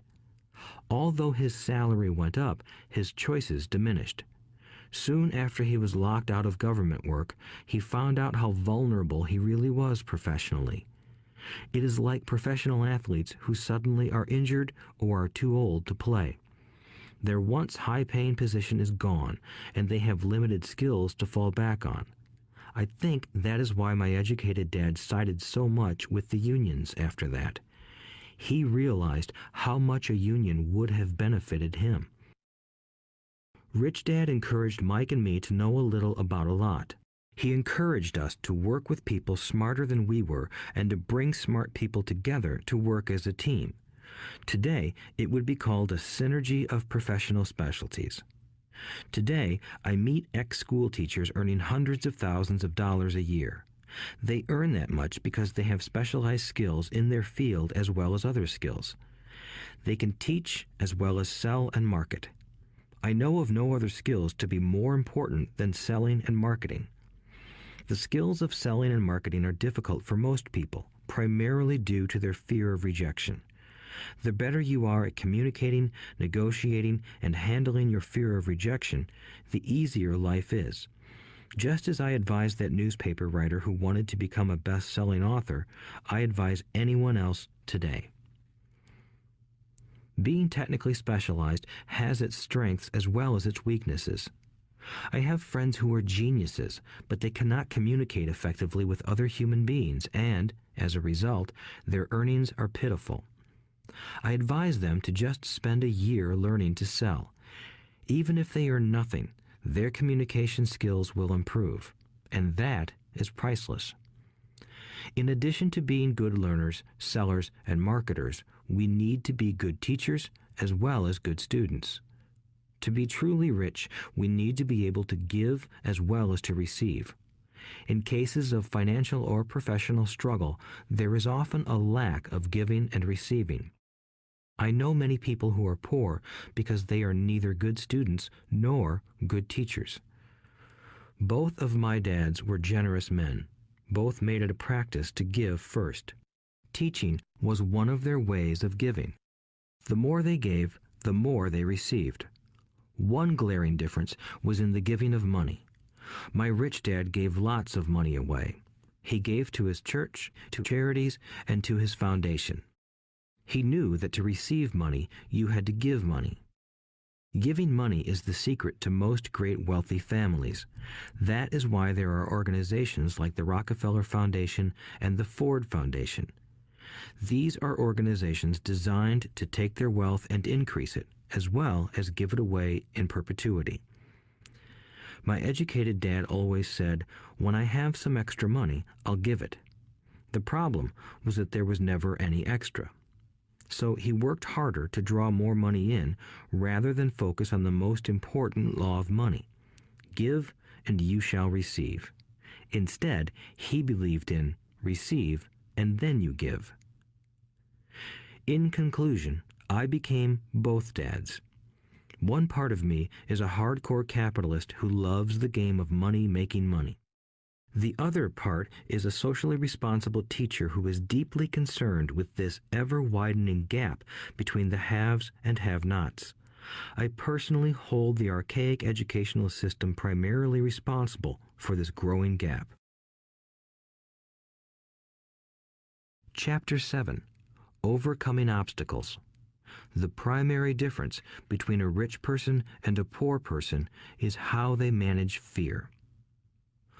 Once people have studied and become financially literate, they may still face roadblocks to becoming financially independent.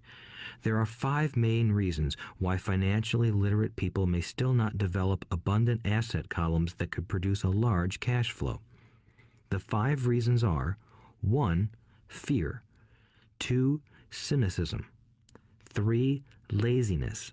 4. Bad habits. 5. Arrogance. Overcoming fear. I have never met anyone who really likes losing money. And in all my years, I have never met a rich person who has never lost money. But I have met a lot of poor people who have never lost a dime. Investing, that is. The fear of losing money is real. Everyone has it, even the rich. But it's not having fear that is the problem. It's how you handle fear. It's how you handle losing. It's how you handle failure that makes the difference in one's life. The primary difference between a rich person and a poor person is how they manage that fear. It's okay to be fearful. It's okay to be a coward when it comes to money. You can still be rich. We're all heroes at something and cowards at something else. My friend's wife is an emergency room nurse. When she sees blood, she flies into action. When I mention investing, she runs away. When I see blood, I don't run. I pass out. My rich dad understood phobias about money. Some people are terrified of snakes. Some people are terrified about losing money. Both are phobias, he would say. So his solution to the phobia of losing money was this little rhyme. If you hate risk and worry, start early. If you start young, it's easier to be rich. I won't go into it here, but there is a staggering difference between a person who starts investing at age 20 versus age 30. The purchase of Manhattan Island is said to be one of the greatest bargains of all time. New York was purchased for $24 in trinkets and beads. Yet if that $24 had been invested at 8% annually, that $24 would have been worth more than $28 trillion by 1995. Manhattan could be repurchased with money left over to buy much of Los Angeles. But what if you don't have much time left or would like to retire early? How do you handle the fear of losing money? My poor dad did nothing. He simply avoided the issue, refusing to discuss the subject. My rich dad, on the other hand, recommended that I think like a Texan. I like Texas and Texans, he used to say. In Texas, everything is bigger. When Texans win, they win big. And when they lose, it's spectacular. They like losing? I asked. That's not what I'm saying. Nobody likes losing. Show me a happy loser, and I'll show you a loser, said Rich Dad. It's a Texan's attitude toward risk, reward, and failure I'm talking about. It's how they handle life. They live it big. Not like most of the people around here, living like roaches when it comes to money, terrified that someone will shine a light on them and whimpering when the grocery clerk shortchanges them a quarter. Rich Dad went on, "What I like best is the Texas attitude. They're proud when they win, and they brag when they lose. Texans have a saying, if you're going to go broke, go big. You don't want to admit you went broke over a duplex." He constantly told Mike and me that the greatest reason for lack of financial success was because most people played it too safe. People are so afraid of losing that they lose, were his words. Fran Tarkenton, a one-time great NFL quarterback, says it still another way. Winning means being unafraid to lose. In my own life, I've noticed that winning usually follows losing. Before I finally learned to ride a bike, I first fell down many times. I've never met a golfer who has never lost a golf ball. I've never met people who have fallen in love who have never had their heart broken. And I've never met someone rich who has never lost money. So for most people, the reason they don't win financially is because the pain of losing money is far greater than the joy of being rich. Another saying in Texas is, everyone wants to go to heaven, but no one wants to die. Most people dream of being rich, but are terrified of losing money, so they never get to heaven. Rich Dad used to tell Mike and me stories about his trips to Texas. If you really want to learn the attitude of how to handle risk, losing, and failure, go to San Antonio and visit the Alamo. The Alamo is a great story of brave people who chose to fight, knowing there was no hope of success. They chose to die instead of surrendering. It's an inspiring story, worthy of study. Nonetheless, it's still a tragic military defeat. They got their butts kicked. So, how do Texans handle failure? They still shout, "Remember the Alamo." Mike and I heard this story a lot. He always told us this story when he was about to go into a big deal and he was nervous. After he had done all his due diligence and it was time to put up or shut up, he told us this story.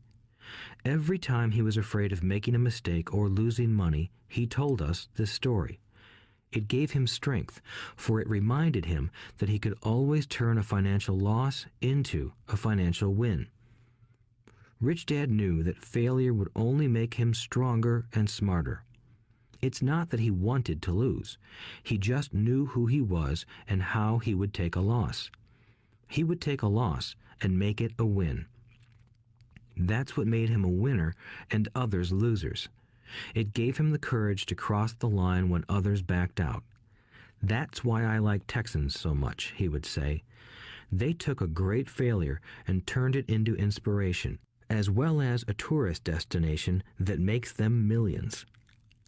But probably his words that mean the most to me today are these. Texans don't bury their failures. They get inspired by them. They take their failures and turn them into rallying cries. Failure inspires Texans to become winners. But that formula is not just the formula for Texans. It is the formula for all winners. I've said that falling off my bike was part of learning to ride. I remember falling off only made me more determined to learn to ride, not less. I also said that I have never met a golfer who has never lost a ball. For top professional golfers, losing a ball or a tournament provides the inspiration to be better, to practice harder, to study more. That's what makes them better. For winners, losing inspires them. For losers, losing defeats them.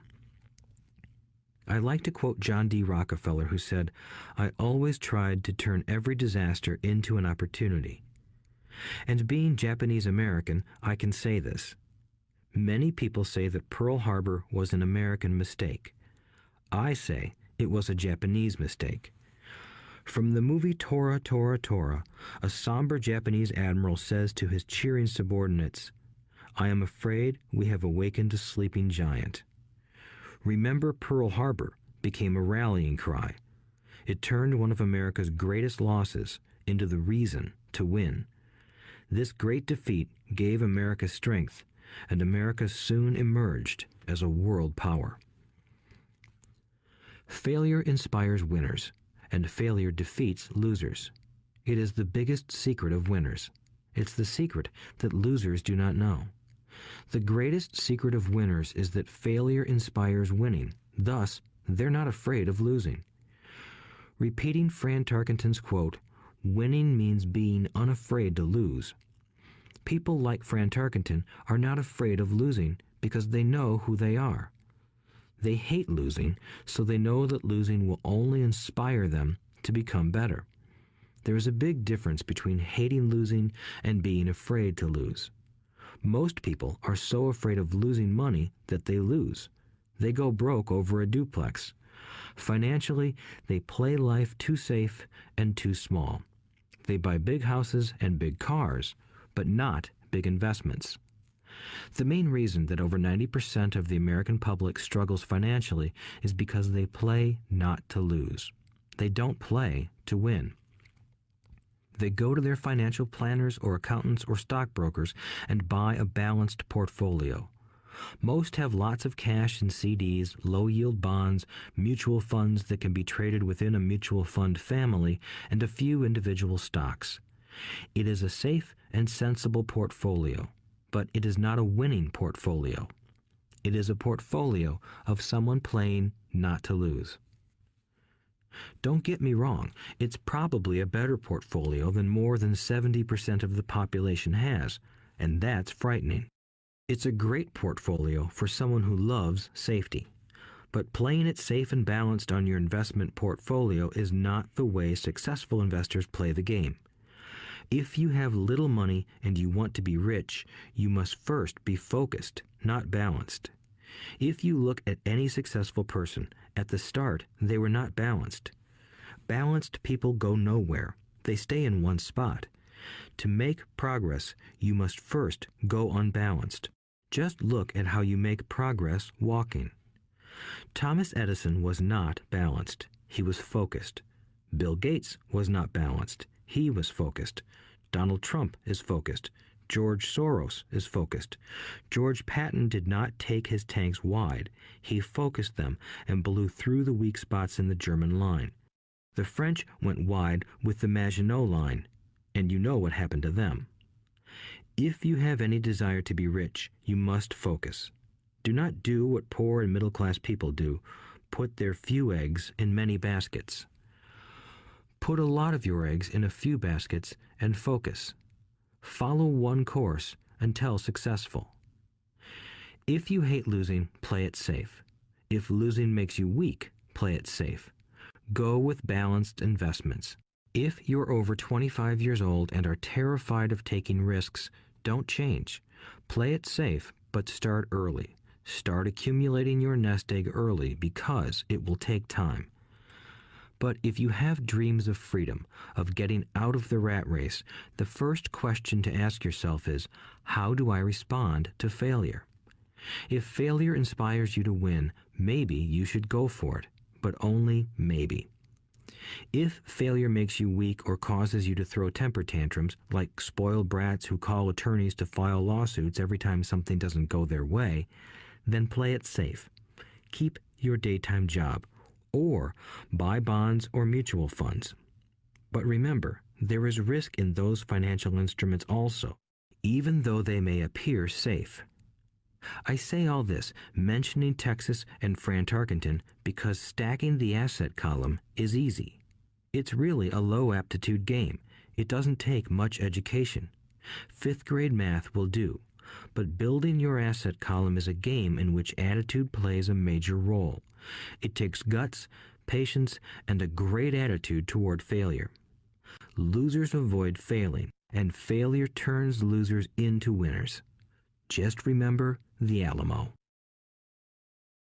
Overcoming cynicism. The sky is falling. The sky is falling. Most of us know the story of Chicken Little, who ran around warning the barnyard of impending doom. We all know people who are that way. There's a Chicken Little inside each of us. As I stated earlier, the cynic is really a little chicken. We all get a little chicken when fear and doubt cloud our thoughts. All of us have doubts. I'm not smart. I'm not good enough. So-and-so is better than me. Our doubts often paralyze us. We play the what-if game. What if the economy crashes right after I invest? What if I lose control and I can't pay the money back? What if things don't go as I planned? Or we have friends or loved ones who will remind us of our shortcomings. They often say, "What makes you think you can do that? If it's such a good idea, how come someone else hasn't done it? That will never work. You don't know what you're talking about." These words of doubt often get so loud that we fail to act. A horrible feeling builds in our stomach. Sometimes we can't sleep. We fail to move forward. So we stay with what is safe, and opportunities pass us by. We watch life passing by as we sit immobilized with a cold knot in our body. We have all felt this at one time in our lives, some more than others. Peter Lynch of Fidelity Magellan Mutual Fund fame refers to warnings about the sky falling as noise, and we all hear it. Noise is either created inside our heads or comes from outside, often from friends, family, co-workers, and the media. Lynch recalls the time during the 1950s when the threat of nuclear war was so prevalent in the news that people began building fallout shelters and storing food and water. If they had invested that money wisely in the market, instead of building a fallout shelter, they'd probably be financially independent today. When violence breaks out in a city, gun sales go up all over the country. A person dies from rare hamburger meat in the state of Washington, and the Arizona Health Department orders restaurants to have all beef cooked well done. A drug company runs a TV commercial in February showing people catching the flu. Colds go up as well as sales of cold medicine. Most people are poor because when it comes to investing, the world is filled with Chicken Littles running around yelling, "The sky is falling, the sky is falling."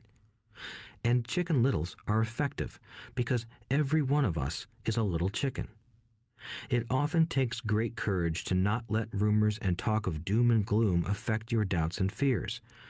But a savvy investor knows that the seemingly worst of times is actually the best of times to make money. When everyone else is too afraid to act, they pull the trigger and are rewarded. Some time ago, a friend named Richard came from Boston to visit Kim and me in Phoenix. He was impressed with what we had done through stocks and real estate. The Phoenix real estate prices were depressed. We spent 2 days showing him what we thought were excellent opportunities for cash flow and capital appreciation. Kim and I are not real estate agents. We are strictly investors. After identifying a unit in a resort community, we called an agent who sold it to him that afternoon. The price was a mere $42,000 for a 2-bedroom townhome. Similar units were going for $65,000. He had found a bargain. Excited, he bought it and returned to Boston. 2 weeks later, the agent called to say that our friend had backed out. I called immediately to find out why. All he said was that he talked to his neighbor, and his neighbor told him it was a bad deal. He was paying too much. I asked Richard if his neighbor was an investor. Richard said he was not. When I asked why he listened to him, Richard got defensive and simply said he wanted to keep looking. The real estate market in Phoenix turned, and a few years later, that little unit was renting for $1,000 a month, $2,500 in the peak winter months. The unit was worth $95,000. All Richard had to put down was $5,000, and he would have had a start at getting out of the rat race. Today, he still has done nothing. Richard's backing out did not surprise me. It's called buyer's remorse, and it affects all of us. The little chicken won, and a chance at freedom was lost. In another example, I hold a small portion of my assets in tax lien certificates instead of CDs. I earn 16% per year on my money, which certainly beats the interest rates banks offer on CDs. The certificates are secured by real estate and enforced by state law, which is also better than most banks. The formula they're bought on makes them safe. They just lack liquidity. So I look at them as 2 to 7 year CDs. Almost every time I tell someone that I hold my money this way, especially if they have money in CDs, they will tell me it's risky. They tell me why I should not do it. When I ask them where they get their information, they say from a friend or an investment magazine. They've never done it, and they're telling someone who's doing it why they shouldn't. The lowest yield I look for is 16%, but people who are filled with doubt are willing to accept a far lower return. Doubt is expensive. My point is that it's those doubts and cynicism that keep most people poor and playing it safe. The real world is simply waiting for you to get rich. Only a person's doubts keep them poor. As I said, getting out of the rat race is technically easy. It doesn't take much education, but those doubts are cripplers for most people. Cynics never win, said Rich Dad. Unchecked doubt and fear creates a cynic. Cynics criticize and winners analyze was another of his favorite sayings. Rich Dad explained that criticism blinded while analysis opened eyes. Analysis allowed winners to see that critics were blind and to see opportunities that everyone else missed. And finding what people miss is key to any success. Real estate is a powerful investment tool for anyone seeking financial independence or freedom. It is a unique investment tool. Yet every time I mention real estate as a vehicle, I often hear, "I don't want to fix toilets." That's what Peter Lynch calls noise. That's what my rich dad would say is the cynic talking, someone who criticizes and does not analyze, someone who lets their doubts and fears close their mind instead of open their eyes. So when someone says, "I don't want to fix toilets, I want to fire back," what makes you think I want to? They're saying a toilet is more important than what they want. I talk about freedom from the rat race, and they focus on toilets. That is the thought pattern that keeps most people poor. They criticize instead of analyze. I don't once hold the key to your success, Rich Dad would say, because I too do not want to fix toilets. I shop hard for a property manager who does fix toilets. And by finding a great property manager who runs houses or apartments, well, my cash flow goes up. But more importantly, a great property manager allows me to buy a lot more real estate since I don't have to fix toilets. A great property manager is key to success in real estate. Finding a good manager is more important to me than the real estate. A great property manager often hears of great deals before real estate agents do, which makes them even more valuable. That is what Rich Dad meant by, I don't once hold the key to your success. Because I do not want to fix toilets either, I figured out how to buy more real estate and expedite my getting out of the rat race. The people who continue to say, I don't want to fix toilets, often deny themselves the use of this powerful investment vehicle. Toilets are more important than their freedom. In the stock market, I often hear people say, I don't want to lose money. Well, what makes them think I or anyone else likes losing money? They don't make money because they choose to not lose money. Instead of analyzing, they close their minds to another powerful investment vehicle, the stock market. I was riding with a friend past our neighborhood gas station. He looked up and saw that the price of gas was going up and thus the price of oil. My friend is a worrywart, or a Chicken Little. To him, the sky is always going to fall, and it usually does, on him. When we got home, he showed me all the stats as to why the price of oil was going to go up over the next few years, statistics I had never seen before, even though I already owned substantial shares of an existing oil company.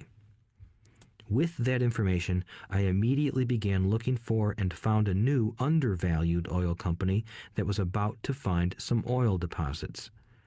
My broker was excited about this new company, and I bought 15,000 shares for 65 cents per share. 3 months later, this same friend and I drove by the same gas station, and sure enough, the price per gallon had gone up nearly 15%. Again, the Chicken Little worried and complained. I smiled, because a month earlier, that little oil company hit oil, and those 15,000 shares went up to more than $3 per share since he had first given me the tip. And the price of gas will continue to go up if what my friend says is true. If most people understood how a stop worked in stock market investing, there would be more people investing to win instead of investing not to lose. A stop is simply a computer command that sells your stock automatically if the price begins to drop, helping to minimize your losses and maximize some gains. It's a great tool for those who are terrified of losing. So whenever I hear people focusing on their I don't wants rather than what they do want, I know the noise in their head must be loud. Chicken Little has taken over their brain and is yelling, the sky is falling and toilets are breaking. So they avoid their don't wants, but they pay a huge price. They may never get what they want in life. Instead of analyzing, their inner Chicken Little closes their mind. Rich Dad gave me a way of looking at Chicken Little. Just do what Colonel Sanders did. At the age of 66, he lost his business and began to live on his Social Security check. It wasn't enough. He went around the country selling his recipe for fried chicken.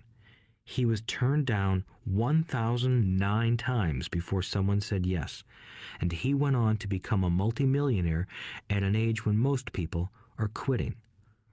He was a brave and tenacious man, Rich Dad said of Harlan Sanders.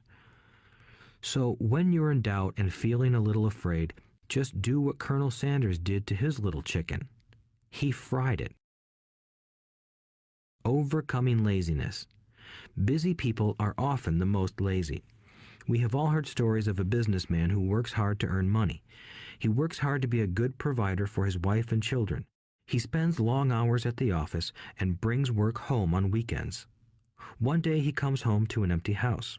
His wife has left with the kids. He knew he and his wife had problems, but rather than work to make the relationship strong, he stayed busy at work. Dismayed, his performance at work slips and he loses his job. Today, I often meet people who are too busy to take care of their wealth, and there are people too busy to take care of their health. The cause is the same. They're busy, and they stay busy as a way of avoiding something they do not want to face. Nobody has to tell them. Deep down, they know. In fact, if you remind them, they often respond with anger or irritation. If they aren't busy at work or with the kids, they're often busy watching TV, fishing, playing golf, or shopping. Yet deep down, they know they are avoiding something important. That's the most common form of laziness. Laziness by staying busy. So, what is the cure for laziness? The answer is a little greed. For many of us, we were raised thinking of greed or desire as bad. Greedy people are bad people, my mom used to say, yet we all have inside of us this yearning to have nice, new, or exciting things. So, to keep that emotion of desire under control, often parents find ways of suppressing that desire with guilt. You only think about yourself. Don't you know you have brothers and sisters? Was one of my mom's favorites. You want me to buy you what? Was a favorite of my dad. Do you think we're made of money? Do you think money grows on trees? We're not rich people, you know. It wasn't so much the words, but the angry guilt trip that went with the words that got to me. Or the reverse guilt trip was the I'm sacrificing my life to buy this for you. I'm buying this for you because I never had this advantage when I was a kid. I have a neighbor who is stone broke but can't park his car in his garage. The garage is filled with toys for his kids. Those spoiled brats get everything they ask for. I don't want them to know the feeling of want are his everyday words. He has nothing set aside for their college or his retirement, but his kids have every toy ever made. He recently got a new credit card in the mail and took his kids to visit Las Vegas. I'm doing it for the kids, he said with great sacrifice. Rich Dad forbade the words, I can't afford it. In my real home, that's all I heard. Instead, Rich Dad required his children to say, how can I afford it? He believed that the words, I can't afford it, shut down your brain. It didn't have to think anymore. How can I afford it opened up the brain and forced it to think and search for answers. But most importantly, he felt the words, I can't afford it, were a lie, and the human spirit knows it. The human spirit is very, very powerful, he would say. It knows it can do anything. By having a lazy mind that says, I can't afford it, a war breaks out inside you. Your spirit is angry, and your lazy mind must defend its lie. The spirit is screaming, come on, let's go to the gym and work out. And the lazy mind says, but I'm tired. I worked really hard today. Or the human spirit says, I'm sick and tired of being poor. Let's get out there and get rich. To which the lazy mind says, rich people are greedy. Besides, it's too much bother. It's not safe. I might lose money. I'm working hard enough as it is. I've got too much to do at work anyway. Look at what I have to do tonight. My boss wants it finished by morning. I can't afford it also causes sadness, a helplessness that leads to despondency and often depression. How can I afford it opens up possibilities, excitement, and dreams. So Rich Dad was not so concerned about what we wanted to buy as long as we understood that how can I afford it creates a stronger mind and a dynamic spirit. Thus, he rarely gave Mike or me anything. He would instead ask, how can you afford it? And that included college, which we paid for ourselves. It was not the goal, but the process of attaining the goal that he wanted us to learn.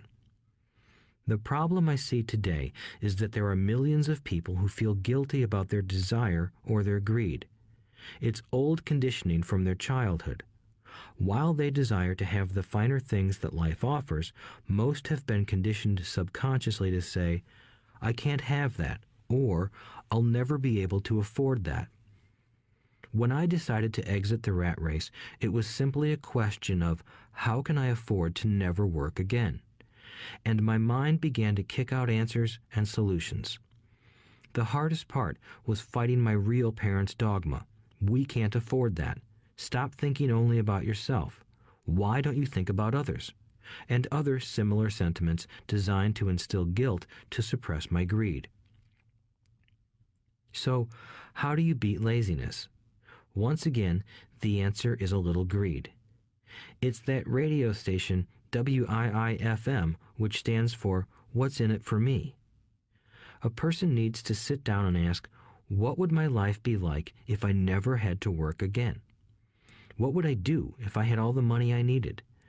Without that little greed, the desire to have something better, progress is not made. Our world progresses because we all desire a better life. New inventions are made because we desire something better. We go to school and study hard because we want something better. So whenever you find yourself avoiding something you know you should be doing, then the only thing to ask yourself is, what's in it for me? Be a little greedy. It's the best cure for laziness. Too much greed, however, as anything in excess can be, is not good. But just remember what Michael Douglas said in the movie Wall Street. Greed is good. Rich Dad said it differently. Guilt is worse than greed, for guilt robs the body of its soul. I think Eleanor Roosevelt said it best. Do what you feel in your heart to be right, for you'll be criticized anyway. You'll be damned if you do, and damned if you don't. Overcoming bad habits. Our lives are a reflection of our habits more than our education. After seeing the movie Conan the Barbarian, starring Arnold Schwarzenegger, a friend said, "I'd love to have a body like Schwarzenegger." Most of the guys nodded in agreement. "I even heard he was really puny and skinny at one time," another friend added.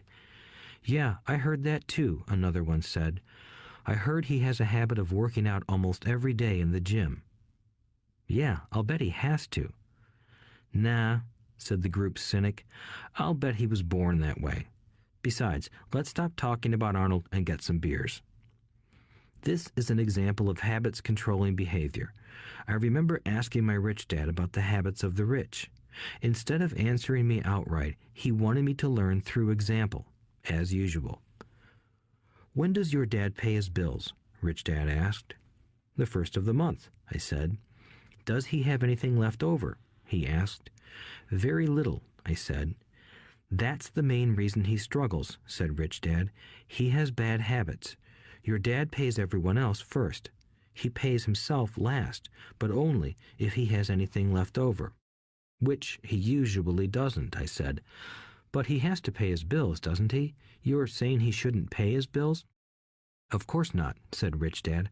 "I firmly believe in paying my bills on time. I just pay myself first, before I pay even the government." "But what happens if you don't have enough money?" I asked. "What do you do then?" "The same," said Rich Dad. "I still pay myself first, even if I'm short of money. My asset column is far more important to me than the government." "But," I said, "don't they come after you?" "Yes, if you don't pay," said Rich Dad. "Look, I did not say not to pay. I just said I pay myself first, even if I'm short of money." "But," I replied, "how do you do that?" "It's not how. The question is why," Rich Dad said. "Okay, why?" "Motivation," said Rich Dad. "Who do you think will complain louder if I don't pay them? Me or my creditors?" "Your creditors will definitely scream louder than you," I said, responding to the obvious. "You wouldn't say anything if you didn't pay yourself." So you see, after paying myself, the pressure to pay my taxes and the other creditors is so great that it forces me to seek other forms of income. The pressure to pay becomes my motivation. I've worked extra jobs, started other companies, traded in the stock market, anything just to make sure those guys don't start yelling at me. That pressure made me work harder, forced me to think, and all in all, made me smarter and more active when it comes to money. If I had paid myself last, I would have felt no pressure, but I'd be broke. So it is the fear of the government or other people you owe money to that motivates you? That's right, said Rich Dad. You see, government bill collectors are big bullies. So are bill collectors in general. Most people give in to those bullies. They pay them and never pay themselves. You know the story of the 98-pound weakling who gets sand kicked in his face? I nodded. I see that ad for weightlifting and bodybuilding lessons in the comic books all the time. Well, most people let the bullies kick sand in their faces. I decided to use the fear of the bully to make me stronger. Others got weaker. Forcing myself to think about how to make extra money is like going to the gym and working out with weights. The more I work my mental money muscles out, the stronger I get. Now, I'm not afraid of those bullies.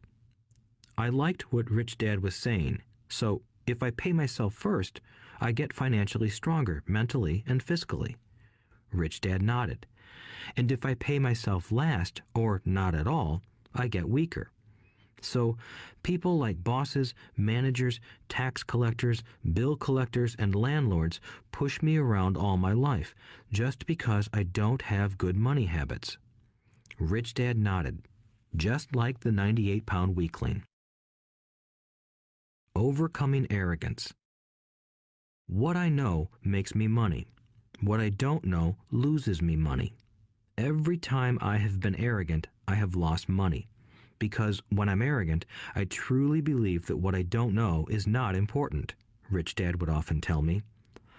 I have found that many people use arrogance to try to hide their own ignorance. It often happens when I am discussing financial statements with accountants or even other investors. They try to bluster their way through the discussion. It is clear to me that they don't know what they're talking about. They're not lying, but they are not telling the truth. There are many people in the world of money, finances, and investments who have absolutely no idea what they're talking about. Most people in the money industry are just spouting off sales pitches like used car salesmen. When you know you are ignorant in a subject, start educating yourself by finding an expert in the field or a book on the subject. Chapter 8. Getting Started. There is gold everywhere. Most people are not trained to see it. I wish I could say acquiring wealth was easy for me, but it wasn't. So in response to the question, how do I start, I offer the thought process I go through on a day-to-day basis. It really is easy to find great deals. I promise you that. It's just like riding a bike. After a little wobbling, it's a piece of cake. But when it comes to money, it takes determination to get through the wobbling. That's a personal thing. To find million-dollar deals of a lifetime requires us to call on our financial genius. I believe that each of us has a financial genius within us. The problem is that our financial genius lies asleep, waiting to be called upon. It lies asleep because our culture has educated us into believing that the love of money is the root of all evil. It has encouraged us to learn a profession so we can work for money, but failed to teach us how to have money work for us. It taught us not to worry about our financial future because our company or the government would take care of us when our working days are over. However, it is our children, educated in the same school system, who will end up paying for this absence of financial education. The message is still to work hard, earn money, and spend it. And when we run short, we can always borrow more. Unfortunately, 90% of the Western world subscribes to the above dogma, simply because it's easier to find a job and work for money. If you are not one of the masses, I offer you the following 10 steps to awaken your financial genius. I simply offer you the steps I have personally followed. If you want to follow some of them, great. If you don't, make up your own. Your financial genius is smart enough to develop its own list. While in Peru, I asked a gold miner of 45 years how he was so confident about finding a gold mine. He replied, "There is gold everywhere. Most people are not trained to see it." And I would say that is true.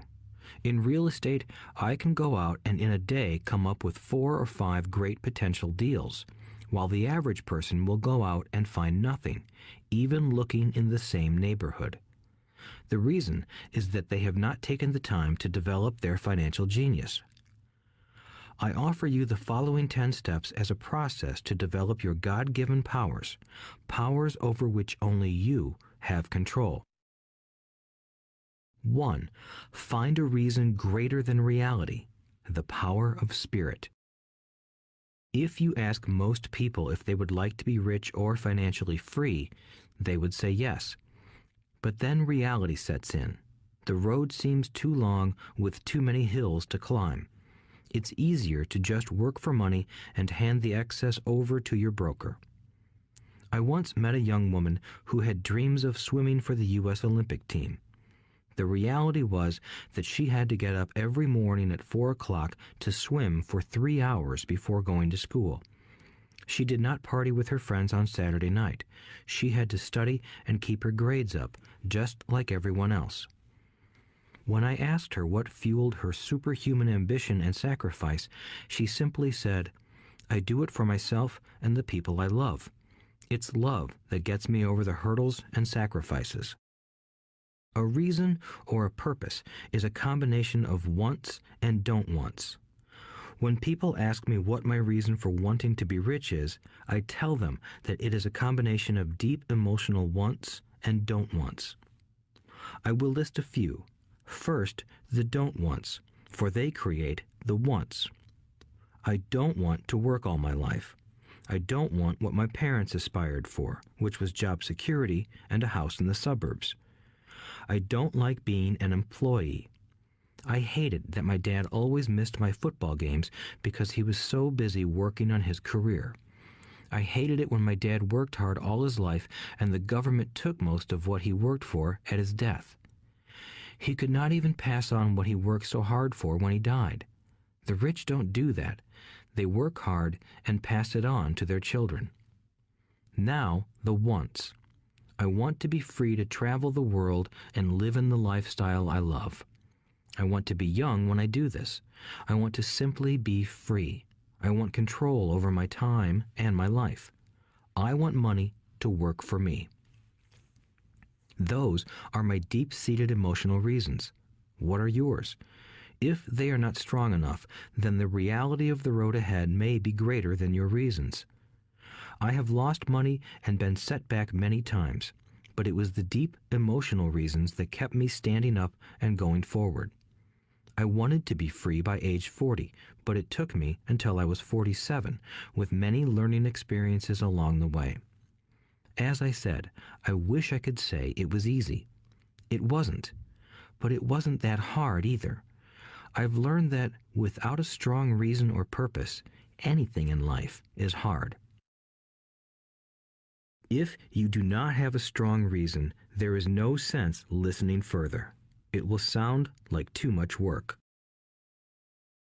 2. Make daily choices.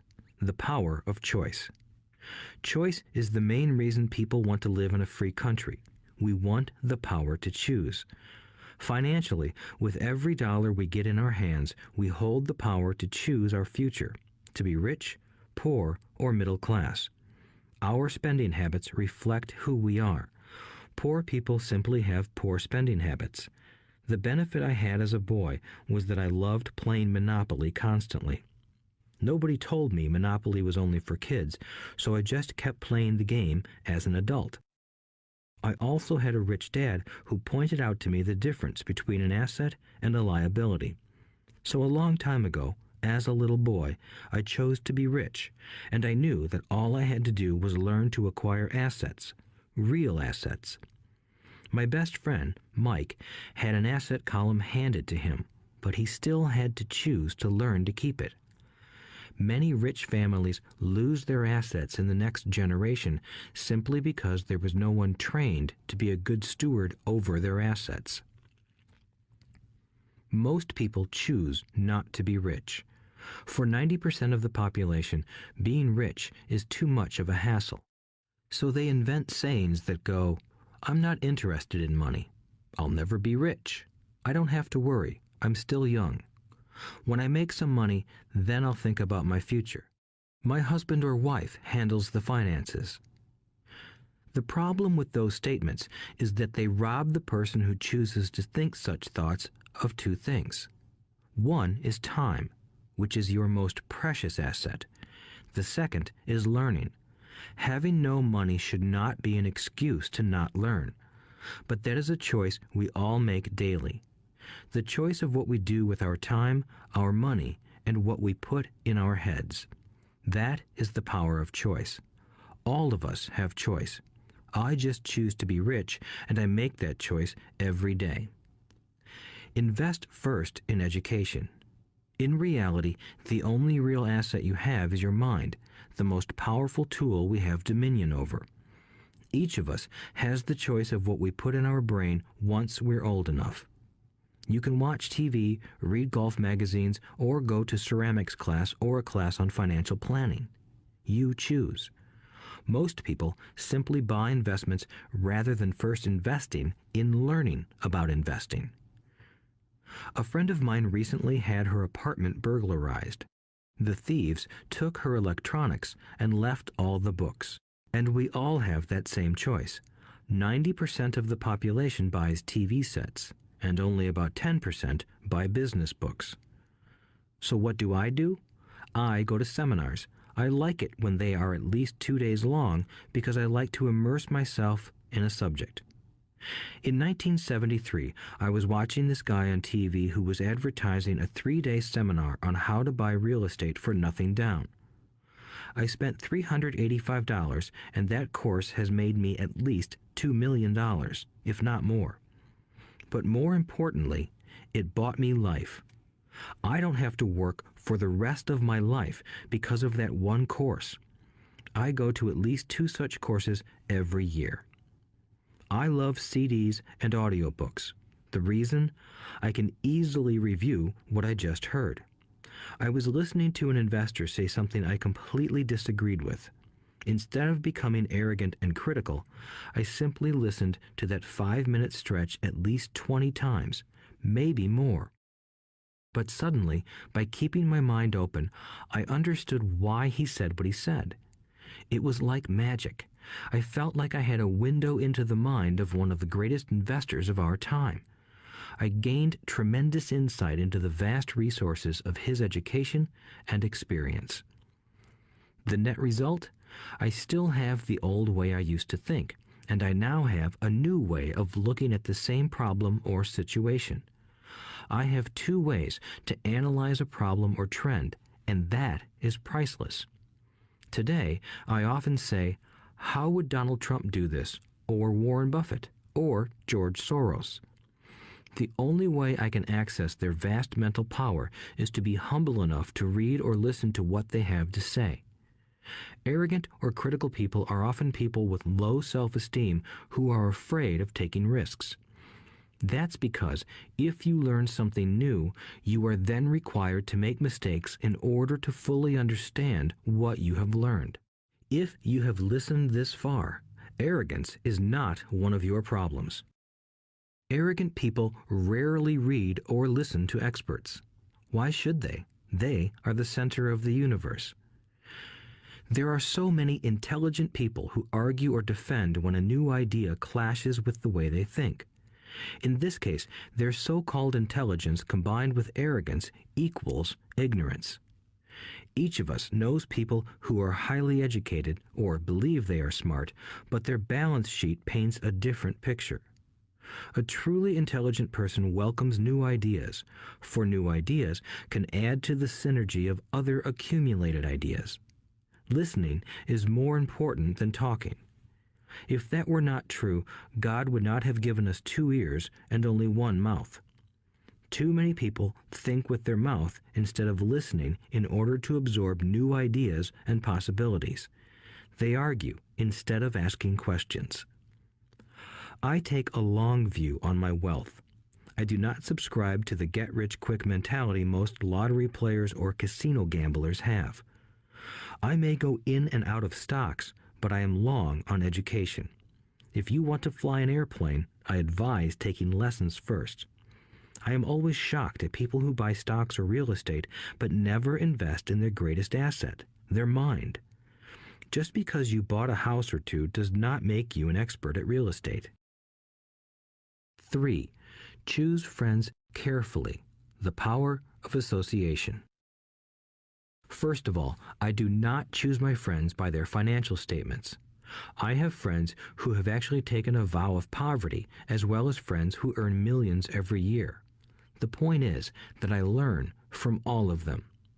Now, I will admit that there are people I have actually sought out because they had money. But I was not after their money. I was seeking their knowledge. In some cases, these people who had money have become dear friends. I've noticed that my friends with money talk about money. They don't do it to brag. They're interested in the subject. So I learn from them, and they learn from me. My friends who are in dire financial straits do not like talking about money, business, or investing. They often think it rude or unintellectual. So I also learn from my friends who struggle financially. I find out what not to do. I have several friends who have generated over $1 billion in their short lifetimes. The three of them report the same phenomenon. Their friends who have no money have never come to them to ask them how they did it, but they do come asking for one of two things, or both, a loan or a job. Warning: don't listen to poor or frightened people. I have such friends, and while I love them dearly, they are the Chicken Littles of life. To them, when it comes to money, especially investments, it's always the sky is falling, the sky is falling. They can always tell you why something won't work. The problem is that people listen to them. But people who blindly accept doom and gloom information are also Chicken Littles. As that old saying goes, birds of a feather flock together. If you watch business channels on TV, they often have a panel of so-called experts.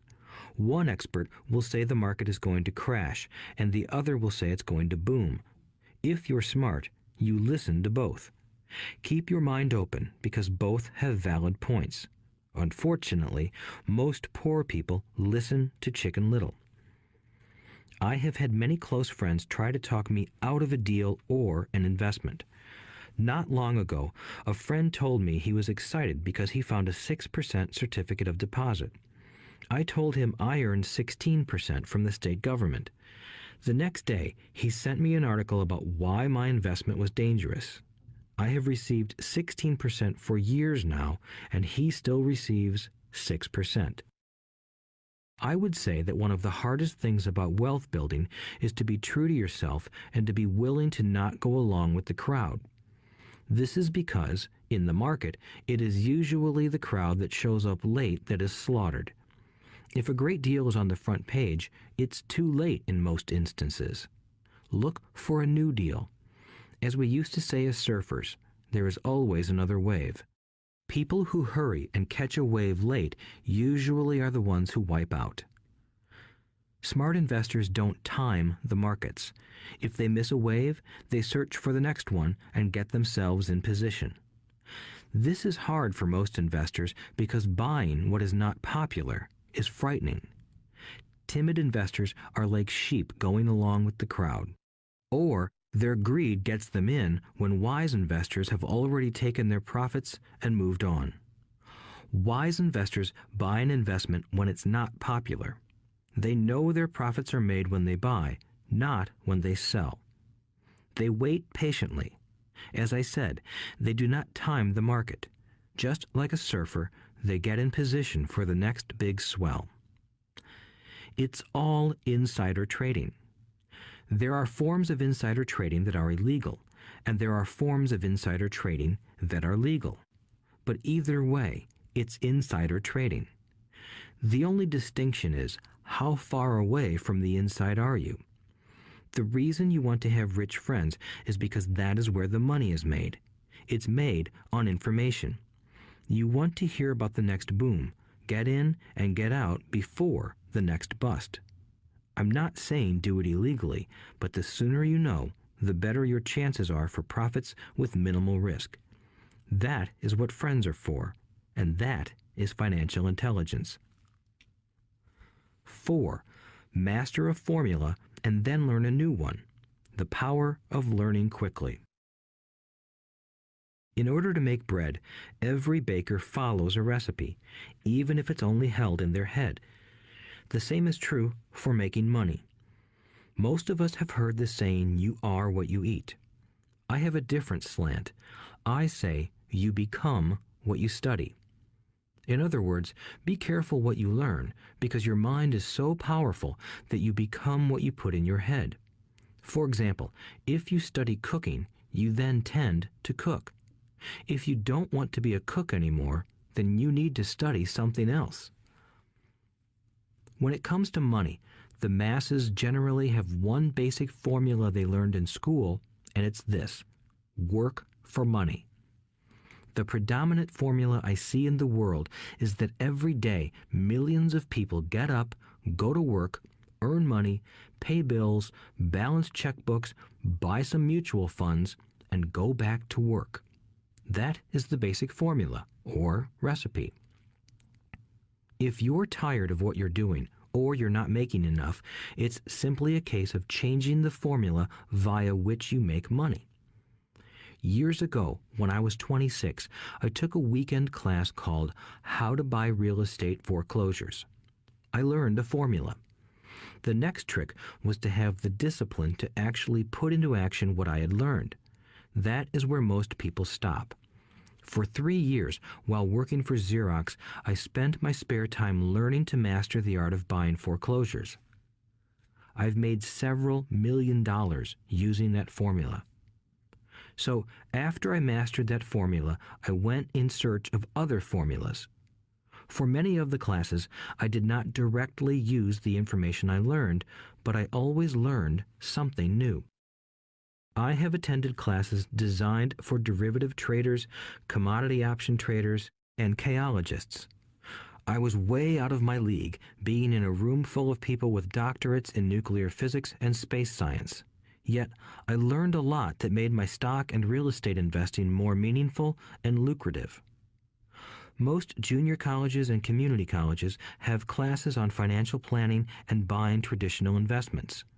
They are good places to start, but I always search for a faster formula. That is why, on a fairly regular basis, I make more in a day than many people will make in their lifetime.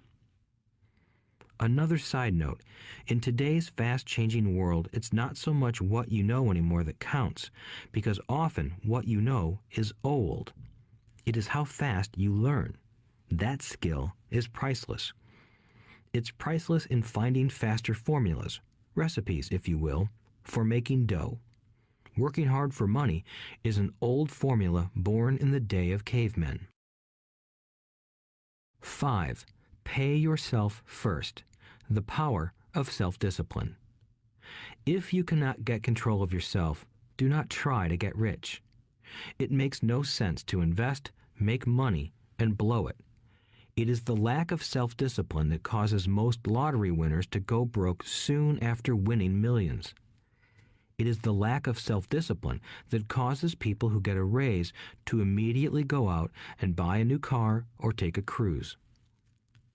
It is difficult to say which of the 10 steps is the most important, but of all the steps, this step is probably the most difficult to master if it is not already a part of your makeup.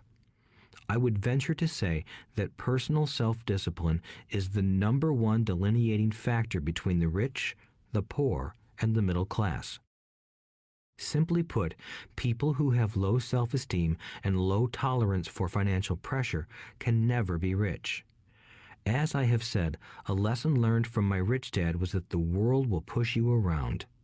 The world pushes people around, not because other people are bullies, but because the individual lacks internal control and discipline. People who lack internal fortitude often become victims of those who have self-discipline. In the entrepreneur classes I teach, I constantly remind people to not focus on their product, service, or widget, but to focus on developing management skills. The 3 most important management skills necessary to start your own business are management of 1. Cash flow, 2. people. 3, personal time. I would say the skills to manage these 3 apply to anything, not just entrepreneurs. The 3 matter in the way you live your life as an individual or as part of a family, a business, a charitable organization, a city, or a nation. Each of these skills is enhanced by the mastery of self-discipline. I do not take the saying, "pay yourself first," lightly. The statement, "pay yourself first," comes from George Clayson's book, The Richest Man in Babylon. Millions of copies have been sold. But while millions of people freely repeat that powerful statement, few follow the advice. As I said, financial literacy allows one to read numbers, and numbers tell the story. By looking at a person's income statement and balance sheet, I can readily see if people who spout the words, "pay yourself first," actually practice what they preach.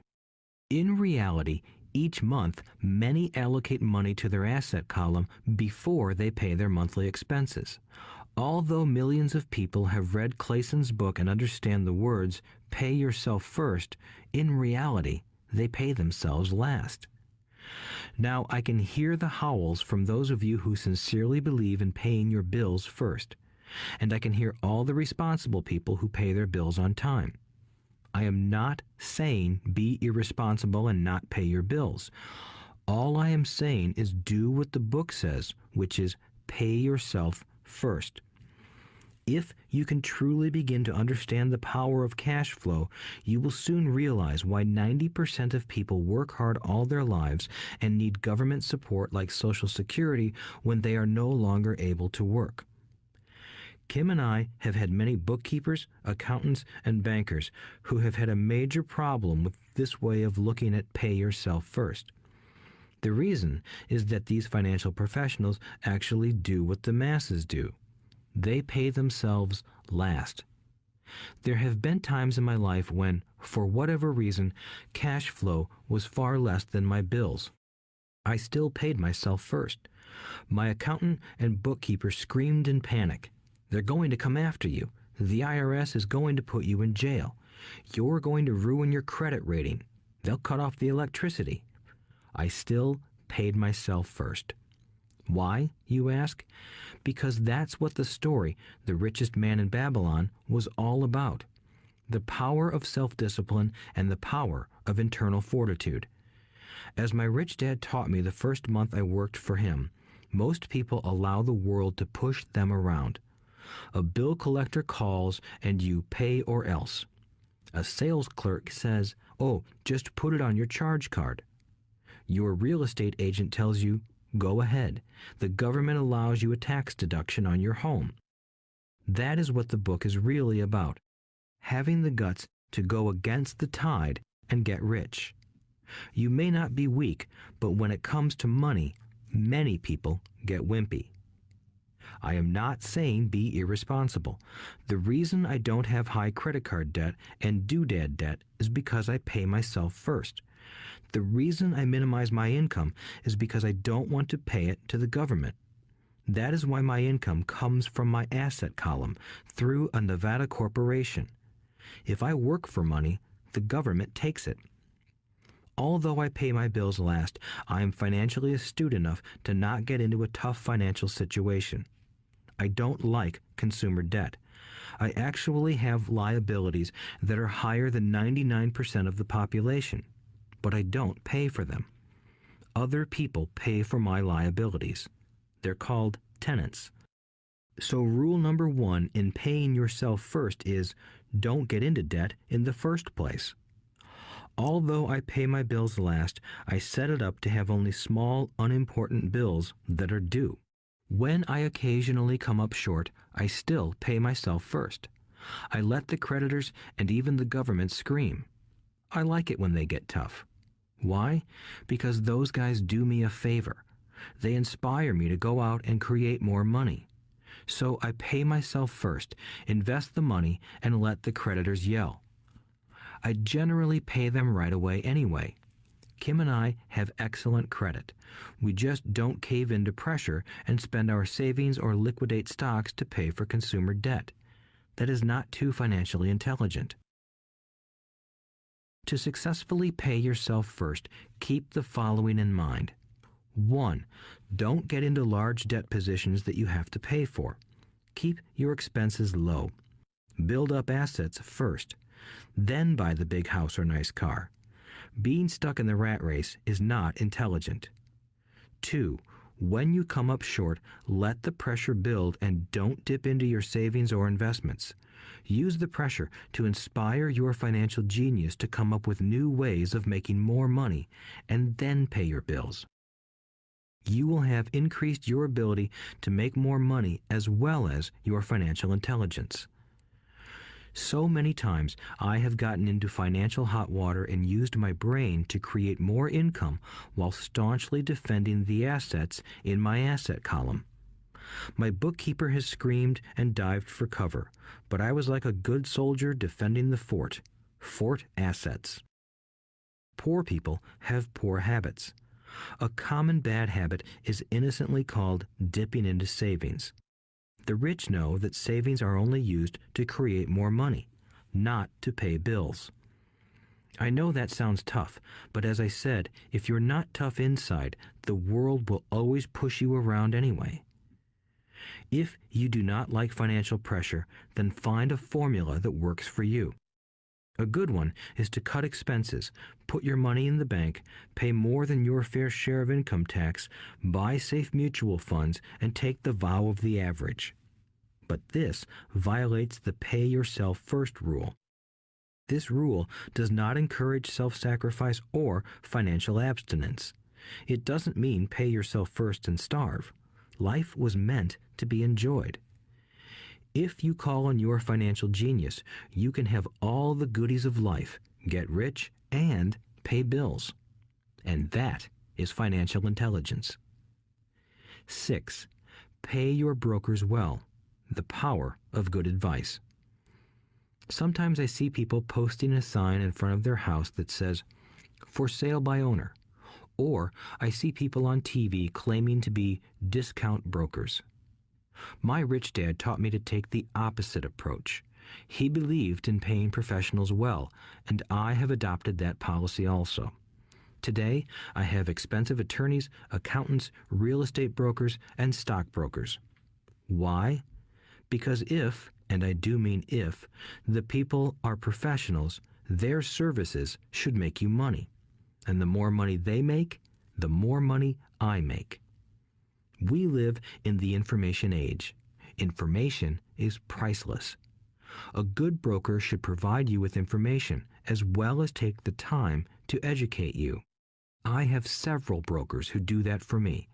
Some taught me when I had little or no money, and I am still with them today. What I pay a broker is tiny in comparison with what kind of money I can make because of the information they provide. I love it when my real estate broker or stockbroker makes a lot of money because that usually means I made a lot of money. A good broker saves me time in addition to making me money. Like when I bought the vacant land for $9,000 and sold it immediately for over $25,000 so I could buy my Porsche quicker. A broker is my eyes and ears in the market. They're there every day, so I do not have to be. I'd rather play golf. People who sell their house on their own must not value their time much. Why would I want to save a few bucks when I could use that time to make more money or spend it with those I love? What I find funny is that so many poor and middle-class people insist on tipping restaurant help 15 to 20%, even for bad service, but complain about paying a broker 3 to 7%. They enjoy tipping people in the expense column and stiffing people in the asset column. That is not financially intelligent. Keep in mind that not all brokers are created equal. Unfortunately, most brokers are only salespeople. They sell, but they themselves own little or no real estate. There is a tremendous difference between a broker who sells houses and a broker who sells investments. The same is true for stock, bond, mutual fund, and insurance, brokers who call themselves financial planners. When I interview any paid professional, I first find out how much property or stocks they personally own and what percentage they pay in taxes. And that applies to my tax attorney as well as my accountant. I have an accountant who minds his own business.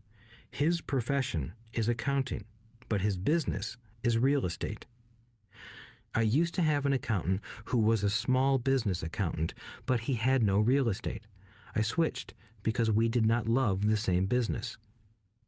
Find a broker who has your best interests at heart. Many brokers will spend the time educating you, and they could be the best asset you find. Just be fair, and most of them will be fair to you. If all you can think about is cutting their commissions, then why should they want to help you? It's just simple logic. As I said earlier, one of the management skills is the management of people. Many people only manage people they feel smarter than and they have power over. Many middle managers remain middle managers, failing to get promoted because they know how to work with people below them, but not with people above them. The real skill is to manage and reward the people who are smarter than you in some technical area. That is why companies have a board of directors. You should have one too. That is financial intelligence. 7. Be an Indian giver. The power of getting something for nothing. When the first European settlers came to America, they were taken aback by a cultural practice some American Indians had. For example, if a settler was cold, the Indian would give the person a blanket.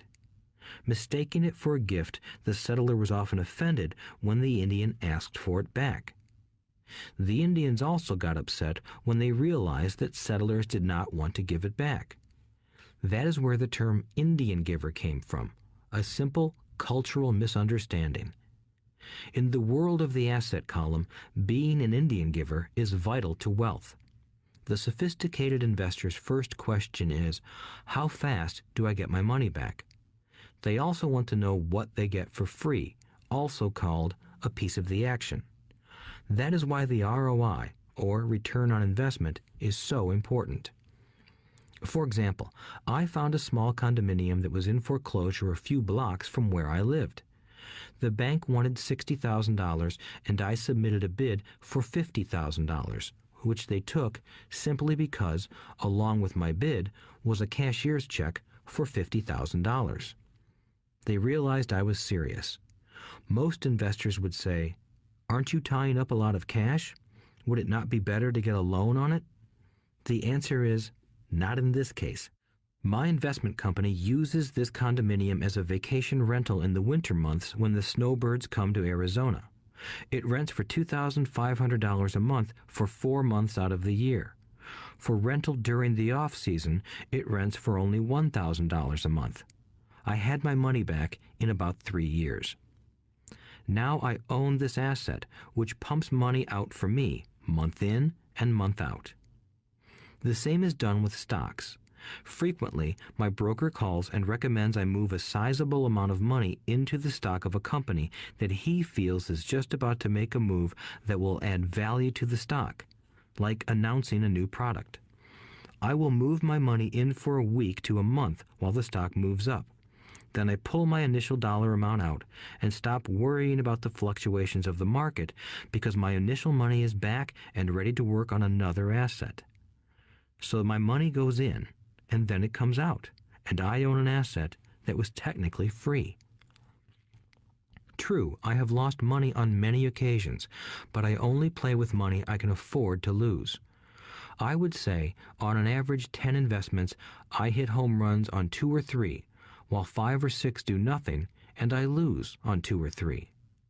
But I limit my losses to only the money I have in at that time. People who hate risk put their money in the bank. In the long run, safe savings are better than no savings. But it takes a long time to get your money back, and, in most instances, you don't get anything for free with it. On every one of my investments, there must be an upside, something for free, like a condominium, a mini storage, a piece of free land, a house, stock shares, or an office building. and there must be limited risk or a low-risk idea. There are books devoted entirely to this subject, so I will not talk about it here. Ray Kroc, of McDonald's fame, sold hamburger franchises, not because he loved hamburgers, but because he wanted the real estate under the franchise for free. So wise investors must look at more than ROI. They look at the assets they get for free once they get their money back. That is financial intelligence. 8. Use assets to buy luxuries. The power of focus. A friend's child has been developing a nasty habit of burning a hole in his pocket. Just 16, he wanted his own car. The excuse? All his friends' parents gave their kids cars. The child wanted to go into his savings and use it for a down payment. That was when his father called me and then came to see me. Do you think I should let him do it, or should I just buy him a car? I answered, it might relieve the pressure in the short term, but what have you taught him in the long term? Can you use this desire to own a car and inspire your son to learn something? Suddenly, the lights went on and he hurried home. 2 months later, I ran into my friend again. Does your son have his new car? I asked. No, he doesn't. But I gave him $3,000 for the car. I told him to use my money instead of his college money. Well, that's generous of you, I said. Not really. The money came with a hitch. So what was the hitch? I asked. Well, first we played your cash flow game. We then had a long discussion about the wise use of money. After that, I gave him a subscription to the Wall Street Journal and a few books on the stock market. Then what? I asked. What was the catch? I told him that $3,000 was his, but he could not directly buy a car with it. He could use it to find a stockbroker and buy and sell stocks. Once he had made $6,000 with the $3,000, the money would be his for the car, and the $3,000 would go into his college fund. And what are the results? I asked. Well, he got lucky early in his trading, but lost everything a few days later. Then he really got interested. Today, I would say he is down $2,000, but his interest is up. He has read all the books I bought him, and he's gone to the library to get more. He reads the Wall Street Journal voraciously, watching for indicators. He's only got $1,000 left, but his interest and learning are sky high. He knows that if he loses that money, he walks for 2 more years. But he does not seem to care. He even seems uninterested in getting a car because he's found a game that is more fun. What happens if he loses all the money? I asked. We'll cross that bridge when we get to it. I'd rather have him lose everything now than wait till he's our age to risk losing everything. And besides, that is the best $3,000 I've ever spent on his education. What he is learning will serve him for life, and he seems to have gained a new respect for the power of money. As I said earlier, if a person cannot master the power of self-discipline, it is best not to try to get rich. I say this because although the process of developing cash flow from an asset column is easy in theory, what's hard is the mental fortitude to direct money to the correct use.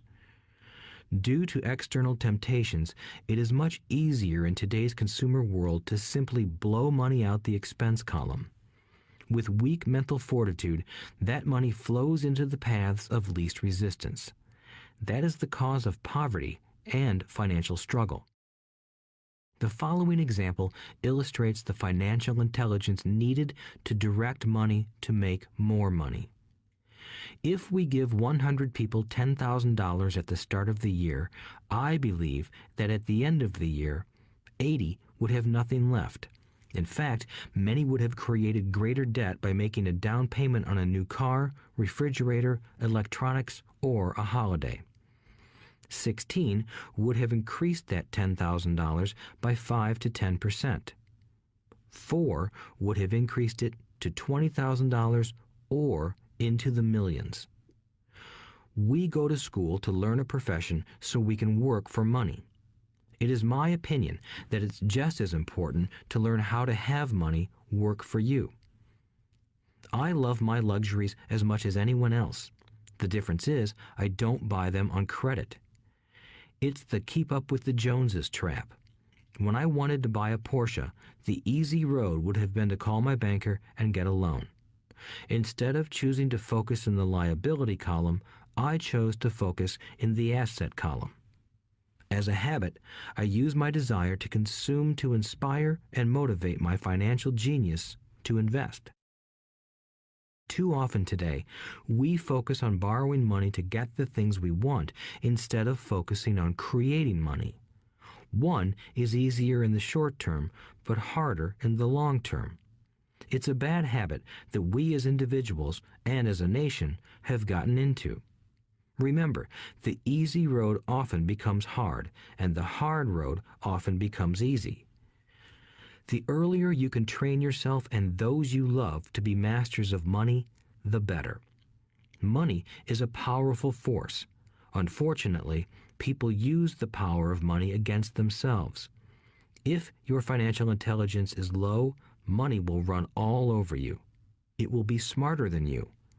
If money is smarter than you, you will work for it all your life.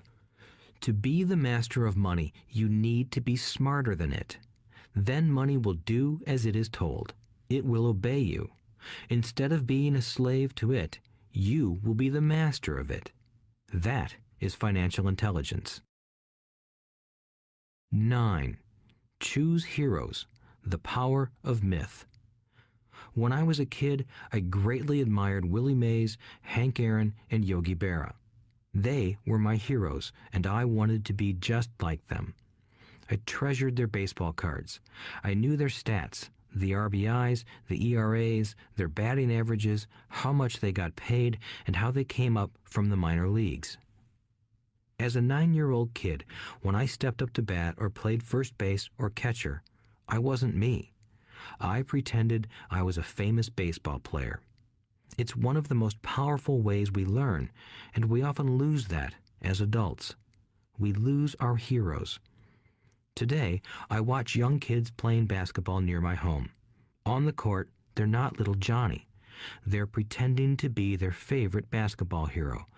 Copying or emulating heroes is true power learning. I have new heroes as I grow older. I have golf heroes, and I copy their swings and do my best to read everything I can about them. I also have heroes such as Donald Trump, Warren Buffett, Peter Lynch, George Soros, and Jim Rogers. I know their stats just like I knew the ERAs and RBIs of my childhood baseball heroes. I follow what Warren Buffett invests in, and I read anything I can about his point of view on the market and how he chooses stocks. And I read about Donald Trump, trying to find out how he negotiates and puts deals together. Just as I was not me when I was up to bat, when I'm in the market or I'm negotiating a deal, I am subconsciously acting with the bravado of Trump. Or, when analyzing a trend, I look at it as though Warren Buffett were doing it. By having heroes, we tap into a tremendous source of raw genius. But heroes do more than simply inspire us. Heroes make things look easy. Making it look easy convinces us to want to be just like them. If they can do it, so can I. When it comes to investing, too many people make it sound hard. Instead, find heroes who make it look easy. 10. Teach and you shall receive. The power of giving. Both of my dads were teachers. My rich dad taught me a lesson I have carried all my life, the necessity of being charitable or giving. My educated dad gave a lot of his time and knowledge, but almost never gave away money. He usually said that he would give when he had some extra money, but of course, there was rarely any extra. My rich dad gave money as well as education. He believed firmly in tithing. If you want something, you first need to give, he would always say. When he was short of money, he gave money to his church or to his favorite charity. If I could leave one single idea with you, it is that idea. Whenever you feel short or in need of something, give what you want first, and it will come back in buckets. That is true for money, a smile, love, or friendship. I know it is often the last thing a person may want to do, but it has always worked for me. I trust that the principle of reciprocity is true, and I give what I want.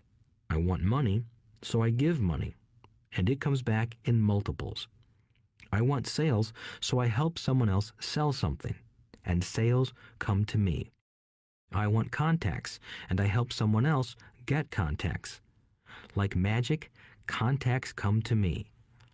I heard a saying years ago that went, God does not need to receive, but humans need to give. My rich dad would often say, poor people are more greedy than rich people. He would explain that if a person was rich, that person was providing something that other people wanted. In my life, whenever I have felt needy or short of money or short of help, I simply went out or found in my heart what I wanted and decided to give it first. And when I gave, it always came back. It reminds me of the story of the guy sitting with firewood in his arms on a cold, freezing night. He is yelling at the pot-bellied stove, "When you give me some heat, then I'll put some wood in you." And when it comes to money, love, happiness, sales, and contacts, all one needs to remember is to give first.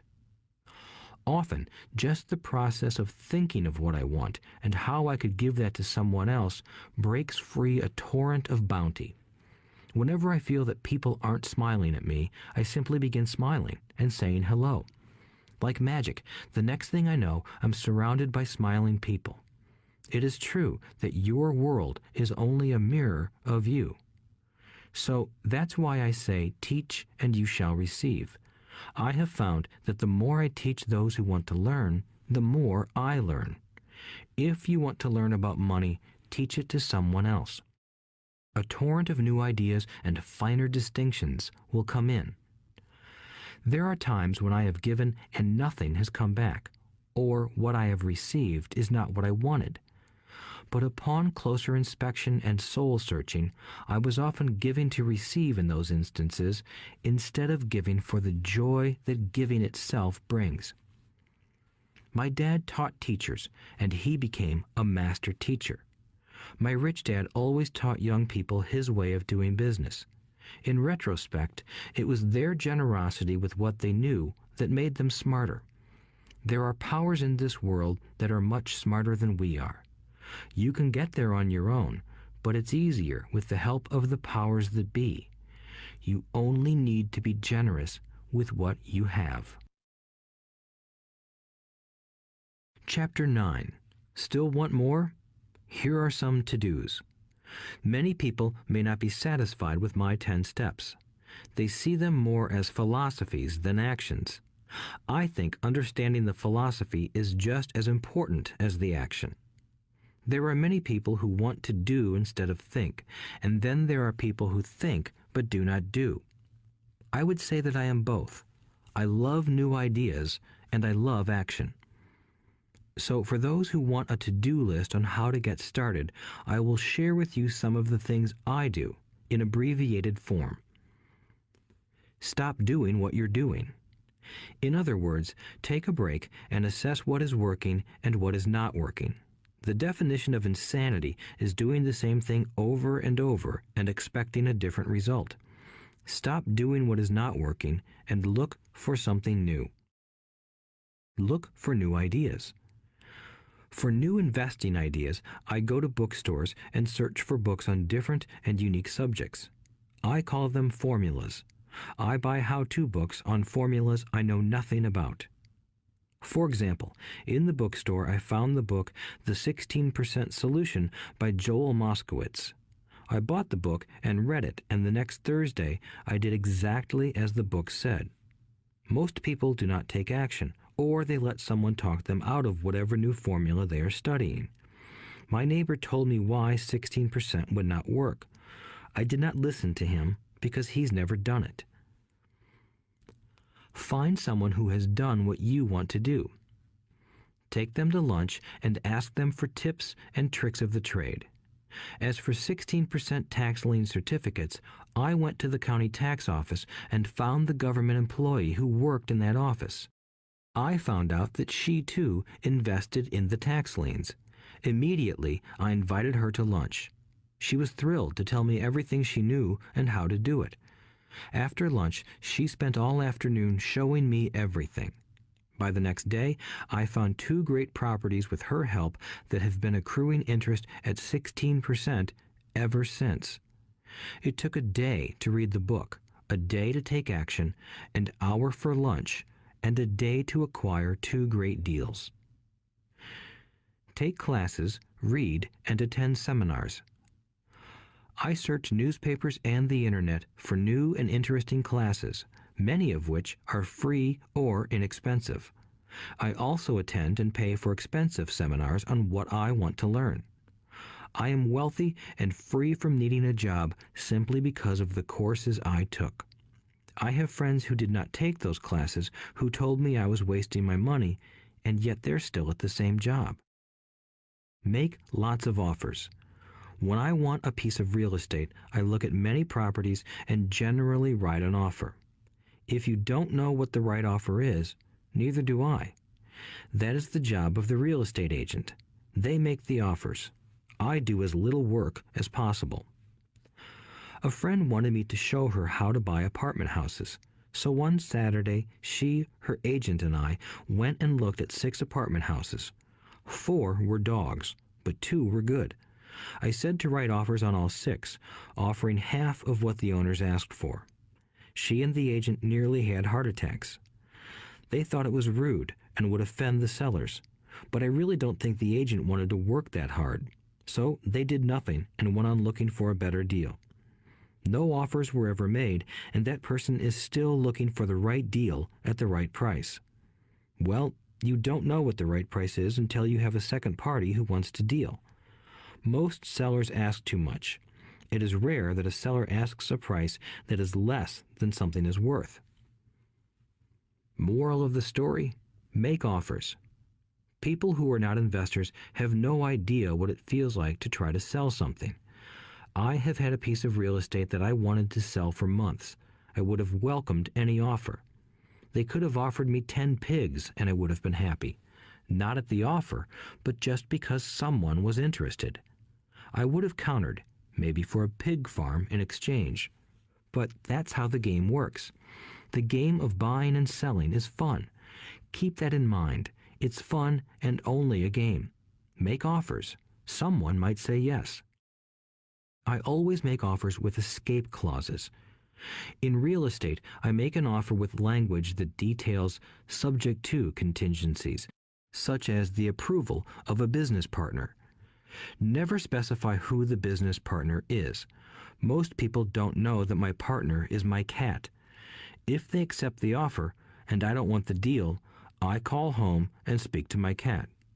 I make this ridiculous statement to illustrate how absurdly easy and simple the game is. So many people make things too difficult and take it too seriously. Finding a good deal, the right business, the right people, the right investors, or whatever is just like dating.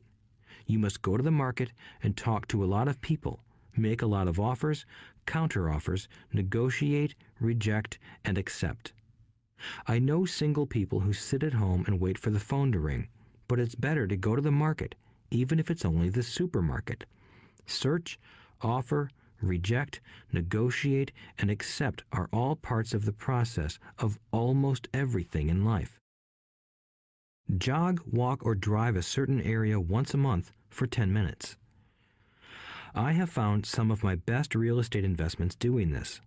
I will jog a certain neighborhood for a year and look for change. For there to be profit in a deal, there must be 2 elements, a bargain and change. There are lots of bargains, but it's change that turns a bargain into a profitable opportunity. So when I jog a neighborhood I might like to invest in. It is the repetition that causes me to notice slight differences. I notice real estate signs that are up for a long time. That means the seller might be more agreeable to deal. I watch for moving trucks going in or out. I stop and talk to the drivers. I talk to the postal carriers. It's amazing how much information they acquire about an area. I find a bad area, especially an area that the news has scared everyone away from. I drive it for sometimes a year, waiting for signs of something changing for the better. I talk to retailers, especially new ones, and find out why they're moving in. It takes only a few minutes a month, and I do it while doing something else, like exercising or going to and from the store. Shop for bargains in all markets. Consumers will always be poor. When the supermarket has a sale, say on toilet paper, the consumer runs in and stocks up. But when the housing or stock market has a sale, most often called a crash or correction, the same consumer often runs away from it. When the supermarket raises its prices, the consumer shops somewhere else. But when housing or the stock market raises their prices, the same consumer often rushes in and starts buying. Always remember, profits are made in the buying, not in the selling. Look in the right places. A neighbor bought a condominium for $100,000. I bought the identical condo next door for $50,000. He told me he's waiting for the price to go up. I told him that profit is made when you buy, not when you sell. He shopped with a real estate broker who owns no property of her own. I shopped at the foreclosure auction. I paid $500 for a class on how to do this. My neighbor thought that the $500 for a real estate investment class was too expensive.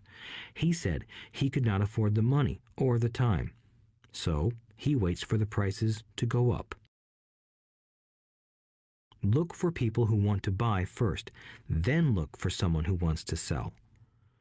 A friend was looking for a certain piece of land. He had the money, but did not have the time. I found a large piece of land, larger than what my friend wanted to buy, tied it up with an option, called my friend, and he said he wanted a piece of it. So I sold the piece to him and then bought the land.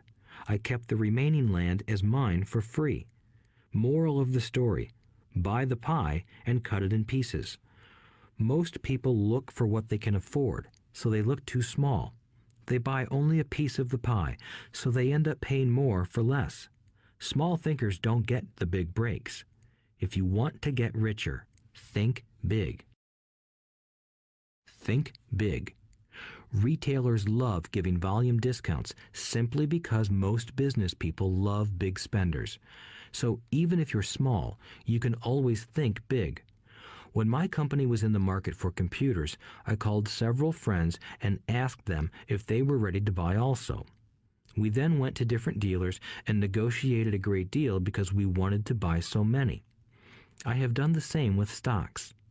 Small people remain small because they think small, act alone, or don't act at all. Learn from history. All the big companies on the stock exchange started out as small companies. Colonel Sanders did not get rich until after he lost everything in his 60s. Bill Gates was one of the richest men in the world before he was 30. Action always beats inaction. These are just a few of the things I have done and continue to do to recognize opportunities. The important words are have done and do. As repeated many times throughout this audiobook, you must take action before you can receive the financial rewards. Act now. Final thoughts. I would like to share some final thoughts with you. The main reason I wrote this book, and the reason it has remained a bestseller since 2000, was to share insights into how increased financial intelligence can be used to solve many of life's common problems. Without financial training, we all too often use the standard formulas to get through life. Work hard, save, borrow, and pay excessive taxes. Today, more than ever, we need better information. I use the following story as an example of a financial problem that confronts many young families today. How do you afford a good education for your children and provide for your own retirement? It requires using financial intelligence instead of hard work. A friend of mine was griping one day about how hard it was to save money for his 4 children's college educations. He was putting $300 away in a college fund each month and had so far accumulated only about $12,000. He had about 12 more years to save for college since his oldest child was then 6 years old. At the time, the real estate market in Phoenix was terrible. People were giving houses away. I suggested to my friend that he buy a house with some of the money in his college fund. The idea intrigued him, and we began to discuss the possibility. His primary concern was that he did not have credit with the bank to buy another house since he was so overextended. I assured him that there were other ways to finance a property rather than through the bank. We looked for a house for 2 weeks, a house that would fit all our criteria. There were plenty to choose from, so shopping was fun. Finally, we found a 3-bedroom, 2-bath home in a prime neighborhood. The owner had been downsized and needed to sell that day because he and his family were moving to California where another job waited. The owner wanted $102,000, but we offered only $79,000. He took it immediately and agreed to carry back the loan with a 10% down payment. All my friend had to come up with was $7,900. As soon as the owner moved, my friend put the house up for rent. After all expenses were paid, including the mortgage, he put $125 in his pocket each month. His plan was to keep the house for 12 years and let the mortgage get paid down faster by applying the extra $125 to the principal each month. We figured that in 12 years, a large portion of the mortgage would be paid off and he could possibly be clearing $800 a month by the time his first child went to college. He could also sell the house if it had appreciated in value. 3 years later, the real estate market greatly improved in Phoenix, and he was offered $156,000 for the same house by the tenant who lived in it. Again, he asked me what I thought. I advised that he sell it, using a 1031 tax-deferred exchange. Suddenly, he had nearly $80,000 to operate with.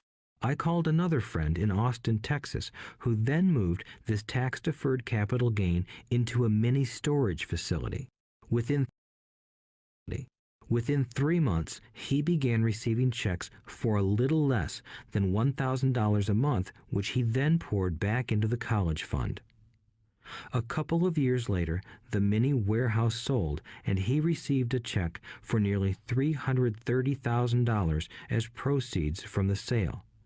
He rolled those funds into a new project that would now generate over $3,000 a month in income, again going into the college fund. He is now very confident that his goal will be met easily.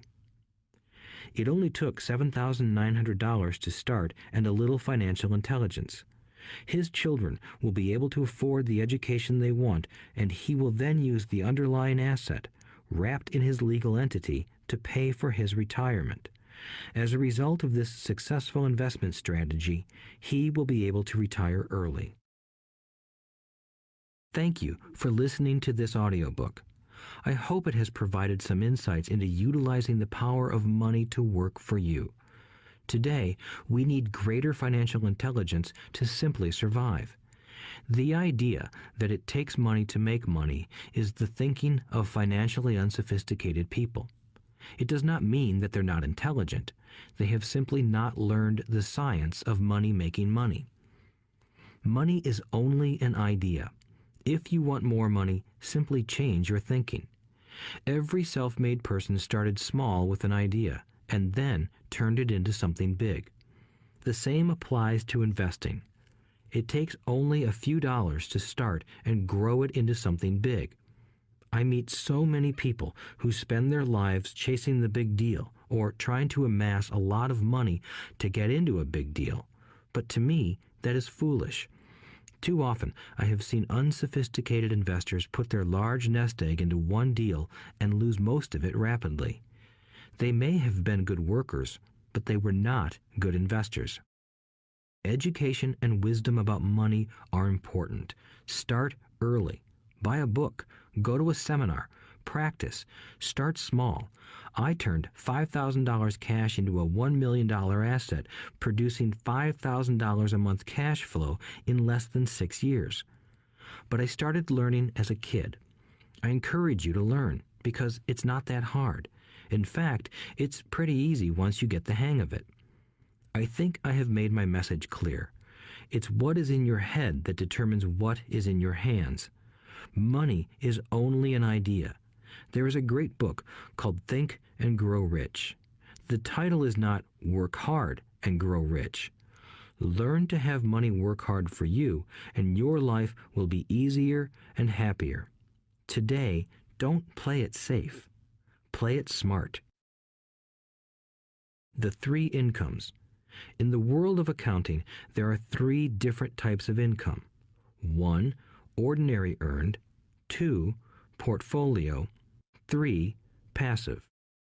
When my poor dad said to me, "Go to school, get good grades, and find a safe, secure job," he was recommending I work for earned income. When my rich dad said, "The rich don't work for money, they have their money work for them," he was talking about passive income and portfolio income. Passive income, in most cases, is income derived from real estate investments. Portfolio income is income derived from paper assets such as stocks and bonds. Portfolio income is the income that makes Bill Gates the richest man in the world, not earned income. Rich Dad used to say, the key to becoming wealthy is the ability to convert earned income into passive income or portfolio income as quickly as possible. He would say, taxes are highest on earned income. The least taxed income is passive income. That is another reason why you want your money working hard for you. The government taxes the income you work hard for more than the income your money works hard for. In my second book, Rich Dad's Cash Flow Quadrant, I explain the 4 different types of people who make up the world of business. They are E, employee, S, self-employed, B, business owner, and I, investor. Most people go to school to learn to be an E or an S.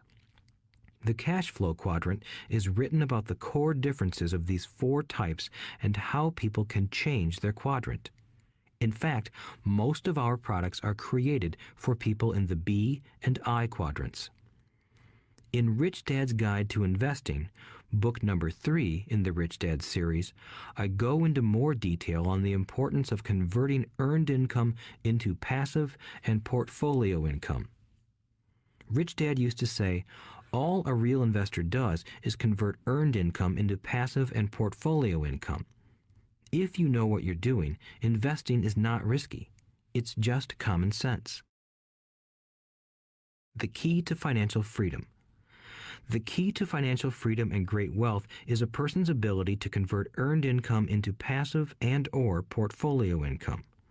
My rich dad spent a lot of time teaching Mike and me this skill. Having this ability is the reason my wife Kim and I are financially free, never needing to work again. We continue to work because we choose to. Today, we own a real estate investment company for passive income and participate in private placements and initial public offerings of stock for portfolio income. We also went back to work to build a financial education company so that we can continue to create and publish books and games. All of our educational products are created to teach the same skills my rich dad taught me, the skills of converting earned income into passive and portfolio income. The games we create are important because they teach what books cannot teach. For example, you would never learn to ride a bicycle by only reading a book. Our cash flow games for adults and cash flow for kids game are designed to teach players the basic investment skills of converting earned income into passive and portfolio income. They also teach the principles of accounting and financial literacy. These games are the only educational products in the world that teach people all of these skills simultaneously. Cash Flow 202 is the advanced version of Cash Flow 101 and requires the game board from 101 as well as a full understanding of 101 before it can be played. Cash Flow 101 and Cash Flow for Kids teach the principles of fundamental investing. Cash Flow 202 teaches the principles of technical investing. Technical investing involves advanced trading techniques such as short selling, call options, put options, and straddles. A person who understands these advanced techniques is able to make money when the market goes up, as well as when the market comes down.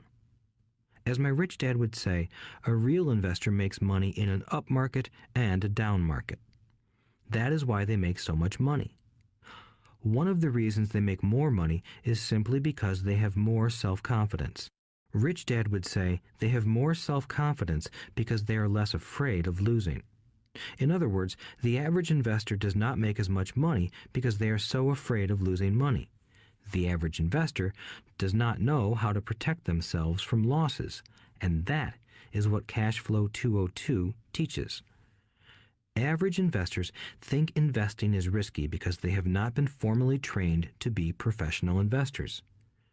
As Warren Buffett, America's richest investor, says, risk comes from not knowing what you're doing. My board games teach the simple basics of fundamental investing and technical investing while people are having fun. I occasionally hear someone say, your educational games are expensive, which poses the question of ROI, the return on investment, or the value returned for the price paid. I nod my head and reply, yes, they may be expensive, especially when compared to entertainment board games. But my games are not as expensive as a college education, working hard all your life for earned income, paying excessive taxes, and then living in terror of losing all of your money in the investment markets. When someone walks away mumbling about the price, I can hear my rich dad saying, if you want to be rich, you must know what kind of income to work hard for, how to keep it, and how to protect it from loss. That is the key to great wealth. Rich Dad would also say, if you do not understand the differences in those three incomes and do not learn the skills on how to acquire and protect those incomes, you will probably spend your life earning less than you could and working harder than you should. My poor dad thought a good education, a good job, and years of hard work were all you needed to be successful. My rich dad also thought a good education was important. But to him, it was also important that Mike and I know the differences in the three incomes and what kind of income to work hard for. To him, that was basic financial education. Knowing the differences in the three incomes and learning the investment skills of how to acquire the different incomes is basic education for anyone who strives to acquire great wealth and achieve financial freedom, a special kind of freedom that only a few will ever know. As Rich Dad states in lesson number 1, the rich do not work for money. They know how to have money work hard for them. Rich Dad said, earned income is money you work for, and passive and portfolio income is money working for you. Knowing that little difference has been significant in my life. Or, as Robert Frost ends his poem, and that has made all the difference. Take action. All of you were given two great gifts, your mind and your time. It is up to you to do what you please with both. With each dollar bill that enters your hand, you and only you have the power to determine your destiny. Spend it foolishly, and you choose to be poor. Spend it on liabilities, and you join the middle class. Invest it in your mind and learn how to acquire assets, and you will be choosing wealth as your goal and your future. The choice is yours and only yours. Every day, with every dollar, you decide to be rich, poor, or middle class. Choose to share this knowledge with your children, and you choose to prepare them for the world that awaits. No one else will. You and your children's future will be determined by choices you make today. not tomorrow. I wish you great wealth and much happiness with this fabulous gift called life. Robert Kiyosaki.